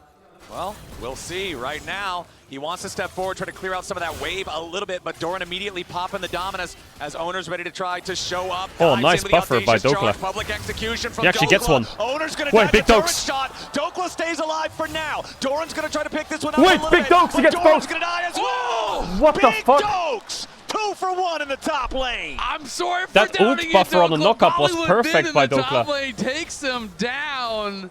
In the 1v2, hey, yo. Massive outplay there, being able to survive, really did a good job. Hey, yo, what is it with diving on Bessas today? You know, that fight early, then kites back, waits till Owner gets turret aggro, and then hits him with the ulti, stuns him under the tower to take him down. Flawless execution, but the action isn't over yet.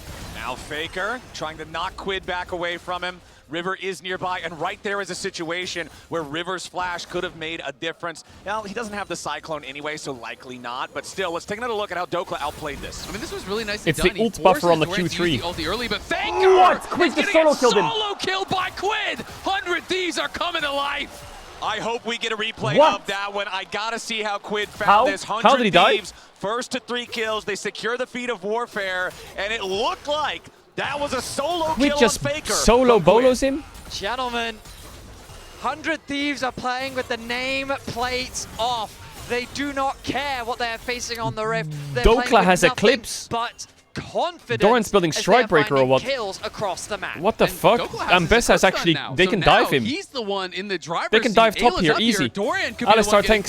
No ult on Renekton. Just go. Taste of his own Just go, go, go, go, go. Ayla's going to lead the charge. He makes the dive for the headbutt pull. The flash coming out from Doran, but the exhaust ready to follow. And they get a lot of plates top here as well. They lose second Drake. Whoa, what the fuck? They find the dive 100 Thieves just woke up. It cost them the Drake as T1 are going to secure their second Faker's still up in gold. He got a lot of plates. Meanwhile, Faker also mining really plates enter off the bot. mid lane turret. Gumayushi and Carrier mining plates off of the bot lane turret. So there are costs to this play from 100 Thieves. Yeah, also but T1 have only got. I mean, 100 Thieves have 2 grubs. The stressful thing about playing against T1 is they're still finding gold on the map.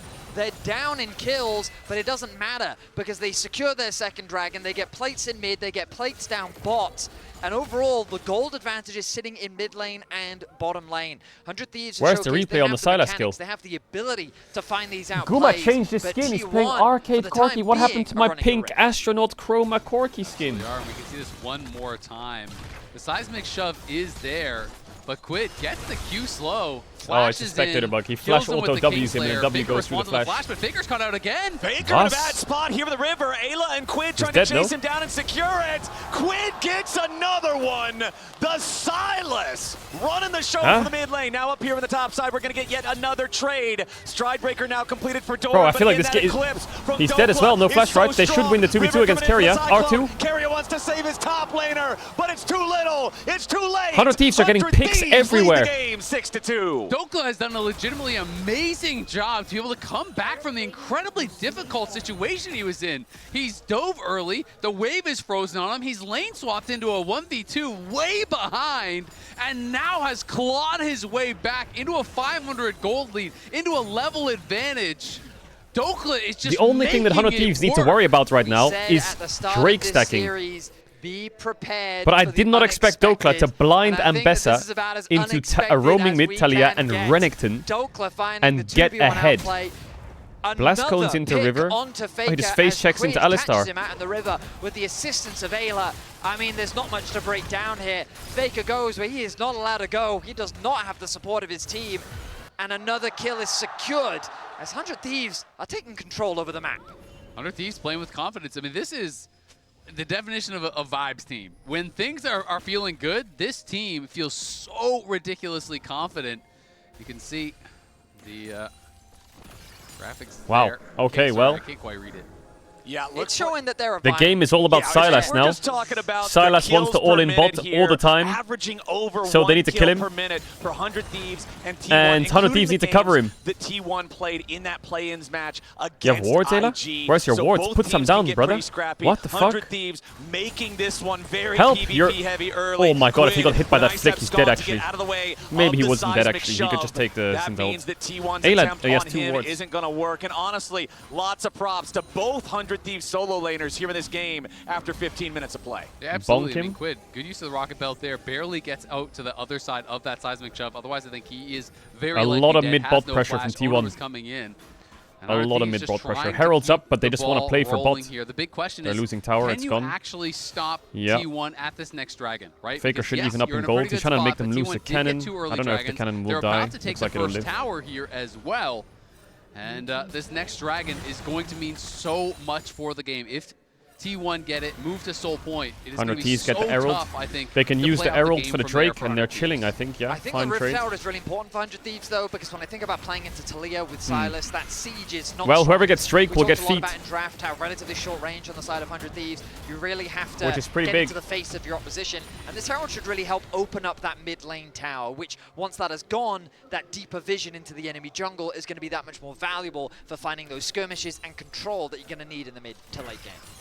All right, 1 minute on that Drake that you point out, Isaac, is so very important for both teams. T1 taking that objective puts them in a great spot, and it also has the extra importance of T1 took first turret. 100 Thieves were first to 3 kills. Both teams stand with 2 neutral objectives thus far. Whichever team, secures this Drake will also then have the upgraded boots as the game goes on for just that extra bit of power. Okay, FBI cooking. Can Ayla actually get to his first item? Because Keria already has the redemption. Not having that is such a big difference maker in a fight like this. He's redemption really can change the game completely.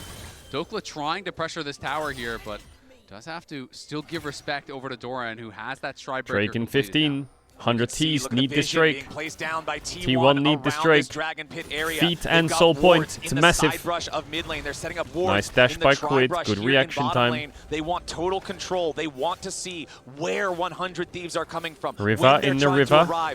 River goes over the wall here towards the Drake pit. He has Ayla off to his left. Owner jumps in after the Wukong, stabs him with the wind, becomes lightning. Not a no huge W on either Wukong. side, but Owner still wins it. Doke's opening mid. Ready to start the objective. Doran has TP. Drake started. Quid is far away. Where is Quid? Bro, get here. Get over here. What is Silas doing? What the fuck? Hey! Rift Herald summoned up. Looks like it's a 50-50, I guess, or what? On this one is the Weaver's Wall. Nice use there from Faker. River still looking for the opportunity to try to go in and steal. Oh. Quid off on the bottom side. Rest 100 Good flash. Thieves going in after the Drake. And he steals it. And Keria's dead. Quid. He falls. Quid Ayla tanks. Big Leona ult inbound. He completely missed. Player's not going to find much. Owner takes more damage from FBI. Faker looks knock onto FBI. He needs to flash that Talia combo. Massive Talia combo by Faker. Doran, you have no flash? run the chase, but he's already Strike lost the breaker. dominance. Stun. Strike breaker on Ayla. Owner goes in for a double kill. T1 take the fight, and they aren't done yet. Quid tries to escape. Owner wants to become lightning, but he can't quite. It can't chase this, can you? He jumps in anyway, as Quid wants to sidestep the seismic shove, but I he's guess still you can. taking a ton of damage. 100 Thieves. Oh, I guess you can. Overstayed their welcome, and 3 Quid kills for Owner. cannot use his Wow, they just Kingslayer ran in them the time. fuck down. T1 may lose the Drake, but they'll take 3 kills. Owner They'll just take fried the mid lane them. turret, and they'll take the lead. And it all came down to Faker FBI always not gets flashing good the Talia seismic combos in shove. fights, no matter how That far is what behind he decides is or the how fight, bad the because game is. Quid had a beautiful He always start gets to the good fight, Talia combos. pulling Like if FBI Carry doesn't get over hit by the the wall Talia here. combo, Carry the flashes in, fight is throws the won. exhaust down, but look at this. Flash over, pulls him over with the Zenith Blade, gets the free kill onto Carria. River steals the dragon, and then you're thinking this is going to be 100 Thieves win as long as they play it slow. But FBI walks forward here and gets caught by the seismic shove. You have to flash that. got to flash that. If he Does flashes not, it, everything's dies fine. for free, and it allows T1 to pile in and take the fight. I think the positioning of Doran in that fight was so good as well because Ayla, he got a beautiful flash. Also, yeah, the Quid Leona and I was thought awful. that the Wukong was immediately going to come in with the follow-up, but Doran made it so difficult for the rest of 100 Thieves to follow up on that engage, which meant that T1 could buy enough time to disengage and find the re-engage. And then they hunted the Thieves down into their own jungle. Well, the good news for the closing Thieves is that they kill got the gap. Drake and they got the feet. There's the payoff of T1's The bad news early is Drake focus. Owner Sure, just they got aren't so on much Soul gold. Point, but the pressure of that Owner, 2 possibility items. threatened 100 Thieves into taking the fight, which T1 then had the confidence and the skill to execute Faker on good at and league? give Yeah, he's themselves now over a 1,000 gold lead. There's no Baron on the clock for another 5 minutes still. The next Drake is still 3 minutes away, but Otacon is about to spawn in the top side. He's got glimpses of Sally level It is gameplay. over 1K gold lead, but at the same time, it's Me and fates him. for 100 Thieves, right? So this is a very close game. And that one really came down to execution. FBI absolutely going to want that fight back. If Big he gold lead flashes in mid. that, it's a totally different story. At the very least, All right, 100 Thieves just Tatakan's up. walk out Doran with has the no dragon. TP, but At the Dokla most, does. maybe they can Dokla's get a also bunch of up in kills XP. and try to turn that into something more. But you're right, it's about Otacon now. And 100 Thieves trying to get up there, reclaims the vision on that top side. T1 is a team that is not afraid of just starting the Otacon, forcing your hand. Quid is just going to let the tower die to deny the local gold here, realizing that's probably not I gonna wonder be if they can defensible use for long Ambessa anyway. TP advantage. So I think that's a totally Like reasonable here, choice. you have 4 wards. Can we get some deep wards here? Is also just And then open here and get a TP behind and fight them while Renekton's bot? Is making sure that the enemy team does not have the nearby tier 1 turret to try to retreat I think towards that's something that after 100 a Thieves fight. could It try can to make look a for. huge The window's quite difference in getting small. a punish, winning a fight, all sorts of situations. T1 still standing with a little bit could be a big difference maker. But again, There's 100 no Thieves way gets the they're just opportunity doing to it. try to push. It's gone. They will be able to secure it easily. have it. As the Quid Scryer's based. Trinket is going to see the Otacon, it's T1 immediately deciding they want the It's objective. gone. They've already got I it think down to they're too 1/3 HP. I think 100 Thieves might be a little bit late to the party. Nice Weaver's Wall coming out from Faker. River wants to go in and try to steal. Oh my the god, he lead. stole it. 100 Thieves steal the It's a losing objective. fight though, Who right? won the Surely. fight? T1's already taken Wait, out the enemy Dokla is jungler. frying in the Ayla back might be line. next to fall. Gumayushi gets the kill, and Dokla's next on the chopping block. T1, they lose the objective, Oh, I but think- again, they get 3 Could kills Dokla have instead. killed Faker there? T1 just keep coming out ahead in the fights. 100 Thieves couldn't quite secure kills onto Faker or Carrier, and Doran leading the charge with Gumayushi at his back means that T1 set their sights on the tier 2 tower. Yeah, it's just so tough. They can't finish off any of those kills. So yes, you do get the Otacon. It stops it from being a total disaster, but Quid is going to have to back off, and that means it is now a 3.7k gold lead with it, that tier 2 taken. Quid stealing away the Dominus, wants to use it aggressively here. Doran and Gumayushi just going to step away as soon as the abduct does 100 Thieves not still hit. haven't Doran taken and a tower. Gumayushi know they are safe. 100 Thieves. There's 3 sure, towers you're on the feeling good map, about getting and these all of last 2 them objectives, but that gold are 1 lead HP. is nothing to joke about. T1 feeling very far ahead now. It feels like 100 Thieves are so close to winning out on these fights, but you'll see in this instance, the fact that River even gets into the pit was crazy enough. Faker with a beautiful ultimate. River gets super close. Ayla then with the quick follow-up, he's able to steal the objective, and that ulti from Dokla onto Faker on the backline as well, locking down the crucial carry. but 100 Thieves are clumping up into this small space, and Guma's doing so much damage from the Tri-Barrage. Yeah, Ayla trolled that fight, but it's a losing fight no matter what. Quid is walking for base the entire fight. It's a 5v4, so you get in, you take the Otacon, you almost kill those people. If Quid was there, they're probably just dead instantly, you know, off of that great engage from Dokla, but T1 forcing the objective once again. They start up the Dragon, but 100 Thieves reclaiming space in the area. Quid's looking to steal a good ult. No flash from Varus. T1, 2-1 in Drake so far. Dragon down to half HP, 100 Thieves on the approach. The Weaver's wall has been separated. Quid in the middle of everybody. Zinjao ulti stolen. Quid gonna be focused here for now, but he's still staying alive. Nice dive by Dokla. Keria might die. Doran's deep as fuck. But he can't find him. FBI's under It's 1 for 1 on the tops. As well. Both top laners out of the picture. Dragon, 3k HP. Redemption is for good. 100 Thieves as Owner flashes out. Now he's gonna be nice combo by Faker. The Q hits. Drake goes over to T1. Dashes. Misses the E. He wants the abduct and he's lucky. Q hits again. Owner of 1 HP. The arrow. A double kill of it. Oh, just snipes him. Arrow over the wall from FBI. Oh, I really think 100 Thieves could have also won that fight if they... Jerseys all over the Dragon Pit. And now Faker is looking for more. He wants another rock here onto FBI. Ayla? Onto Ayla. His seismic shove will not hit. Gumayushi coming around to try to help him. Ayla's next to fall. It's a 4 for 2 plus Drake for T1. T1 play Holy at the flowers. edge of death time and time again. It felt so close that at a single moment the fight could swing, but Gumayushi, the man doesn't drop. The man continues to dish out damage, and he is dominating in this first game. He really is, but I gotta give credit. Whoa. Whoa, Faker panicked a bit there. A little bit nervous about that Q, and now he's getting TP in TP'd from on it. He Sylas. has no stasis Faker and no should flash. see it. Yeah, Faker might need to be nervous about something else as immediately Quid arrives. Are you But gonna there's take so much Talia wall? distance already for the Talia. Tagged by the Proto Belt. Quid misses the abduct yet again with Gumayushi showing up and the seismic shove connecting. It means Quid's chance at grabbing that kill is gone. I mean, Dokla just keeps getting into the backline in these fights, but the Wukong can never get there with him. Okay, The Faker's Sylas can never recalling, get doesn't there have with TP. him. He hits the ulti onto Faker, got him low, got Guma low, got the barrier out, but they need that assistance. It can't be a solo mission from Dokla. They know Faker's in base, but Ayla knocks Owner up into the air. Defensive how do you Zinjao engage ulti here? to keep Owner protected. Okay, Dokla like that, I jumps guess. into the public execution. The Owner's stolen gonna Leona take a ult ton is of massive burst, from and he drops the first. Sylas. Carrier's next to go if he's not Doran's careful. TP'd into Going 4 to the back people. of 100 Thieves, He's and just they insta-dead. scramble defensively. Wait a Doran's second. next to Baron. They have to go Nash. Line on T1 is down as Baron spawns They have to go onto Nash. Summoner's Rift. It's the only play. 100 Thieves have 5v3 and Oh, the T1 Leona ult from wants Sylas was nothing to do massive. with Baron. They also got a shutdown as well, right? Engage from Ayla there as 100 Thieves finds Owner right before the spawn of Baron here. He says, Doran is the CEO of going into 4 or 5 people we know that the rest and dying. of T1 isn't Look at this here to Leona ult from support. Quid. So they Takes just it, force it. Dokla hits another throws it on great Owner, ult. They're boom. in on the Owner, they take him Double out. stun. And then Doran TPing in. 100 Thieves make the call, turn on the teleport, burst down the Renekton. And River gets out. Have Wow. so much resilience as they do not slow down. They're still kind of behind, but this Baron should help them do what? Every opportunity they Break fish tier for, 1s. every What will that fight do? they will look That'll to make the gold take, even and if they can break these that tier fight 1s. could very well have been a game changer.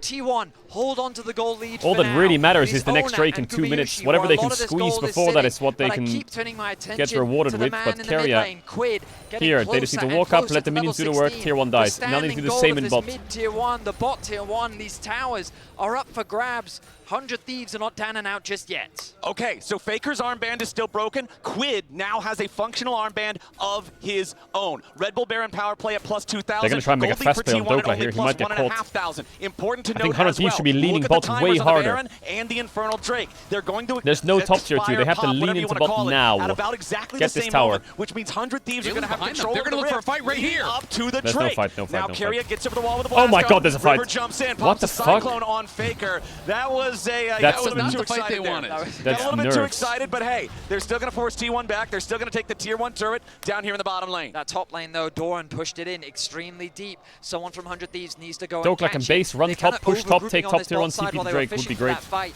A flash Dokla commit is from very River was strong. very deep when they No should've third just item focused yet. on He needs the securing death this stance. tower.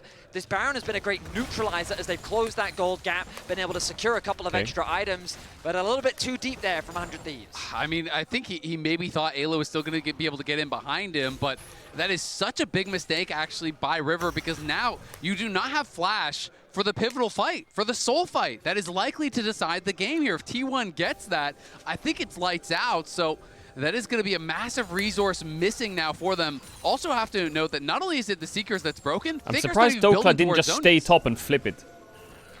The key thing for both sides is 100 Thieves looking to dive onto that back line. Having good angles to flank from, having those flashes available is going to be key. I'm tweaking. For T1, it's about playing that front to back, that slower style, making sure that this Sylas does not get on top of your Corki. The target selection from Carrier is going to be so important as Guma is yet to die in this game. This Corki is a monstrous Quid. He face checks. Yeah, Quid face checking right into the brush. He's going to get punished here. Remember, he still has the arm guard That's with the a sad way chain to CC. lose. Quid's alive, but only at 50 health. The Sylas is the target. That is a sad and way to T1 lose. has already found him. Carrier is going to be focused down by 100 Thieves. Gumayushi under pressure from River, but T1's already found a double for Owner. Gumayushi low. Wait, Big Dokla needs Dokes. to get the kill. Wait, Big and he Dokes. finds Oh my God, Gumayushi. Big Dokes. Dokla flashes back over the wall. Oh, Faker no wants flash. to take him What? out, but he doesn't have the damage. FBI gets Dokla a double as Owner what the falls. fuck?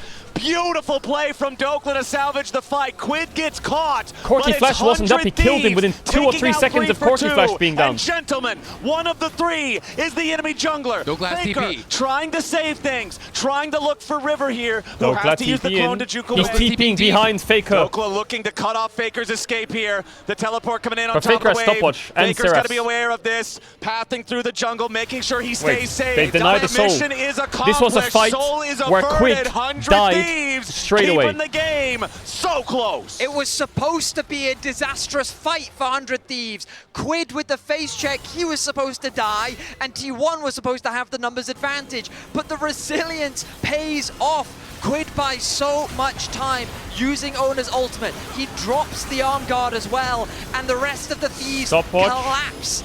Ayla with I'm a quick watching flash Dokla in onto this the fight. back line. River targets Guma, and that was enough for Dokla to clean up the fight. Yeah, Dokla has just been team fighting beautifully, helping out FBI there. Ult and then onto again, Guma. look at that ult. He finds Guma's it flash, look at the past bottom. Doran, 3, onto Guma, 2, gets in, takes 1. him out, flashes Corki out, flashes up and is now. able to survive.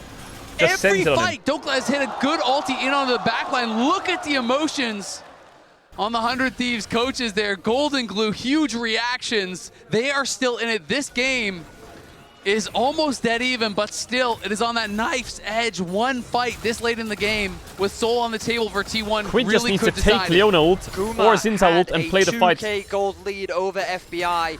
FBI finally reclaims the gold advantage. 4 items finished for this lethality Varus. The gold is dead even. 100 Thieves continue to make magic happen as slowly but surely they are bringing this game to T1. Hollywood bin. Some huge purchases, though, for T1. Faker now obviously has that Zonias, did actually complete it before that last fight. And the GA is here now for Owner as well. Those are the 2 players with the gold lead. And those are the 2 players that are going to be so hard to take down. How much gold does Quid have in pocket? 1,400, so he's working towards his Zonias. Really needs to try to get that before the next major fight, because the Seekers is doing him no favors. He has Zonias, 3 item Sylas, 4 item Varus, 3 item Ambessa. Up a little bit in Man, gold. 100 That means Thieves he is has 4 insanely completed strong items. right now. Baron spawning The best thing T1 have right now is Zinzao. Was the big turning point here. Zinzao sitting on 3 items with GA, but he's level 15 to level 16 Wukong. River's teamfighting is way stronger. Setting up 100 Thieves to get that Baron uncontested. Now with the second one about to spawn, it's 100 Thieves with control over the pit, and T1 not wanting to let another one of these slip away. Dokla finally going to secure that tier 1 turret up there in the top side, bring this gold back to almost exactly even. Are they gonna 31 minutes of play? Doran is in the bottom side. He's pushing to tier 2. 100 Thieves are going to demand his attention now as they start up the Baron. It's not dropping particularly quickly, but it is already down to half HP. Quid stealing away the enemies in Zhao ulti. Oh no, Leona, no that's the flash. T1 trying to scramble to make this fight. Leona, Weaver's no Wall's ult, gonna no separate flash, 100 no Thieves, TP. but there's no damage done by T1. 100 Thieves are Bot still tier 2 disengaging lived. for It might now, die to minions, as but they won't get the T1 will local do gold. same. FBI tried to time his Chains of Corruption onto the teleport. He whiffed it. It was early. Couldn't land that. No that would have local been gold in critical. bot. If he hits that, Doesn't I matter think they that can tower 100-0 Doran there and then go right back onto the Baron. Doran TP'd into such a dangerous location. They also put a lot of stress onto Doran because he wanted to go back, purchase the Sterak's, and then TP into the fight. But I think that they thought what you thought, Flowers, which is that this Baron shouldn't die that quick. But it just melted. It was disappearing. Doran had to get involved in the fight. He joined 1 minute on Drake. early, It's a but Drake then fight. The fight is disengaged. You should ult though on Sylas here. My Just goodness, get rid of it. the level of confidence he was playing at the edge there, he was forcing Guma back. He was threatening a dive onto Faker. Unless they're He clicking knew Baron again. that he had Ayla at his back. And They're going to start it again. Yeah, I mean, there's no reason not to. Put the pressure onto T1 once again. Okay, Doran's going to be the first to see what's going on here. Quid not going to hit Abscond, Abduct. T1 needs to try to approach this. The Baron is dropping again, down to half HP already. What's the plan here, though, 100 Thieves? What is the plan? Oh, Leona no flash. Here so far in this game. 100 Thieves looking to peel away now as Ayla charges in for the headbutt pull, but it's not going to connect. It's not a good Ayla now going to engage. be the target here with the redemption coming But down. Carrier's dead. It's 1 for 1. Oh, River. already have the first kill. River's going Where's to the Dokes? back line. Oh, the back line is getting melted. T1's killed River, but what about the Dokes and Quid. An FBI. It's an ace, right? Oh, Faker. Faker with the 3-man shove. Faker saves it. What? He's alive as well. T1. Oh my God, Faker just completely rolled them. So many years for exactly this reason. Disengage from Ayla. You can't do that. You can't flash combo a Corki. Kuma just dumped and flashes it. T1 just turned it around on him. Look what at was this that combo by Faker? They're able to go in, the flash from Guma to avoid the combo from Ayla, but they're then the just trying to run them all down. It's looking so Wukong, good for them. Ambessa, Sylas, all on top of each other. They knock down Guma, and you're thinking, this is Faker, the time. This is where they're going to win. But Owner comes back up with the GA, and look at Doran. Faker gets the stasis off, shove. no HP, and Doran just crushes them. FBI flashes into melee range of the Renekton. The flick gets all three, and Doran's like, welcome to the meat grinder. It's Soul, it's Baron. 100 Thieves had the game, I think, but they went too deep. Varus can't flash on top of Talia. What a fucking shove by Faker. You look at the point where a game breaks when you're looking back at a VOD in League of Legends, and that right there is where the game broke. Baron plus Soul now, 34 minutes into the game. It's gone from on a knife's edge to firmly now in the favor of T1. Oh man, if FPI didn't do that, I think the fight could be winning. I also think the engage was like, you can tell they're nervous because Leona's no flash in their face. They could just combo Leona and hit her. To be honest, they've impressed me so many times. But instead they're flashing onto a sums up Corki and just dying. They've shown so much tenacity and so much creativity. Big Dokler will set his sights on the enemy AD carry. Let's see if he can lock down Guma as T1 threaten the siege through the bot lane. I mean, it's going to take a miracle at this point, this far behind. But like you said, one different decision, a couple little things, and that could have been their team fight, their Baron, them on Soul Point, in a very different story. But now T1 looking to put the finishing touches on this game number 1.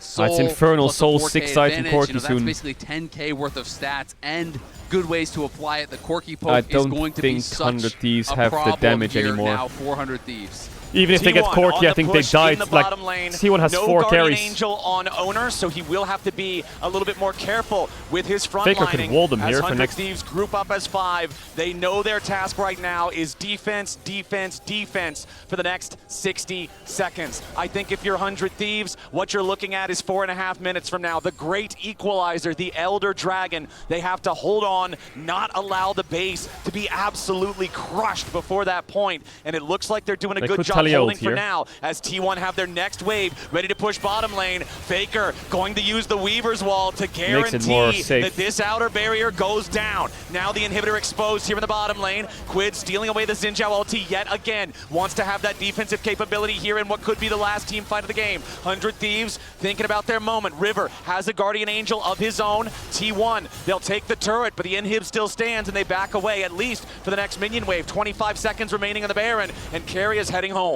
You can see how cautious T1 are with their siege. They know that if 100 Thieves can close that gap, they maybe have some 100 Thieves can get an Elder fight. Maybe onto their carries, and they refuse to give them that space. So they slowly chip away, but 100 Thieves protect their inhibitors. I think they can really try and stall it. Hold the line for now. The Baron will wear off. I don't think they win it, but you know. A lot of gold off the back of that Baron. We're kind of at the end of the game. These itemization differences aren't that significant.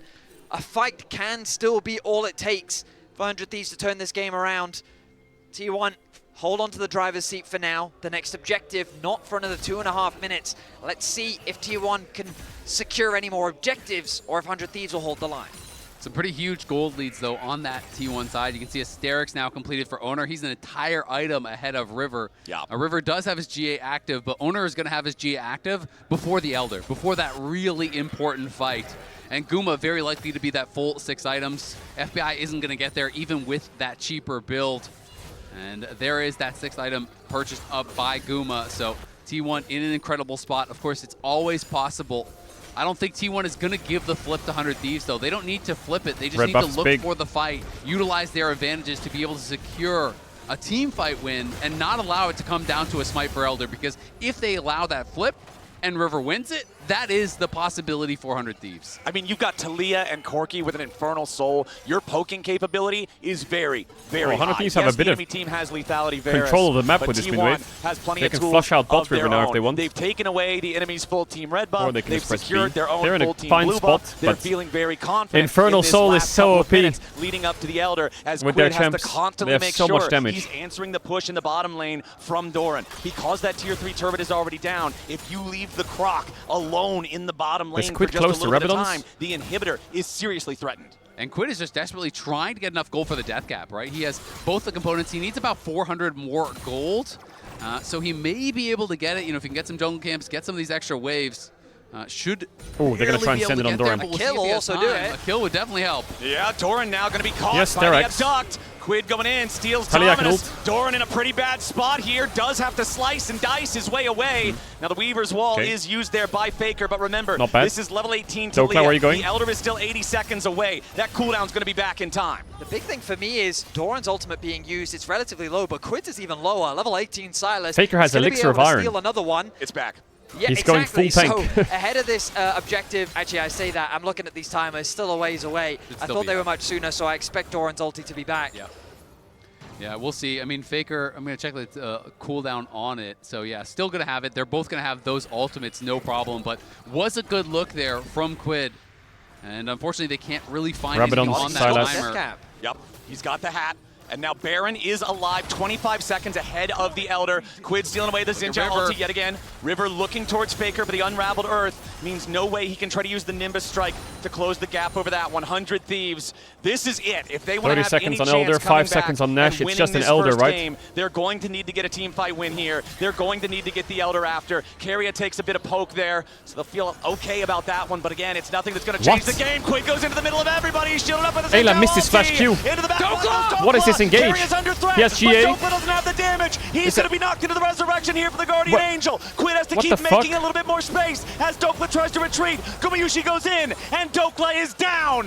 T1 managed to survive the dive. They outplay 100 Thieves, and Elder Dragon is about to be their target. 100 Thieves are hesitant to back away from this objective. That should be it. They should get Elder into Baron into free win in the next couple minutes. They don't have Dokla available. 45 seconds until the top laner is back. Unless FBI steals the Elder. Even if they trap the Renekton, is it really going to be enough? Okay, Quid steals Dominus yet again. Elder Dragon targeted by T1. Surely Doran and Keria can just click on Varus here. Like, what is that Varus doing? He's dead immediately. T1 have their first kill. Quid wants to take Keria, but it's not going to matter because Doran's already killed FBI. T1 on the victory push. Doran goes over the wall and Quid has to flash away from Solar Flare. River and Quid in full retreat. T1 in hot pursuit. River trying to juke with a bit of a clone prank, but it's not going to work well enough. Quid is already dead. Faker has cut off River's escape. It will not matter that he has Guardian Angel because the Angels are not listening.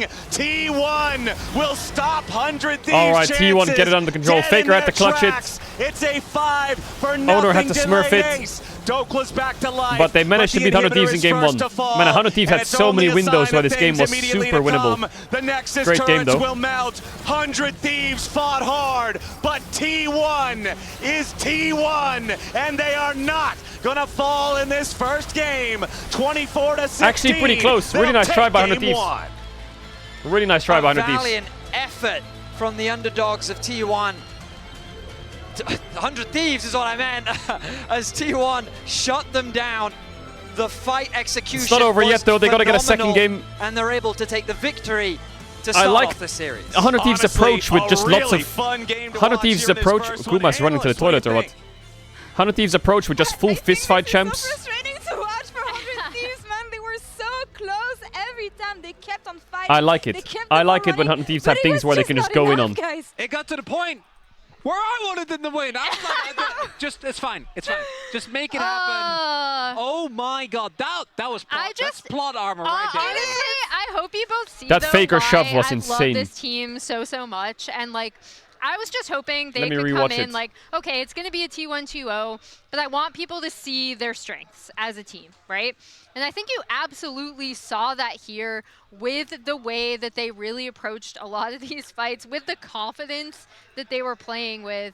But yeah, T1, RT1, we've seen them do it so many times. I do want to draw attention to an early fight because I think we set this up as like Owner is going to have to kind of be the engine. He's going to have to do really well in these fights. And this position looks insane, though. The fight was like such a great example of that with him on this Xin Zhao. That man is aura, Guma's dead. And he's dancing around every skill shot. It starts it off by cancelling the initial engage. Then quit flash W, ultimate, and then as his FBI flash, prime on the ward, so he's ready to stopwatch, auto, Q, Faker flicks and stopwatches at the same time. If they had lost that fight, I think they actually would have been in dire straits. And let's be real, there were a lot of those fights. Yeah. But it really showcased, even though some of the other team members had the redemption moments later. I just don't understand their way of doing this though. Like, you're doing Nash, Leona no flash. Look at Leona!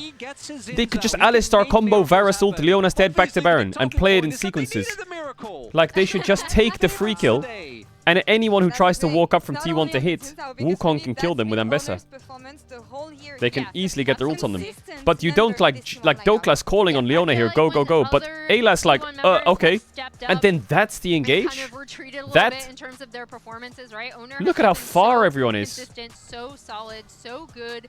Quid misses his E over the wall. Ayla's tanking everything. Doklas looking for an ult. River's not even in there yet. So like the situation that they had versus the situation that they chose is awful. But at the and they still almost won it. Fight that decided it for G1, it's Doran and Faker, of course, coming through. 33 minutes in game. Doran Faker stealing 100 Thieves fate in our HyperX reflex replay. I was screaming during this fight. Because this could have been where 100 Thieves, even just a game win, would have been absolutely pivotal. I feel like if you take the in-game camera and you pan it down next to Faker as he stopwatch combos, it will look so fucking cool. It's a free knock-up, and then also Doran helps set it up with the immediate flash. Now, yeah, just like that. On his way, but it's these moments that remind you why T1, especially when it comes to Worlds, just keeps getting away with it. That's exactly what it is. They keep on getting away with it. No, just of course. It comes down to these flash moments. That's actually what happens every time. Give me one thing we want to see from 100 Thieves for this next game, which could be their last game. Oh my gosh. I actually might get emotional because I love this team so much. This is going to be Rivers last year in the LCS/LTA because he will be going to serve his mandatory military service. So yeah, I would like to see a little bit better map play from them when they do get these objectives, because it did feel like even in the early to mid game when you had that insane they can't keep where getting Dokla away with got this. the 2-for-1, right? You had some of these early skirmishes that they somehow managed to come ahead on. Yeah, River's going military service and 100 Thieves is like disintegrating as an orc in League. Taking control of the map. Farewell. And that, I think, is where, if they're going to take a game, 100 Thieves does need to recognize those advantages. And that's the big thing, and that has been an ongoing theme, not just today, but for the entirety of the tournament, is that you can get kills. We saw Quid literally solo kill Faker, but when it comes to the rotations on the map, when it comes to actual gold, T1 throughout that entire game was barely behind, right? Yeah. Like they were always able to outtrade.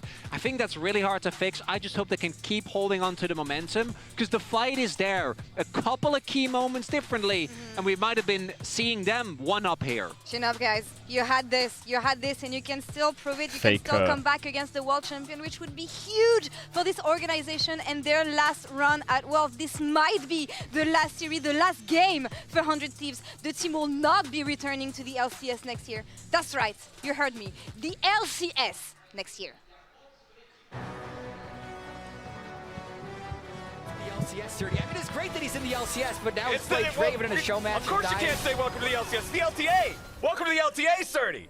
This is going to be a struggle. Show what he got in LCS or like LTA now. It's just LCS. I almost beat Gen G, like, or LTA, excuse me. That's gonna happen. XU, welcome back to the LCS match. A lot of LCS fans could be all LCS teams. There's some rivalries this year in the LCS. LCS pros need to work on their signatures. This is honestly the best plug I've ever seen for an LCS player. Last game of LEC we'll watch, and then we'll go into LCS, obviously. It's going to be really exciting to see on the LCS. Coming into top lane as an LCS player. So yeah. I was thinking ahead, and I was like, LCS, nope, LTA. Big brain. Not gonna make that mistake on air for sure. Of the LCS or LTA after their LCS game. LCS is 100 times better named. The second best at the that time. LTA rebrand has to be like studied and fucking. Jesus Christ. You know, when you're playing against disturbing. LCS teams, What's worse, moving the LCS to Wednesdays or rebranding it to LTA? I don't know. We need to have a poll on that because not in that. We need to have like a fucking. You know how they do the Worlds thing where it's like best plays of Worlds and they have like the things that battle each other. We need that for like worst decisions ever. Because that's top 2. So slow. I told you I was done with basic browsers.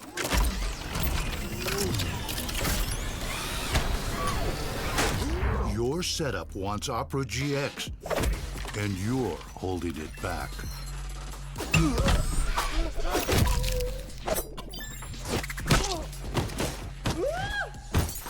Upgrade to the gaming browser. Download Opera GX. Every moment of your journey, crystal clear. Your mouse Harold, yeah, that's probably up there as worth decisions as well, yeah. Close-ups, sharp and full of vibe. Group shots, packed with detail. Zoom in on one face, still flawless. Colors so real. Kana resigns every smile with KC. Oppo, find X9 I mean, he's a fucking good player, yeah. That's a big pickup. That's a big resign, yeah. I got this old thing and the bill from the store where I got it. Figured you could beat it with a better deal on one of these big boys. Man, it doesn't work that way. Guess you're not as cool as Verizon. Bring in your AT&T or T-Mobile bill for Bouse versus Kana. Bouse versus Kana. Maybe. Red Bull gives you wings.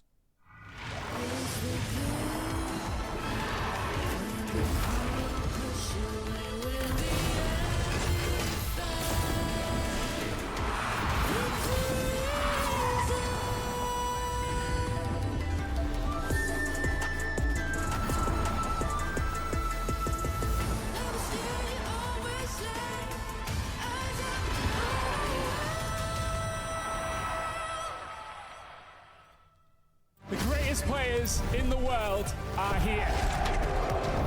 They can just burn this one down. Oh my god, he'll by 9! You are going to see them like you've never seen them before. Rocked at will as the Arcane Storm doing so much work in Gen G.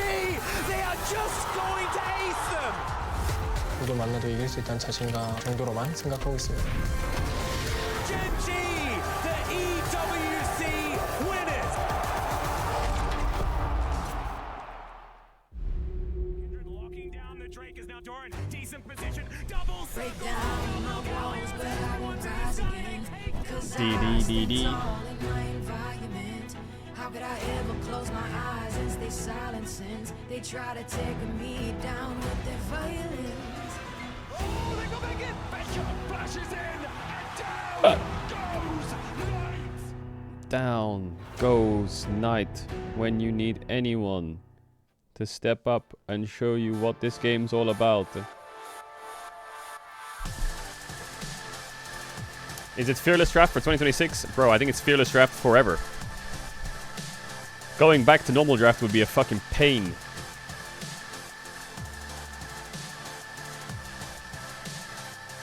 Oh yeah, after this game is the draw. Yeah, the draw is today. The draw is today. Will FlyQuest draw Koi? Will FlyQuest draw BLG? Will BLG draw T1? Because someone's going out tomorrow is 3 best of 3s. All elimination.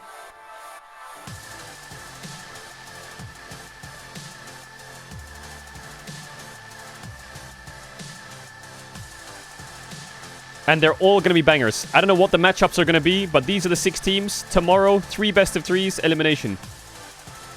Playing for your life at Worlds. Top 8 or out.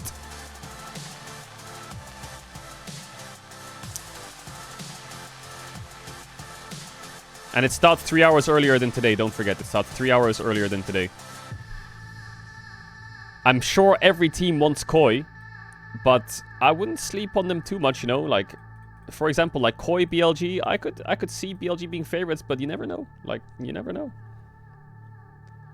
I think Koi's best player at the world so far is their mid-jungle, and I think against BLG having that is very good.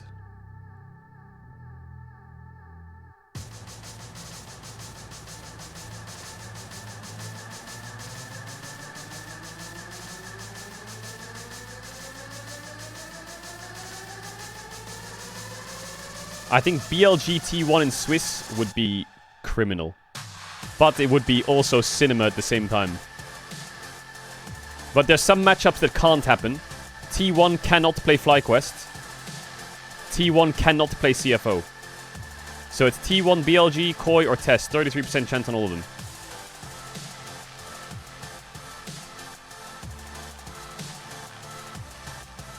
Because they already played against those teams earlier in Swiss, there's no rematch. So it's T1 BLG, T1 Koi, or T1 CFO, 100%. 100%. Anything else is kind of up in the air.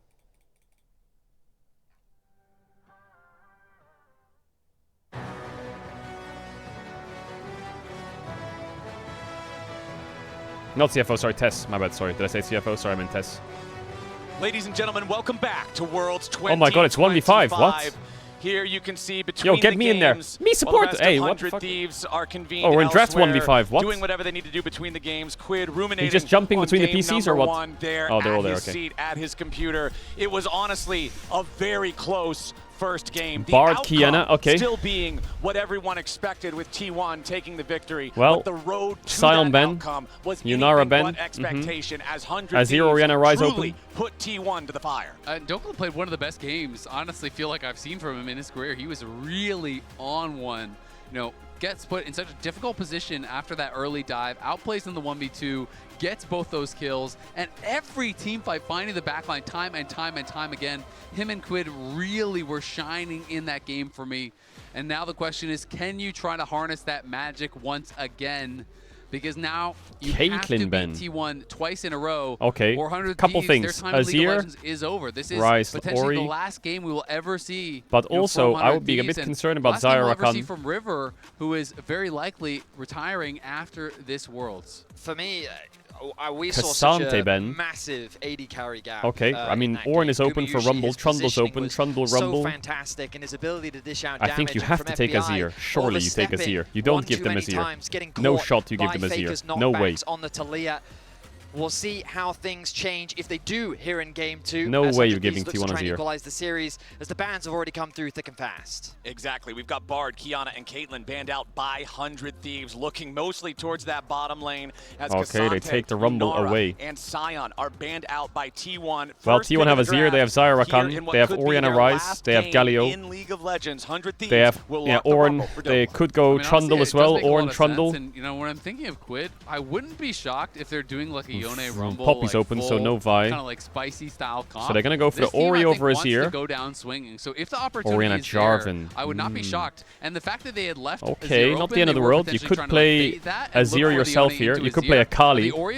Akali value is pretty good if Quid's confident. Trade instead. Because they will go Ornn on 3. Standard style, but we could also Ornn or Galio, like I expect, Akali or right? something like that if Quid really wants so to Akali's stay on the fun. champs, stay aggressive. Because LeBlanc, I do feel like that is probably your best chance. You know, really getting in the mix. Pantheon, you can go like Pantheon, Akali, Poppy, something along those lines, and just full send it because you can't play standard and really expect, I think, to be able to consistently take down T1. I don't love Aurora into Orianna. I think the matchup is Orianna favored, but especially given how Quid played the laning phase in the first game, maybe he just feels confident in his ability to get the outplay. He's gonna go Akali. Yeah, I mean playing around with Is he going to go options Akali? right now. Is he going to go Azir? Is he going to go Akali? I think the Yone could also be fine. He will struggle in the early lane, but you know in the side lane and the scaling, he does have that. They could go Poppy on later 3 here and just put it support. I think basically what they were doing is if Doran has champs, but I don't know if he does because Cassante, Sion are also banned. If you go Azir, I go Yone. Sure. And that's kind of like my read, just knowing the player and knowing they see themselves as underdogs. So they're not going to go, like, if this was in NA, he might just go Azir and say, we're just going to trade and I'll just team fight well and we'll win, right? But it's against Faker, it's against T1. You've got to get aggressive. So I actually really like the plan here early on from 100 Thieves. Galio top, I think, though, what's very scary is giving Ona this job. Okay, Poppy support is definitely OP right now. The Galio, that was the first 3 are nasty. T1 has a very solid foundation. 100 Thieves need an AD carry that's a bit Akali mobile, you know? Loves the ability to lock down these low mobility mages, low mobility AD carries, and just They execute need a them with mobile the AD carry. Galio protection on top. It's going to be that much harder for Quid to find those executes. I mean, taunt is so problematic for Akali. You get pulled right out of the smoke screen. And now you have got to draft something for FBI that is going to be able to stay safe against the potential dive of Ori Jarvan with Galio. Kaisa would be nice top, for 100 right? So I'm Thieves. thinking about mobile carries and thinking about things like Ezreal. I'm thinking about something that's far back, maybe like a Jhin that is, you know, staying kind of less involved in the fight. And T1 right now is targeting good ban. some of these supports that are engaged supports. I really like the Poppy ban because we are clearly showing full dive. The other option is you just go Kaisa with FBI and you say, I don't care about is you FBI diving a me, good Kaisa? I'm diving you, right? So those are the kind of 2 schools of thought. I think knowing FBI, like I would predict that he would play something like Drake the Jhin. Medius That would be World kind Anthem of my 2026. expectation more Deal. so than the other options, but I do think you do have a couple different paths you can kind of take from here.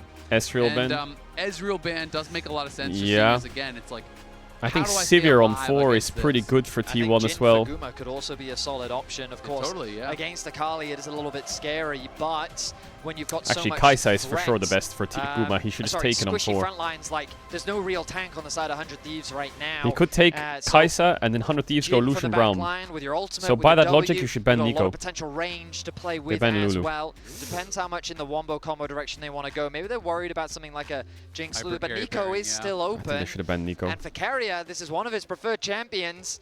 It comfortably synergizes very nicely with what T1 have gone for. The wombo combo is very real. I think they should have banned Nico and looked for Lucian Brown. Struggle with the stacking CC that What do you play now? I mean, I guess you could play Kaisa Nord. It's like, I don't care if I see you because I'm just going to shockwave. You're not going to play Ashe into Jarvan, Galio, Ori, Nico, all right? on top of that smoke screen there. And, or Xayah. You can't play Xayah. Not only is this great engage, it's also great counter You can't play engage, Sivir right? either. Because if you are this melee-heavy comp, very likely Kaisa 100 Thieves not. are going to have 4, so they are going for the Kaisa option, so that means it's going to be Rel a is hard also engage okay. support. We're thinking like Rel or Nautilus or whatever, something along those lines. Regardless of what it is, you basically have 5 short-range champions, and you're going to be flying in on a target, whether it is the Orianna or whatever AD carry. Guma will play that Xayah on Guma 5 goes. here. I think something super defensive could be smart here, whether it is the Jhin or Xayah or whatever. Chat, everyone ads. If you're not about ads, you can use the on Twitch. You don't have to sub to the comes channel if you don't want to. the Back for the Nico, game in starts. comes the Big kiss. Galio, in If you comes all sub these now, you things. won't get So I ads feel for all like the world. the draft was Appreciate you fairly supporting the predictable. stream. I'll see you in a sec. Clearly have defined playstyles. If you're looking like, you know, just standard comps, I feel like T1 has a pretty big edge, but if there were a way to win, I think for 100 Thieves, just full sending it, so I don't mind it whatsoever. I am not surprised even in the slightest by the Xayah being picked against the full dive. So powerful to buy yourself the time while the Pop Blossom or the I like Galio 100 ult or Thieves drafts, you know, whatever it just else goes in. just create space. But 100 T1 have a Thieves lot of showed good us peel. last game Galio ult, that Nico they ult are can willing peel, to Orianna play can aggressive, get that rid of they these will not be melees, Xayah intimidated ult. by the fact that they are But playing yeah, up 100 Thieves against very T1, mobile, and with this they have type a of global, composition, they have you so much need to damage, have they have that so much mentality. dive. My It's eyes just these are dive locked comps, you onto need to River be on willing this to Pantheon. dive, You've got point and you click need to be stuns. willing to You've dive got an quick. incredibly powerful semi-global ultimate to try to turn numbers in your favor when they shouldn't be, and I feel like So they River's need to be performance will snappy. be paramount for this They team can't to just have a run at chance. them in a straight line and fight. Keeping my eyes They need on Pantheon both Guma ults, and they need Faker. Akali In the flanks, last they game, need Faker really did struggle Rel throughout flanks, the they early need a lot. phases, but he had very significant knockbacks on that Talia, whereas Guma, in this composition, he's very relied on to be one of the main damage dealers. This is really only a 2 damage threat composition, and 100 Thieves are going to be sending everything that they've got to take out these 2 carries. Their positioning is going to be important. Their impact in the team fights is going to be super important. Let's see if River can find the advantages needed to set up 100 Thieves for success in these fights. Yeah, and Pantheon has been struggling so far at Worlds. It is 1-5. Only win was won by Tarzan. And, you know, sometimes when you have these, like, low-threat comps where you have 1 threat, 2 threat, you know, I am not a fan of those. But when it's Gen G, when it's T1, when it seems like this, you just kind of for Faker. know that Both the press carries B. are going to play to a level Carrier that will cancel it's it, going to work maybe? out, that it's going to be strong. Also, Ona's Jarvan is just something he's so proficient at. It's something that he's incredibly comfortable on, and he has such impact in the early game. What isn't he proficient on? That's the problem. I mean, that with is this guy. Yeah, that's true. Dude that's is very good. true. That he is in fact quite good. I mean, he's been How's kind his of Azir jungle? You know? Probably quite bad, actually. There you go. Okay, there we go. We just need to ban him into a point where he has to play Azir jungle. We need to shift the game into 126 bans. I see what you're saying. Exactly. But yeah, I'm very much expecting a huge Fnatic early game Jarvan skin. impact Every from him. jungler uses Fnatic Jarvan skin because it's good animations. Focusing his attention towards. Changing song real quick. Nope. Now, nope. He's sitting in the middle of the lane. Nope. Deciding where he wants to start This his one. pathing. Okay, nice. He's got the red pondering a little bit. Well, look, the delayed invade, he was prepared for it. He's now going to change his he was attention. waiting for the Great swap. read from Ona. Yeah, that was actually so impressive. That is what he's doing. He's just waiting. He's saying, okay, I have a ward protecting on that side. He knew that they had that ward over on red buff. He So needs he's to go saying, I don't want to wolves get into caught top on side. this invade here. And as a result, is just going to be able to bot side immediately rather, go to not his top wolves. side. It's going to turn into a split map situation very likely. Kai'Sa is top side, so it is going to be Rumble and Rel weak-sided here, and Owner is immediately going to go into has this mid clear. push, so he should yes, be able he'll to be able eat to all go of these down and will be camps easy. spotted, but this is a split map spot, and I feel like though it was River who initiated it, I really favor T1's spot from here, because Galio getting weak-sided, I think you're not really likely to be able to punish it that heavily. I told you guys, he was pondering. He was pondering where they were going to start, how they were going to invade him. Just simply like this swap? considering all of the possible outcomes, as Keria and Gumayusi are going to have control over the bottom lane wave here. Initially, Quid losing out on these early trades against the Orianna. We know how powerful Clockwork Windup is for taking control of the lane early on against these melee champions. I do also want to note, going for fleet footwork on Akali, it does give you so much more survivability in lane, especially with the additional healing that you can get from your passive. But your kill threat is significantly lower in the late game. Electrocution has become such a staple in Akali's kit to give her that extra kill threat. To not run it, I have some concerns around the potential kill threat later on, especially when we move into the side lane. But for the laning phase, it really does allow you to stay that much healthier when playing in the 1v1. Yeah, and I think, you know, talking to players about this, it's kind of the trade-off of basically you're saying, yeah, I'm losing damage by not going electrocute, but I'm gaining damage by being able to stay in lane longer and having fleet and kind of having more itemization. But he has fleet so that's footwork. kind of the argument I've heard from some players. Rel is roaming whether mid. or How not did that Rel does get to actually mid? remain true or whether it does pay off, that's a different question here, because Faker obviously still building a pretty nice edge thus far. Ayla, yeah, maybe could have engaged, but it wouldn't have mattered because no one is in range, and FBI taking a very bad end of a trade there against Doran, but both are low, and because Doran is weak-sided, he's the one that's going to have to back off, not knowing where River is. All right, we still don't have any crazy action here early with this split map situation like you were talking about. And remember, we mentioned it a little bit in the draft, but this is truly Dokla's gonna have the to base final and TP heist top. for 100 Thieves. It's not just the end of Worlds once this team is out of the competition. It is the end of the organization in League of Legends. They already confirmed back Base at the and TP start of top. this year that they would be exiting League of Legends after the 2025 season What was that was noise? complete. They've gone on an Nope, incredible he's run not base and TPing so top. They're far keeping the throughout swap. the summer split to even make it to this point, and now up against T1, who are now whatever that one was. game away from eliminating them. 100 Thieves will be put to the test. And by all means, they have been tested at this World Championship. What a last hurrah for the organization, as they've not had an easy schedule by any means. No. They have only played so many difficult opponents here at the World Championship. Only LPL and LCK. Yeah, and to round out their tournament, potentially they can still win out this series, but to go up against DT1 in the event that they do lose today, I mean, I couldn't really think of a better opponent to lose to, considering how storied this organization truly is. But 100 Thieves still in a very even state so far in this game. They are definitely by no means down and out just yet. And we saw how resilient they were in their first game. They came so close to winning that first game even. As Keria has snuck his way in. Yeah, Keria, the extra cannon minion, but he misses the tangle misses. barbs. If those would have hit, Quid I has no think that's TP. almost certainly first blood. Yeah, very likely, but either way, he just walks up, chunks down Quid. Quid has no TP, so that is actually so problematic for him. River is coming to try to cover, but they are looking to try to keep this pressure going on him. Big and problem this is in a mid. difficult spot for Quid.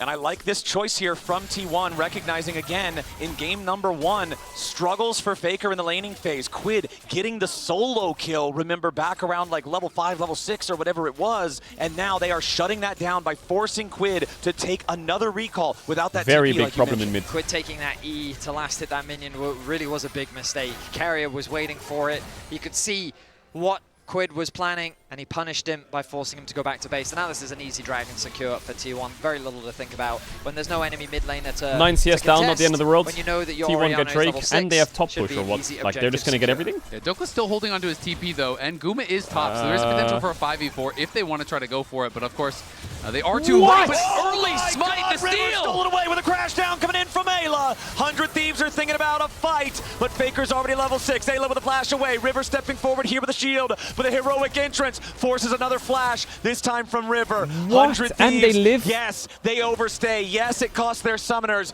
but a heroic Comet Spear from River steals the objective right in front of T1. They call them the Thieves for a reason. 4 They're stealing every HP objective this on game. the Dragon, and the Spear is enough to secure it.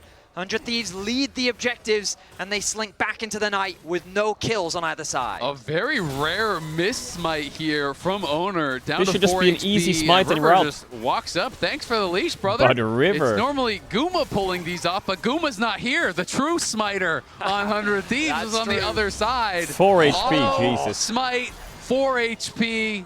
That's 4 too many, as River's going to be able to grab it. I love the guy in the audience who's literally doing Pepe hands as his reaction, as T1 are going to be a little bit disappointed with that, as now River shows Has up flash. in the mid lane with a Grand Starfall. Dead. Point and click there for the stun, First and blood it's first blood over to Quid. 100 Thieves. This is what 100 Quid's Thieves recovered. wanted when they drafted Akali. Yeah, Faker Okay. not even going to use the flash there, And just they going to got hold Drake. on to it. Didn't think there was any They won't real have way he ults could for get out. And grubs. I agree, because the R2 would have still been there to follow and finish him off. So that is a great aggressive play here. Does cost them the flash and double ulti, but well worth it. They take down Faker. He has no TP, so they can push in the wave, deny some CS, get that kill onto Quid. And 100 Thieves, they Quid is really running are bot pushing lane. T1 so far in this series. They're playing great. Faker, if Quid he is lost his running flash bot as and well, they're that putting only Kai'Sa mid. increases the likelihood of Quid having even greater kill threat later on in the laning phase. So I very much agree with you, Azale. Wise choice by Faker not to commit to that. The gold, though, Those wise still choices a lot. very even. That he does. Play going to be secured by Gumayushi. And what I find interesting is 100 Thieves is very committed to keeping FBI in the matchup against Doran. I think across the map that is costing 100 they're giving Thieves grubs. a bit in terms of gold and experience. don't have ults Gumayushi for it, I about guess, to go right? to level 7, so he is pretty don't even have with top push FBI, I either. stand corrected. As Doran with that small XP lead, level 7. And T1 should uncontested secure these grubs. Exactly. Only cost is going to be a few minions in bot lane, but 3 grubs for T1. They're going to be really happy about that, especially because, like you said, it's been Dokla lane against the duo lane. He's always getting pushed in. You know, mid lane has been getting pushed in. So T1 is going to get access to these Akali's towers, taking and they're over going to be mid. starting to shred through plates, which is 100 Thieves a are big losing a lot of problem here. random I mean, gold and Dokla, XP on like, what are you sides. supposed to do in this 1v2? FBI There's goes not a bot, lot, I guess. right? Like, all he can do is just try to survive, and he's done a good job of staying pretty even. I mean, when you're looking at AD carry farm, comparing that though, biggest individual gold lead in the game is Gumayushi over FBI, 85 farm think he compared should to stay here, 68 is Dokla, no? nearly Unless he's 3 gonna TP back and they're gonna entire fight. waves for the T1 AD carry. Now more than that, as he's continuing to just farm Okay, at an TP incredible back. rate. Yeah, I mean, he's just free farming, right? Like, he's been in, 2v1s, FBI he's is been laning down against this 20 Rumble. CS They when he's can't do laning anything versus, I against mean, him. maybe And 15 you're off playing this Nico wave. Zaya against Rumble Rel to start the game. That's free farm, and then he's in a 2v1 a lot of time against the Rumble thereafter. So Guma doing a great job just hoovering up all the farm possible, getting accelerated on this Zaya. You called it out last game, Vedi, that Guma was just positioning so well, playing so well for T1, really was stalwart for them in that win. And Guma is going to be very difficult to dive and take down. Faker's going to go a super defensive build. He's probably just Faker's going going full Archangel's tank. Roa. We're going to have Zaya that's very tough to take down. You're going to have counter engage from Carrier, Galio ult to be there as well. These are not going to be easy carries to get onto and kill. But that's also why we talked about 100 Thieves really needing to find advantages early. That was a really nice ultimate mid lane from River. We need to keep seeing these from 100 Thieves, trying to accelerate the game where they can, get this Akali ahead of the curve, get that first item just ahead of your opposition. And if you can just be that little bit ahead, get those item spikes ahead of T1 and then force them into those fights in these early games before those defensive items come through, that's where you can find these big advantages. All right, down here in bottom lane, checking in is now finally it's 80 Guma carry almost versus the 80 same carry, XP. support versus support, and still though, that 3 waves But or so Ayla is lead also for the Guma same. is Owners present. and Owner bot. creeping through the lane now, looking Drake's in for 30 seconds. He potentially the bases for Summit opportunity Sky here. at a lane gank, but he's not going to see that come to He's fruition. just covering so the push instead out just with channels the Pantheon ult, recall. right? Yeah, I think more so he's just looking to cover because they know that River's ult is going to be back up. So he's just saying, hey, if we're going to push in this lane, look to put some pressure No on Sun or there. Sky I yet. need to be there to cover. If Pantheon ult's in, that's an easy one fight in the 3v3. So, you know, just smart stuff here from T1, continually moving that advantage forward. Essence Reaver now completed for Guma. And I mean, Keria is just kind of making everyone's life a nightmare everywhere he goes. He is causing problems for 100 Thieves. Nice little no shuriken flip there shockwave from on Quid to Faker. dodge a shockwave. For this Drake fight. Shockwave, not quite what Faker was. FBI needs the base though. No, we've seen some impressive I think this Drake is shockwaves from gone. Faker in the past. That one, not one of the top 10s. Yeah, that one's not going to make the highlight reel anytime soon, I don't think. But I also don't think 100 Thieves is too, or I don't think T1 or 100 Thieves is too super worried about that one They right might now. need to be though, Flowers. With the Dragon started off, Quid has his ulti, and River is in the river. Okay, but T1 has total control over FBI's the in the area. base. They Okay, already that's lost also the true. first They're giving Drake, the but they Drake. FBI started had it the up, base. remember, so early. So second Drake of the game, down before 12 minutes, 1-1 in Drake count, thanks to the earlier 100 Thieves steal. I don't think that ward is in the... Maybe I'm wrong. Maybe I'm wrong, but I thought that ward actually missed the brush. In any case, yes, I did miss that the AD carry had gone back to base. Definitely would have been a challenging fight. 100 Thieves trying to force that in a 3 versus 4, even without Faker. But I'm with you. 100 Thieves is just so good that they should have 3v4'd that. That's an easy win. Yeah, I mean, Akali with that ulti, very scary at this point in the game, that's for sure. You've seen enough Quid to know he can make that happen. Absolutely. I mean, he did solo kill Faker in the previous game. He started off strong, and I imagine he has to be riding that high with the level of confidence he's playing with. I thought you were right going to now. go with, he did solo kill Faker with the help of River. That's a sussy minion. All right, Owner trying to come in here, No make a Faker move on shockwave. to Quid, but because the Shockwave's still down from earlier, it means that Quid can make enough distance that Owner cannot try to engage after him with the Cataclysm without committing a flash. He does not want to use that. They know that Quid still has the ultimate, so he could get away Pantheon's defensively ulting just somewhere. with that. Comet Spear and the rest of the ulti coming in Faker now. no It's the flash. Grand Keria dead. Starfall Eats on him. sets it up. Keria's not Nice down. ult from 100 River again. Thieves, Just they keep find targeting themselves mid. a free kill, and now that's a 2-0 game in their favor. The Shockwave from Faker at the very end of the fight doesn't do anything. I mean, it's a beautiful play, not only because they kept the kill onto Keria, but because Faker had to flash to avoid it being him that goes down. So Faker flashes out, and Keria just kind of has to tank that one for him. Very nice. It's a get down, Mr. President moment, but you still got to pay that price, and 100 Thieves happy to take the blood toll.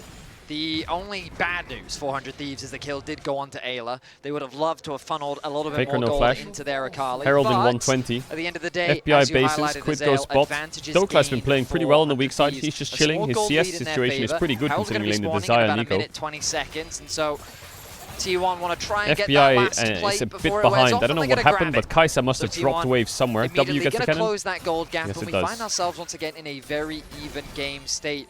I think River T1 wants to go do on Nico or prefer what? this They have no flash on Rel though. situation, especially with the Rod of Ages completed, and that's I going think to these start lane stacking assignments up for 100 Faker Thieves in are the mid not lane. good. They should. They probably lose pushing every lane. No, Akali can't beat Galio. I presume Orianna is beating Rumble, and mid is pushed in. Now, ideally, Quid They does not kinda want to be need- fighting Doran. Yeah, they kind of need Doran Quid has into no Faker. kill threat on the Akali, Oh, nice but the cancel on the Akali base by has no FBI. kill threat on the Doran. Meanwhile, Faker with no flash, sure, Rumble ultimate with the Pantheon ultimate could be enough to set up for a kill, but ideally they want to try and swap those when they can, because look at Faker right now, he's just bullying Dokla in the side lane. Yeah, I mean, Dokla's been set Faker needs to be behind careful if definitely in this Pantheon game, ultimate but, comes up. You know, has done a good job keeping his farm quite close to where those mid laners are, and Quid not going to be having much fun. You know, definitely shouldn't be getting solo killed or anything like that, but could slowly get whittled down by Doran here and lose pressure. And I agree, they really want to be playing around this Akali, so they need to try to fix those lane assignments when they get an opportunity. And you guys mentioned it back in draft, but it is so true. I want to reiterate it again. The taunt hard counters Akali smoke so well, and Ayla gets caught by Tangle Barbs, but only loses a small chunk of HP. River jumps in after Keria, who drops a Pop Blossom defensively. Okay, and no flash Keria, no ult Keria. This Herald looks great for 100 Thieves already. They have TP on Akali, but they need to defend bot tier 1. Couldn't have the damage to get it done. Now 100 Thieves and River have control over the area because they've got the crab. Bot tier 1 might be dead, actually. Start up the Herald, they have and 3 it's grubs, up to T1 right? to try to stop Doran them, but left Keria has no ulti and no flash. This Nico is not very useful. Yeah, Absolutely. It's going to be really difficult. Ayla's trying to wrap around here on Owner, make sure that he can't actually walk up for any chance at a steal. But T1 can just play mid. They're just going to actually knock down this tower here. Yeah, so yes, they're they will lose the ulting. Herald, but here Where? comes River. River jumps in. Gumayushi Guma ulted very early. to the ulti. River Okay, tries River to is follow trolling him, a but bit. the hero's entrance A monster locks up engaged the by, jungler. a monster And counter engaged by T1 T1. takes the first turret. They take a kill, and now Quid is trying to come in to take revenge. Owner is your first target. He's down to 200 HP. He tries to get away with the perfect Gets the E on execution. Guma. Lives up to the Guma has name. sums though. It's 1 for 1 actually, which is not too bad. Nicely played Quid there gets a from kill. 100 Thieves They can to push out respond bot. to the nice play Pretty that good response, T1 actually. started with. It's a 1-for-1 trade. Oh, the but base doesn't get T1 cancelled. taking the Galio shield turret comes up. means they come out on top. You're absolutely right, Flowers. A nice sequence from both sides as T1 acknowledged that Dokla is begging for help up here, guys. Why the fuck am I laning into Orianna for 20 minutes? Now, TP top lane. No flash Orianna, no phase rush either. Danger here. Rumble ult a bit early on the phase phase rush. To escape. Dokla's got to be I think he's careful out. He's chasing 100% out, after yeah. this. Quid has no ulti on the Akali. Unless Faker the trying flash. to make his way all the way out. A beautiful Faker. shockwave. 1 for 1. Down to make it a 1-for-1. Another kill to 100 Akali is Thieves good still for 100 get him. Thieves. All right, you know, they really wanted to force it. I thought they were just going to let him walk out because he was very far back, but instead they decided to force it. It does make it a 1-for-1. They will deny a few minions from Faker, so honestly not bad, but the fact that you spent your TP for that, you spent the flash on the Rumble for that, really means it is not worthwhile. And Bot Doran tower is going dies. to knock The down 3 your grubs. tier 1 Drake on should the die other as well, I side. So think, right? another tower going to be going the way of T1. That top lane tier 1 is The almost more knocked gold down as Xayah well. gets, the harder the Gold game gets for very 100 slightly Thieves. in the favor of T1 here, but 100 And Thieves Xayah's getting keeping really it close. strong. The next objective is going to determine Guma the just feats of needs to strength, but unlike stay alive. last time, 100 Thieves are not in a position to contest this dragon. Withstand their They will engage and concede he'll it. kill everyone. T1 will secure the upgraded boots. Orianna doesn't as matter too much. River looks to try and Faker's cross-map, stealing fine. away camps He'll scale, on the top he'll get side. Seraphs. It's a very close Doran game with doesn't no really clear need gold. winner. T1 do currently have the map advantage simply because they've secured the mid and the bot tower. But 100 Thieves, I look at this Akali and I T1 think should be on they soul have a point very right now. clear win condition. They absolutely do, but at the end of the day, I feel like a close game at this point heavily favors T1, You're right, you're right. It's That's so true. hard to really play into this composition, and the more time you give Faker without him being super behind, it's like, not only is he going to have Archangels, well, guess what's next? It's going to be Azonians after that. Then you have no easy target at all to dive. So 100 Thieves have really got to make them pay, I think, at this next dragon fight and try to blow the game open with something like a wipe into a dragon, into an Otacon, or I feel like T1 is just going to slowly scale until their carries can't be killed in a dive. And the thing I immediately pay attention to when we have late feats of strength like this, the initial boot upgrade, it really doesn't add a whole lot of power, but it's the ability to upgrade the boot an additional time after the first 2 big items are completed. Killer Instinct from FBI, Pop Blossom to follow it up here. Keria on the defense as Ayla wanted to use the Magnet Storm, and they do secure the kill on Keria, but now Doran jumps into the middle of everybody. He gets one back onto Ayla. Support for support as the Galio goes up into the air and gets away. Faker wants to throw the ball forward. 100 Thieves disengaging.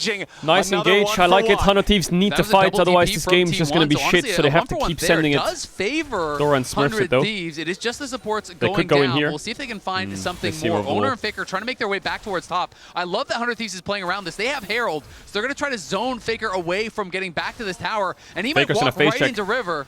No, he's just going to throw the ball. They're not going to overstay. Is there their a draw after welcome. this? There is a draw after Thieves this, want yeah. to go back to base, spend what gold they can. Otacon now going to be spawning in 50 seconds. I don't expect this objective to be immediately started, but in the fog of war... Okay, Rumble. I thought that he was setting up a trap. Looks like not going to be anything too significant. Squid going to push out this wave, and I imagine a reset will come through for him as well. Honestly, I'm really surprised that River actually based there. Knowing that the Galio ult is down, I don't think there's much of a response that T1 can have to that sort of aggressive play, but didn't want to risk it, and as a result, they might be looking for Doran if he overstays as well. I feel like they want to save Herald for mid. I guess they are worried about their siege. Similarly to last game, they are a very short-range composition, and against an Orianna, maybe they want to use this Herald to guarantee this mid tower. Doran, though, doesn't have his flash.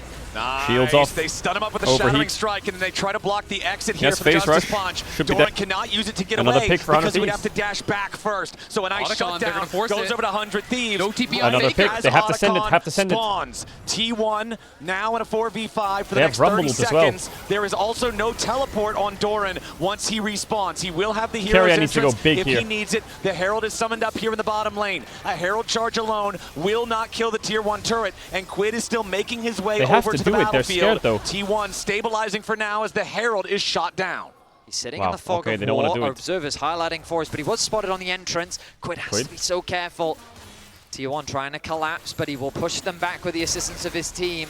This Otacon, an objective too scary to start, especially with 2 seconds until Doran returns to the I think rift. they had to try and Just snatch these that won't window. convert it into anything. They get some Need to damage turn under the bot nameplates tier off and just 1, go. but nothing really garnered off the back of that pick. Yeah, definitely worried there, I think, about starting it up, about it Maybe being it's a 'cause flip Kai'Sa or has getting second knocked item down, in 'cause that would be base. probably a game ender or a series ender. Wait, T1 but I no, no, mean, no. they knew Faker is back in base, has no TP, and Doran is dead and has no TP, so I thought Two that item might have been an Akali. angle they I would think normally FBI go might base for rage bait. But definitely is going to be a No, scary it doesn't have it yet. proposition. Quid now has the Storm Surge completed, so he's on 2 items. And it feels like, again, this is going to be a game coming down to a pivotal dragon fight. You cannot allow T1 to get that 3rd dragon for free move to Soul Point. All right, Doran's about to take the tier 1 turret here in the top lane, put T1 at a very, very slight gold lead. 56 seconds until that potential soul point for T1 does spawn. 2nd item fully completed for Faker as well. He has the Seraph's Embrace all the way involved. Quid going after Doran here, going to allow the taunt to expire.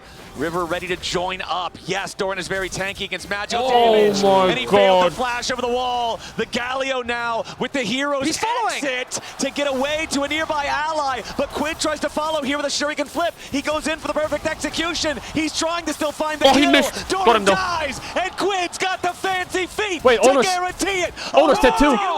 What the fuck, Quid? 5-point strike hits all 5. Oh Quid my dies god, with a shockwave flying in across the whole retaliation. map, chasing the Galio to the death. For 100 Thieves. Oh, look at And one Guma's of the damage. 2 is the enemy jungler. Ayla crashing down over the wall as Guma Yushi forces Quid his is retreat. cooking. T1, they're a 3v4 Doran's on the map yearly for flash now. into the wall at Worlds. I cannot believe that Quid made that work. It was such a The risky Rumble ult saved follow him. on the No E, Rumble ult, he's but just he gonna die says, there. Screw it, I'm gonna go in. He finds But they the used a outplay. lot He there, gets 100 a Thieves, kill on and they're the gonna board. lose The another Rumble dragon, ultimate maybe. from Dokla with the assist They need to be onto getting careful. the They kill have onto all of their Ona members as well. topside. If it wasn't for Faker, he would have been They 2 need to for enter 0. here. But are 100 Thieves just going to give the dragon? I mean, you killed the jungler, you killed the top laner. They're not even moving down there whatsoever. I think we see can't do one this more replay, or are time. they gonna fight It's that all Drake or about not? the chase, and Doran, you are not going to get one shot. You can walk all the way, I promise. He just flashes early and flashes into the wall. And the E to follow. We're going on a wild ride, Eddie. I mean, this was so risky. A nice interrupt comes through from Oh, he Ona, proto-belts but it to also cancel it. stops. Oh no, the taunt does still connect, but the ultimate is still available for Quid. He still connects the E as well. That Rumble ultimate is huge because of how much damage it does to Ona.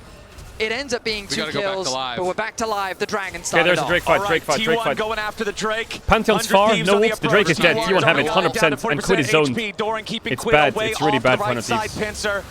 As the Infernal Drake is secured by Owner and T1. 100 Thieves not there in Ay, time. ay, ay, Yeah, ay, River ay. really wanted to finish a 2nd item. This so he Galio does value do is that, insane. But then you're allowing them the free soul point, and now they're going to engage. Dead. Yeah, now it's a ton of This is damage. gonna be Back game here, onto I think. River. The shield cannot Unless they protect can him make in some time. magic, Quid 100 won't Thieves. spread onto Oh, Guma Yushi, well but it played doesn't by happen now. Quid. Pop Blossom's not going to stop him. Ayla into the middle of everybody here with a Magnet Storm. Carrier lives. might just die to Quid, but FBI's already been executed by Owner. Ayla's next to fall. Double kill over to Guma Carrier Yushi. Carrier dies, but it's so many dead on 100 Thieves in trade. What happened to Only FBI? Quid How did he die? and Dokla are still alive as Quid tries to escape into the enemy jungle. Owner's got an eye on him here with the sweeper. Quid still trying to get out, but Faker's shockwave will seal his fate. T1 Guma's with a soloing 4 for Atakan. 1. For simply approaching the dragon, Yeah, T1 I think the comp finds diff is setting in. The Galio value is kills. insane. 100 The Thieves Zaya's positioning. unkillable. They did not respect Orianna the is too tanky possibility now. of T1's collapse. Their target They is what, lose Nico so and many Jarvan? members. They lose the dragon. They lose the Otacon, and this game is quickly slipping away. He has Infinity Edge on Zaya Could at be minute again the kinda 24. the He's straw that fucking... broke the camel's back. I mean, watch it one more time. The dragon was already down, but they were worried about the potential of Otacon.